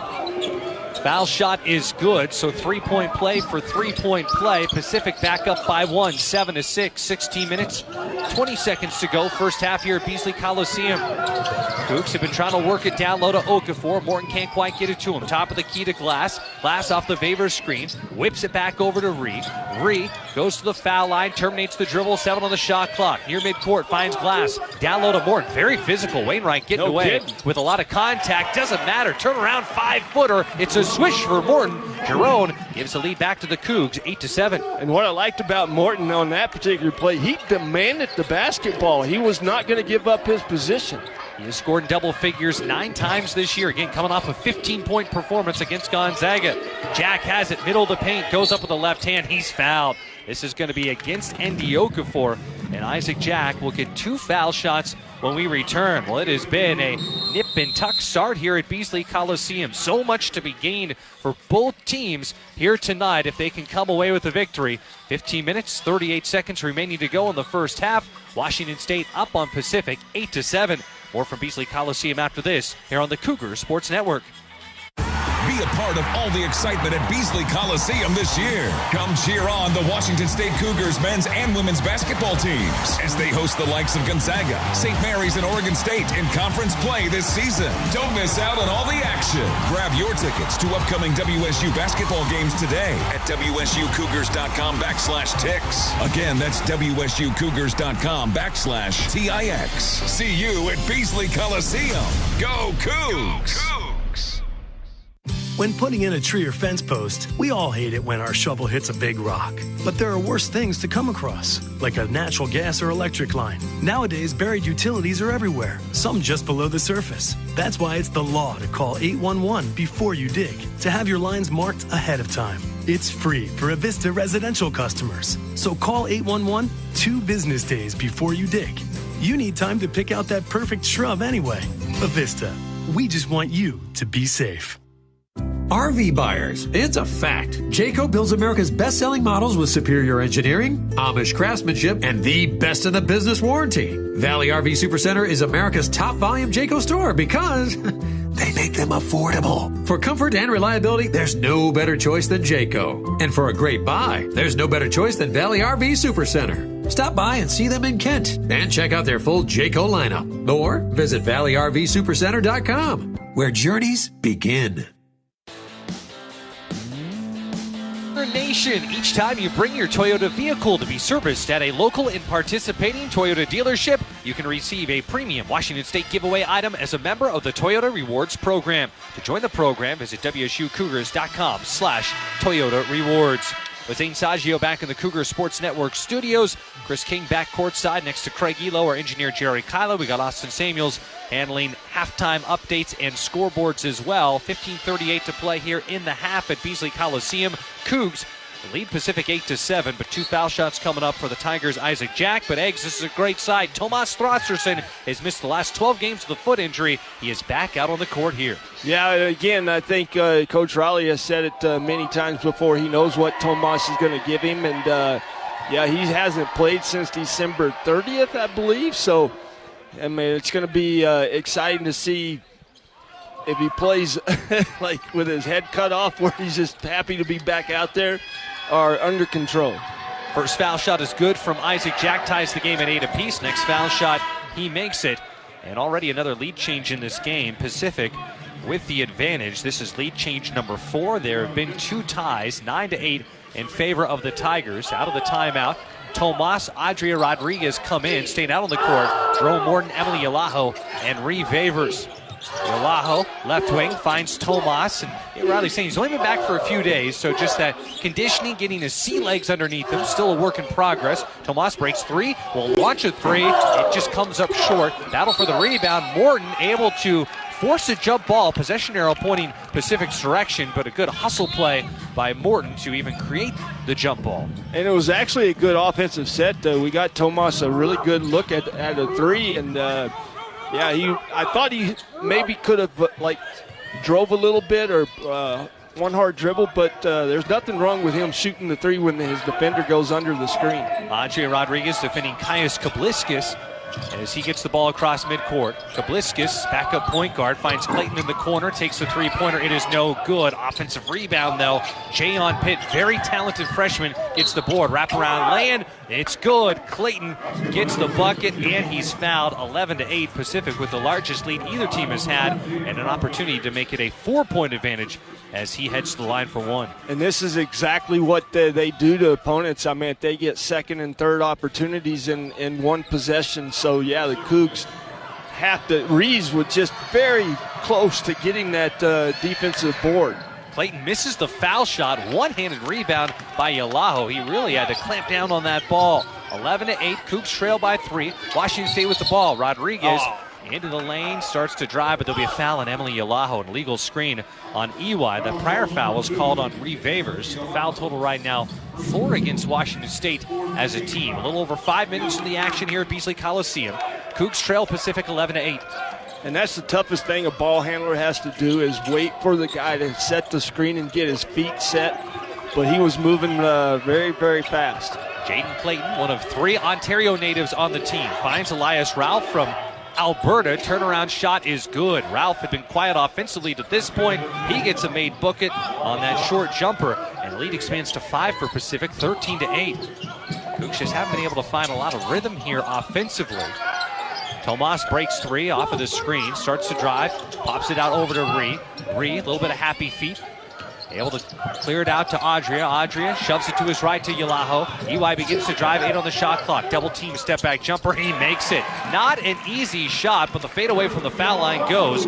Cougs pull within 3, 13-10. Yeah, that was definitely a one-on-one. He got that ball with 10 seconds left, and he had to go one-on-one with the defender. Kabliskas will try to answer back with a fadeaway of his own. He does just that. Straightaway look from 4 feet. He won a national championship at Florida last year, played sparingly. The first-year Tiger expands the lead to 5. Drive from Adria Rodriguez. There'll be a foul called. Morton hit the deck as well. We'll confirm that this is on the shot. It has to be. He continued, yes. Very good play by Adria. He heard the whistle and continued to shoot. So Rodriguez has been up and down at the foul line this year. He's made 7 of his last 11, but he's a 42% free throw shooter. Cougs down by 5. Here's the first. Rodriguez makes it, so that growing confidence, not just the success, but you can almost see that confidence radiating a little more from Andre at the foul line.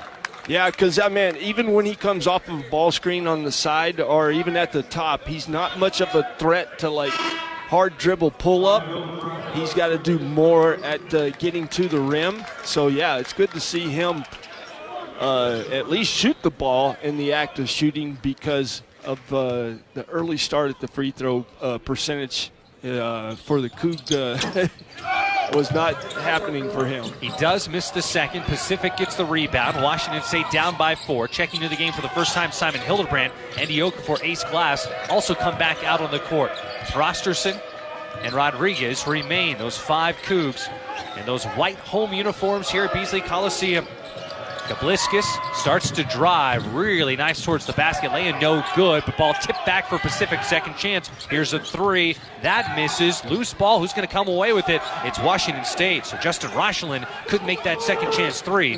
Cougs able to eliminate a third opportunity.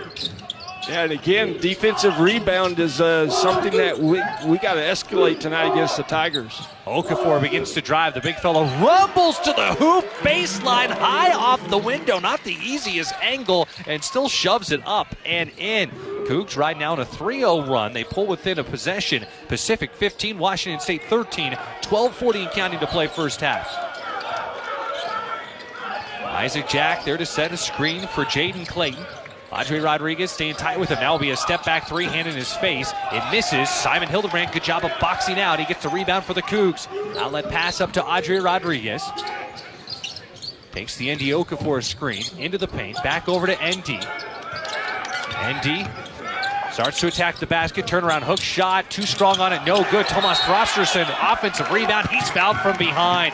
Well, that is what Tomas can do. He missed the last 12 games. Throsterson back here tonight and gets an offensive rebound against a really good rebounding team. Yeah, and that was a great play by Tomas because his defender had turned his head, and when he turned his head, he was watching ND and Jack go at it. He made the play to get the missed shot. Pacific 11th in the nation in rebounding margin. So far tonight, they're only +1 on the glass compared to Washington State. A mountain pass to the baseline. Short pass over to Okafor. Turnaround, fade away. Off target to the right. Rebound by Justin Rochelin for Pacific. And see, that's exactly what you're talking about. Well, you can see that from a mile away. Justin Rochelin was playing downhill, but so much that he was a runaway train that went right into Tomas Throsterson, and it was that forearm that shoved off. It's clear as day an offensive foul. But Pacific's defense on the possession before that on offense, they made ND not come back to his strong hand and take a tough shot fading away.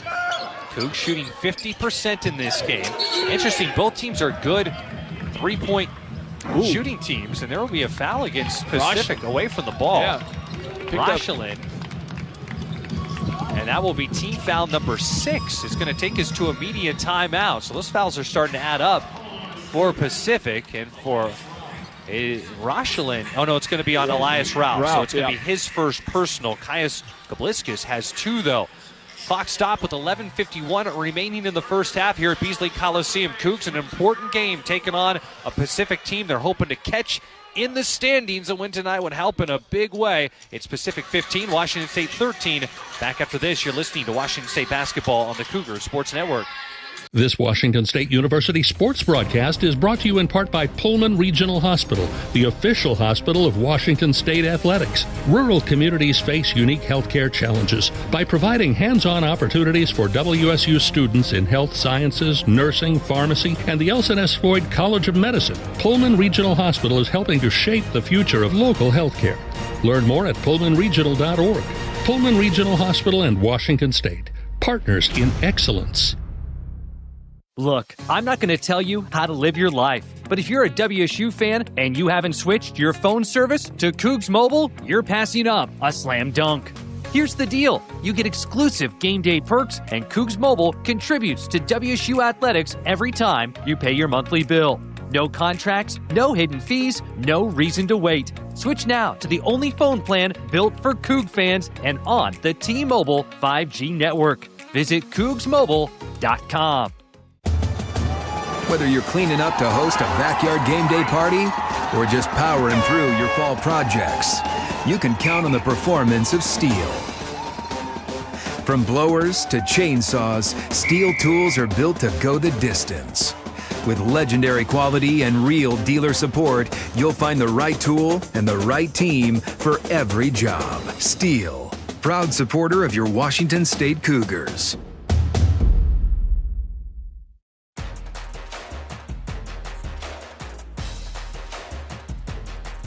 Side at Beasley Coliseum. Chris King along with Craig Elo with you. 11:51 to go in the first half. Washington State down to Pacific 15-13. Cougs with the ball ready to inbound it from the baseline. Eggs, what has impressed you most so far in this game, and what's on the top of your mind? Well, I think both teams very good defensively, and I admit that's evident in the score, 15-13. Cougs inbounds pass to ND Okafor. Rainbow lob back to midcourt to Ace Glass. Shoves it back to ND. Low post, left block. Goes up strong from the left side with the left hand. Muscles it up and in. Okafor's been the top scorer for the Cougs so far. He has 17 of the team's 15 points. It's been a 5-0 run for the Cougs to tie it up at 15 apiece. Runner, kick out, Ralph. Straightaway three attempted. He makes it. First three-pointer of the night. That tie did not last for long. Pacific 36 in the nation in three-point percentage. Gets a triple from the versatile Ralph. Here's Hildebrand trying to answer back. Three, he's fouled, count the bucket. It's Elias Ralph who fouls him. 4-point play opportunity for Simon Hildebrand. Worth noting, Simon's biggest game of his career was when he was at the University of Manitoba. He scored 41 points against the University of Victoria. You know who was on that University of Victoria team? Let me take a guess. Dave Smart. No, Elias Ralph, who fouled him right there. So from playing in a Manitoba versus Victoria College game to playing here in a Division I matchup here, Hildebrand misses the foul shot, so he tied it up at 18 apiece, unable to give the Cougs back the lead. This has been a back and forth start. 4 ties, 4 lead changes. TJ Wainwright, talented scorer, checks back in between the circles, goes to Jayon Pitt, originally an Arizona State commit, then flipped to Pacific. Drive, here's Clayton under the basket, high arcing attempt for the right block. It falls in for Pacific. 20-18, Tigers take back the advantage. Reeve Avers back out on the floor. Avers, Hildebrand, Glass, Rodriguez, and Okafor. The 5 Cougs out on the hardwood. 3 head to the scorer's table, ready to check in for David Riley. 10 on the shot clock. Glass across the perimeter. Hildebrand, catch and shoot. Open 3, takes it. He's feeling it. Simon, another 3-pointer. And the Cougs with the edge, 21-20. And it's good to see Simon have some confidence early in this game because he hasn't been shooting the ball very well. And like everybody else, you like your offense, you play better defense. Clayton goes back out into the hands of Wainwright, defended by Ace Glass. Down low, gives it to Casey Obekwe at 6'11", posting up, hook shot, right hand, no good, defended by Okafor. He comes away with the rebound, quickly clears it out to Ace Glass. 5 Tigers waiting for him as there was no chance for a quick strike bucket. Pass over to Favors, he'll launch the long 3. Whoa. It's good! 3 straight made threes for the Cougs. They've got their largest lead of the night. It's Washington State 24, Pacific 20. What in the world did they drink during that last media timeout? Whatever it is, chug some more at the next. The Cougs knocking them down on a 6-0 run. They've made their last 4 field goals. Shot clock at 12. Wainwright drives. Crafty with his left hand. Down low to Obekwe. Loses the ball. Recollects it. 5 on the shot clock. Up for the hook shot. It misses. Reeve Avers there to get the rebound for the Cougs. Washington State all the momentum right now. 9 minutes to play first half, up by 4. It's been a 6-0 run. Okafor pulls up. A one-handed shot from the foul line. Misses. Obekwe gets the board for Pacific. Well, you said Simon was feeling it, and I think ND was feeling it. That's not in his repertoire, though. One-handed, kind of a flick, if you will. Here's an entry pass, too strong. Obekwe had to go off his fingertips on the pass from Rochelin. It's a turnover for Pacific. Both teams struggle with turnovers, but at this point, it's a fairly low number. That's the 3rd for Pacific. The Cougs have turned it over just one time, and there's 8:48 to go in the first half. Yeah, and what are we, like 297th in turnover or assist to turnover ratio? Turnover margins 350th out of 361 Division I teams. Hildebrand gives it to Garrett's. Parker seeing his first minutes. Garrett's, Yalaho, Morton come in. Glass, Hildebrand remain. Yalaho drives. Here's a running left hand lay-in. It is good. There was contact, no whistle, didn't matter. Make it an 8-0 Cougar run. 26-20, Washington State on top of Pacific. Yeah, and EY's first shot was a 3, and he got it blocked, and last 2 baskets he's made, he's put the ball on the deck and attacked the defense. Washington State's top scorer, Ace Glass, hasn't even attempted a shot. Here's a 3, and it is good. Jaden Clayton, a 30% three-point shooter, aims that 8-0 run for the Cougs, cuts the Washington State lead in half. Here's a 3, trying to answer back. Glass misses it. His first attempt, it rims out. Pacific comes away with the defensive rebound. Cougs up by 3 under 8 minutes to go in the first half. Clayton defended by Parker Garretts. Clayton begins to accelerate. Bounce pass to Obekwe. Now back over to Clayton. Another 3-point attempt. He makes it. Back-to-back threes from Clayton. Seemed to be a defensive breakdown to leave him open. And in a blink of the eye, Pacific knocks the game up at 26 apiece. Yeah, he was. The defense was not supposed to come back and help on the post. Yalaho takes a 3, in and out, misses. 2 Tigers collide into each other. They had a wide open look to get that rebound, but instead they knock into each other. It was Jayon Pitt and Jaden Clayton. It will be Cougar ball. So all of a sudden, after no threes were attempted, all of a sudden they're falling for both teams left and right. They really are, and both teams, I don't think they live and die by, I mean, we have died by the 3-point, but yeah, it's good to see that we're shooting a good percentage right now. Coors Light, Mountain Cold Refreshment, choose chill. Official partner of WSU Athletics. Celebrate responsibly.